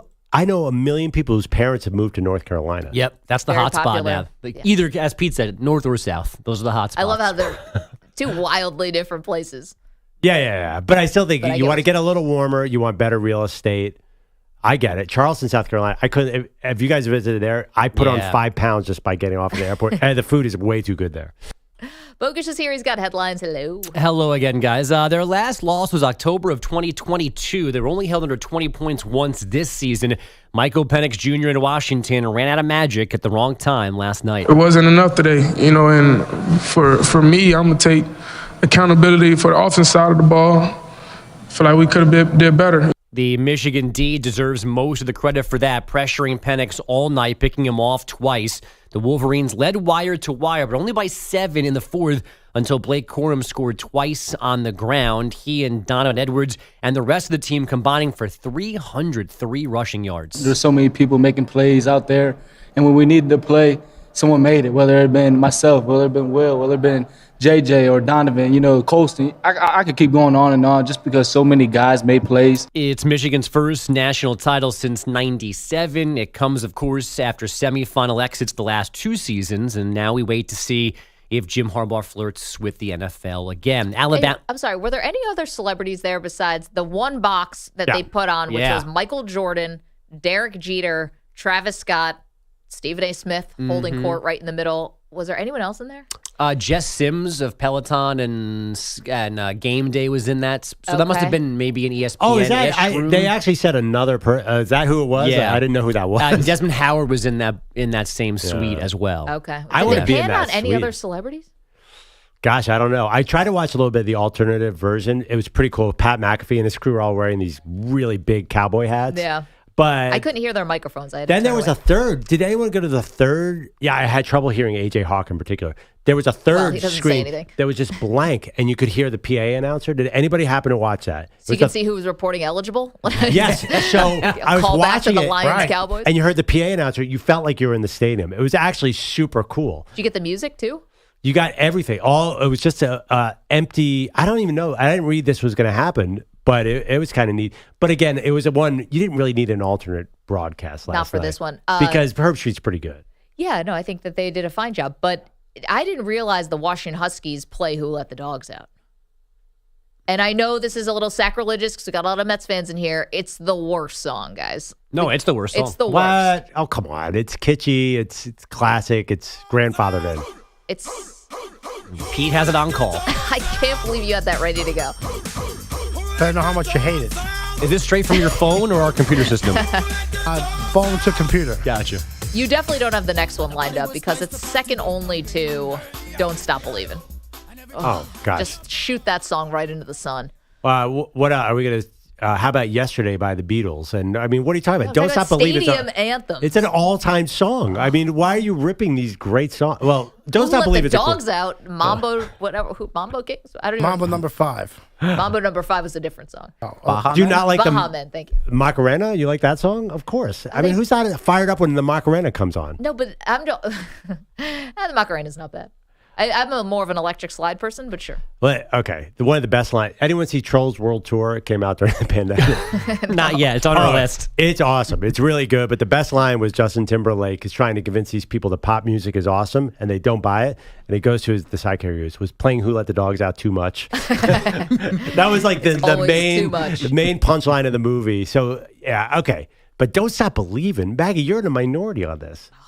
Woof. I'm sorry, Bogusch. Back to you. We're getting Just a small town boy. Or girl. Can't remember the lyric. Just a small town girl, right? We're getting Draymond Green back. What were you gonna rhyme? Raised in South Detroit. No, please don't stop. Keep going. No, please stop believing. Just waiting for the midnight train. Going anywhere. Bum, bum, bum. See, the fact that Bogusch even attempted that means he has to go on the road trip with you guys, with Perloff when he goes to San Antonio. You guys are going to be like Chris Farley and David Spade and Tommy Boy crying to Aries 2. I don't know. After the Aaron Rodgers segment, who are two like political rivals that are kind of friends? Like, who's the bald guy from Louisiana? James Carville? Doesn't he have a show with somebody who's on the other side of the aisle from him? Oh, yeah. All right. Let's do that then. I'll be her. You be him. Oh, by the way, we're not political. You have no idea what my politics are. No, I know, but I feel like I know what yours are. Yeah, I know. That's fine. Anyway, Don't Stop Believing. Maggie, you're in a minority on this one. I'm telling you, people like this This is a good song still. Yeah, come on. Yeah. Steve Perry. Whoever's playing the Steve Perry role in Journey. That guy. Yes, your favorite song. Draymond Green, almost back with the Warriors. His indefinite suspension lifted over the weekend. Now he's getting into game shape, but we almost got Draymond not at all again. I had a conversation with Adam Silver, commissioner of our league. I just told him, Adam, it's too much for me. Like, this is too much. It's all becoming too much for me. And I'm going to retire.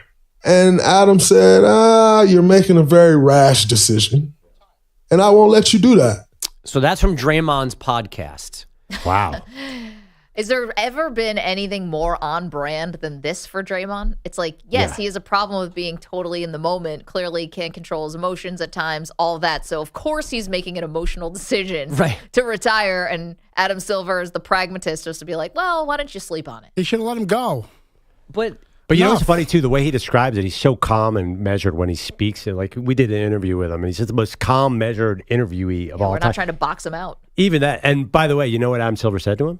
He said, Draymond, don't stop believing. He's Hit saying the music. He's saying it to him, actually. From the top, 3, 2, 1. Come on, Pete. And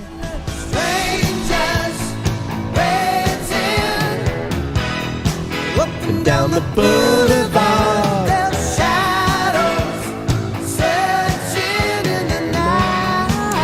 again. Windows down. We're plowing through Tennessee, singing at the top of our lungs. I think we have to drive to Oklahoma City if Chet wins.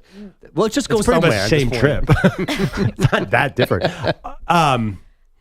Draymond, he was not going to retire. That was a humble brag saying, I got begged by the commissioner of the NBA to come back. That was just like, aren't I awesome? No, it's like, no, Draymond, don't retire, please. Adam Silver said, Draymond, you're being rash. I saw him being like, he's like, Adam Silver's just like, just be real, Draymond. You're not retiring. That's what it sounds basically like. Called his bluff. He's like, just, you're not retiring. Just think about it. Meanwhile, he comes back off of the suspension, and good for him if he, really got some therapy, whatever. But also inked a new deal for his podcast. Oh, there you go. Well, he's got a broadcasting career just sitting there for him.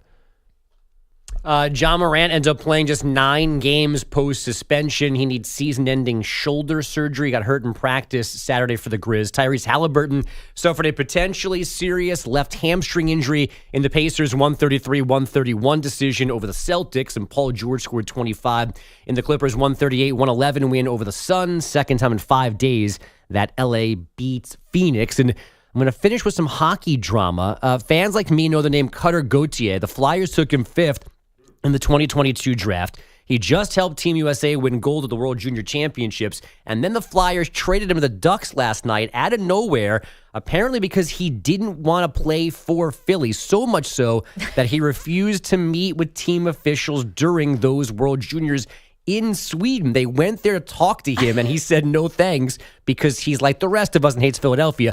Now, Flyers president Keith Jones was on NBC Sports Philadelphia during last night's 4-1 loss to the Penguins. You don't want to be a Flyer? You're not going to be a Flyer? And then this gem from head coach John Tortorella. I don't know Cutter from a hole in a wall, and I'm not too interested in talking about him. I mean, they went on TV and into any microphone last night lambasted this dude for not wanting to be a Flyer. Well, we love Keith Jones because he was part of the morning show in Philadelphia on our sister station, WIP. He is the man. Screw Cutter Gauthier.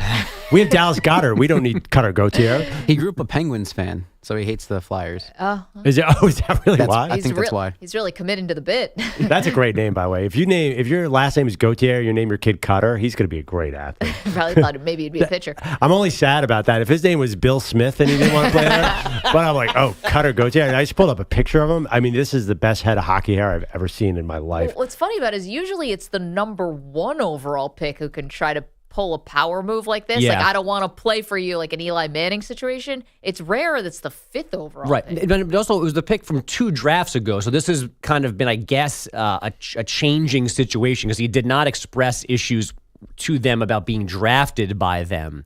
Something has changed post-draft that made him... got a glimpse of the place? Well, no, apparently he wanted it was to... right there. Yeah. Apparently he wanted to be on the team last year, Yeah. and they said you should go back to college. So that started it, and apparently he doesn't like Keith Jones, unlike Perloff. Yeah. Hey, I have a question. Oh, he's awesome. He was Angelo Cataldi's guy. Awesome dude.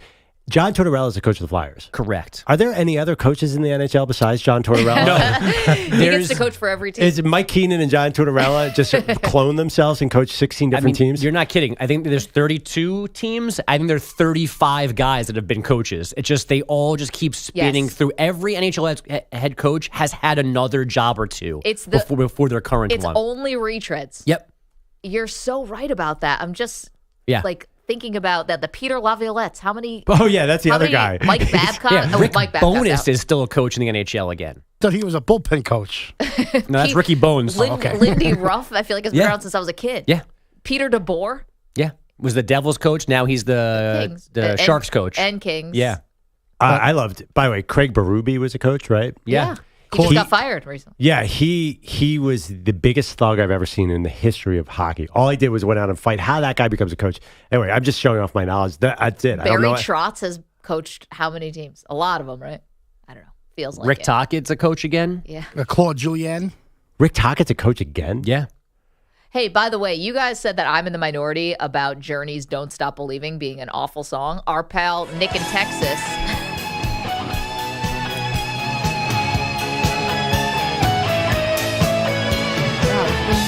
Our pal Nick in Texas says, the biggest bar songs I hate is Alabama and Maggie's song. I agree with her. They are the worst. I hate when all the drunks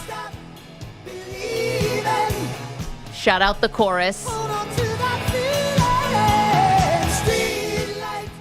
I'm with Maggie, covering her ears. Such an annoying song. Thank you, Nick. Wait, does Manny mean the band Alabama or the song Sweet Home Nick, Alabama? I think he's All right. probably saying Sweet Home Alabama. Yeah, it's got to be Sweet Home Alabama. Which is also, how can you not like that song? Yeah. What That one do you not doesn't like offend or me as Sweet much. Caroline? All No, these songs. Sweet Caroline, I despise. Oh my gosh! So played out, guys. Don't tell me you don't like Country Road. It's fine.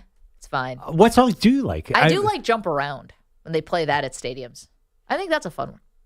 Gosh. You know, House of Pain, that's a fun one. No, I agree. They're all fun. That's why they get played 1,000 times. I'm not a hater.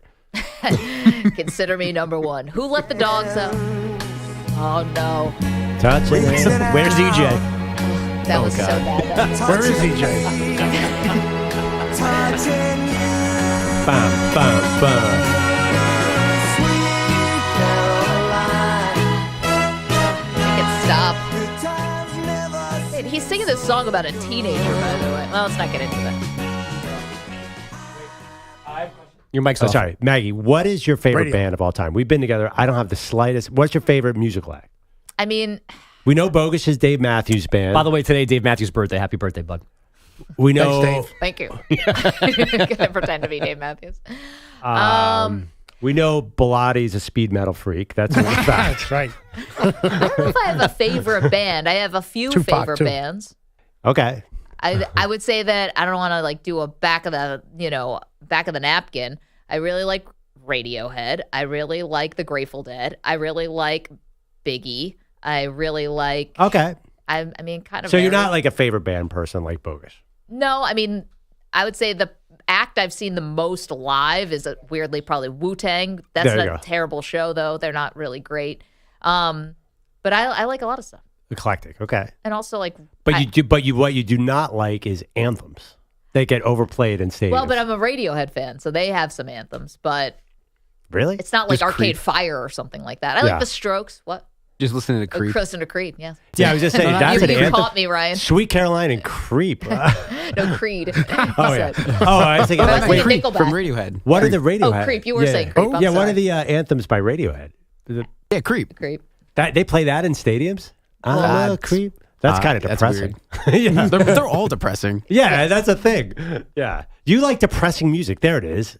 I don't think so. I don't think the Grateful Dead's depressing, and I don't think Biggie's. Biggie's kind of depressing. Biggie's a little depressing. Well, but not like hypnotizing some of the party jams. Yeah, but it's not like Macarena. No, you got me on that one, Perloff. It's not like Macarena. Do you like Taco? Put it on the Ritz. I have never thought about that song. Do they have any other songs? Put it on the Ritz. Wait, Bellotti, do you have a favorite That's new band? music to There's Pete. no way you have a favorite band. Billy Joel. No, it's just. Billy Joel. Yeah. Okay, classic. But how do you not? There's some people like I love Dolly Parton. I love Elton John. Like a lot of people. Well, it's just because you hate Don't Stop Believing and you hate Sweet Caroline. I'm just what trying do these to. have in common? Yeah, it just feels like we know who you hate, Yeah. but you don't talk a lot about the songs that you really appreciate. That'll be next segment. No, I don't see that coming. Yeah. I don't think you like to talk about things you like. You prefer to talk about things you dislike, and I don't mean that as an insult, but that's kind of That's true. gonna be the title of my memoir. Things I Hate by Maggie Gray. Yeah, okay. Is it fair to say that I'll tell you after? what, someone in this room is really creeping up the list. Yeah, I assume she means me, but I'm just saying, like we're like, hey, so what I'm should kidding. should we talk about the great victory? No, let's put an asterisk on it. No, what I said to Perloff, Perloff said that I was random woman airs grievance because Local woman, pardon me. Because I said I heard an ad yesterday on the radio playing for an airport. I was like, why would an airport have to advertise? But you Where were just else like, am I going? You weren't like, oh, isn't this funny little story? You're like, these people are so stupid. Why are they wasting their budget? On advertising an airport. Now, again, if you would like to advertise with us, LAX, we're happy to have you. The official airport of Maggie and Perloff. Maggie, you are an incredibly nice person, but you are wildly negative. I'm just going to say that right now. Man, have we met? 855-212. Yeah, right. We have. Yes. Also a good book title, Wildly Negative. Maggie. And a good band Nice name. person, but wildly negative. It's my favorite band. Wildly Negative. You got to listen to the B-sides. 855-212-4CBS. Don't move. More Maggie and Perloff straight ahead. You're in a 5-minute break.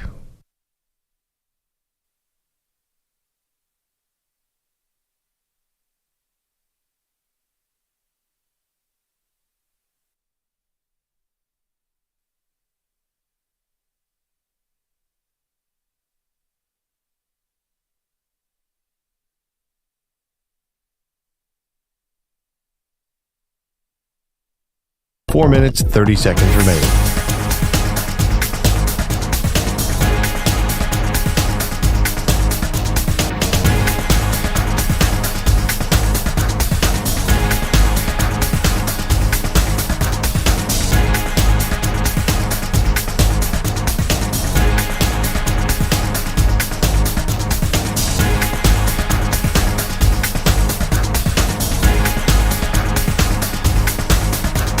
Four minutes remaining.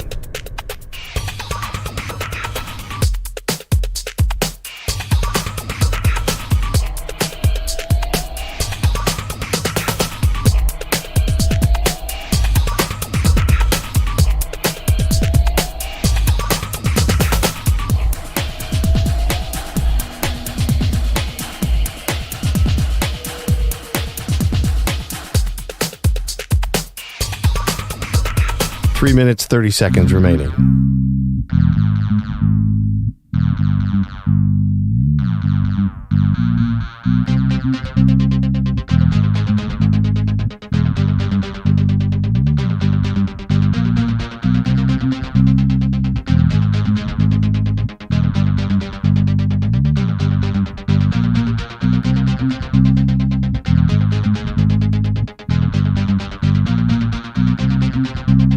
Three minutes remaining.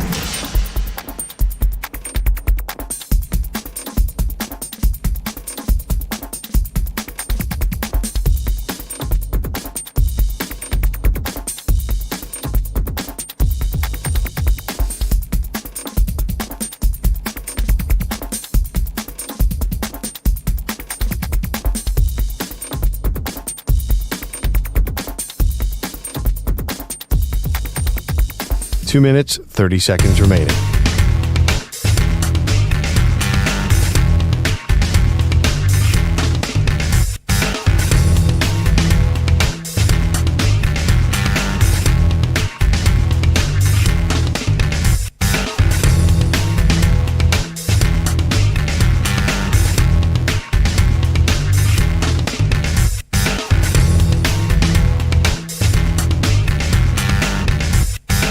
Two minutes remaining.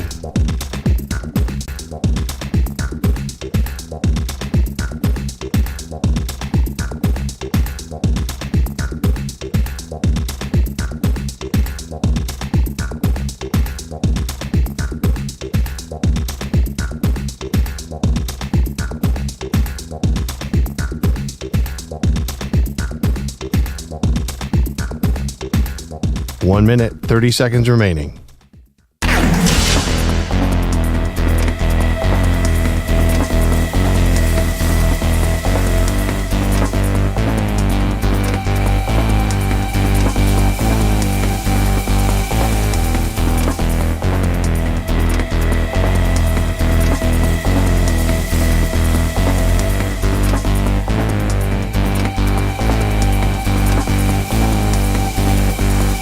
One minute remaining.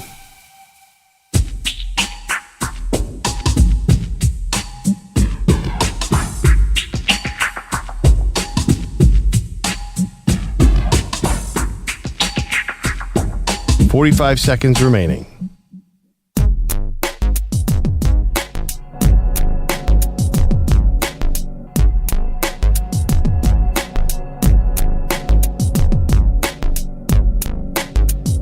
$30 seconds remaining.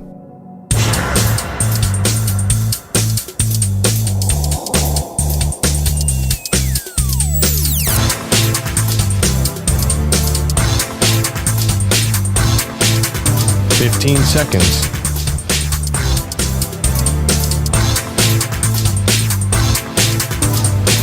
Break ends in 5 seconds.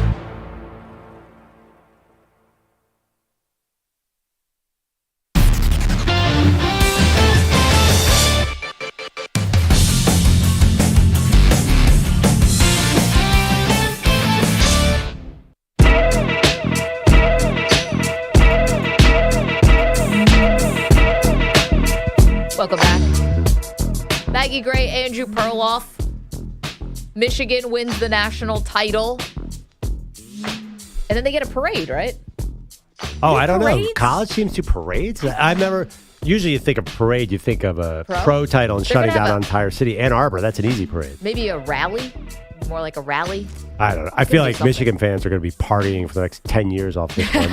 They've been waiting a long time. They have. So congrats to Michigan and congrats all around. Now the question is about Jim Harbaugh. I know he said yesterday, hey, can I just enjoy this? Why does it have to always be about what's next? It's like, well, because you've been flirting openly with the NFL for 2 years. So, and also, when stuff like that happens, I would say be flattered.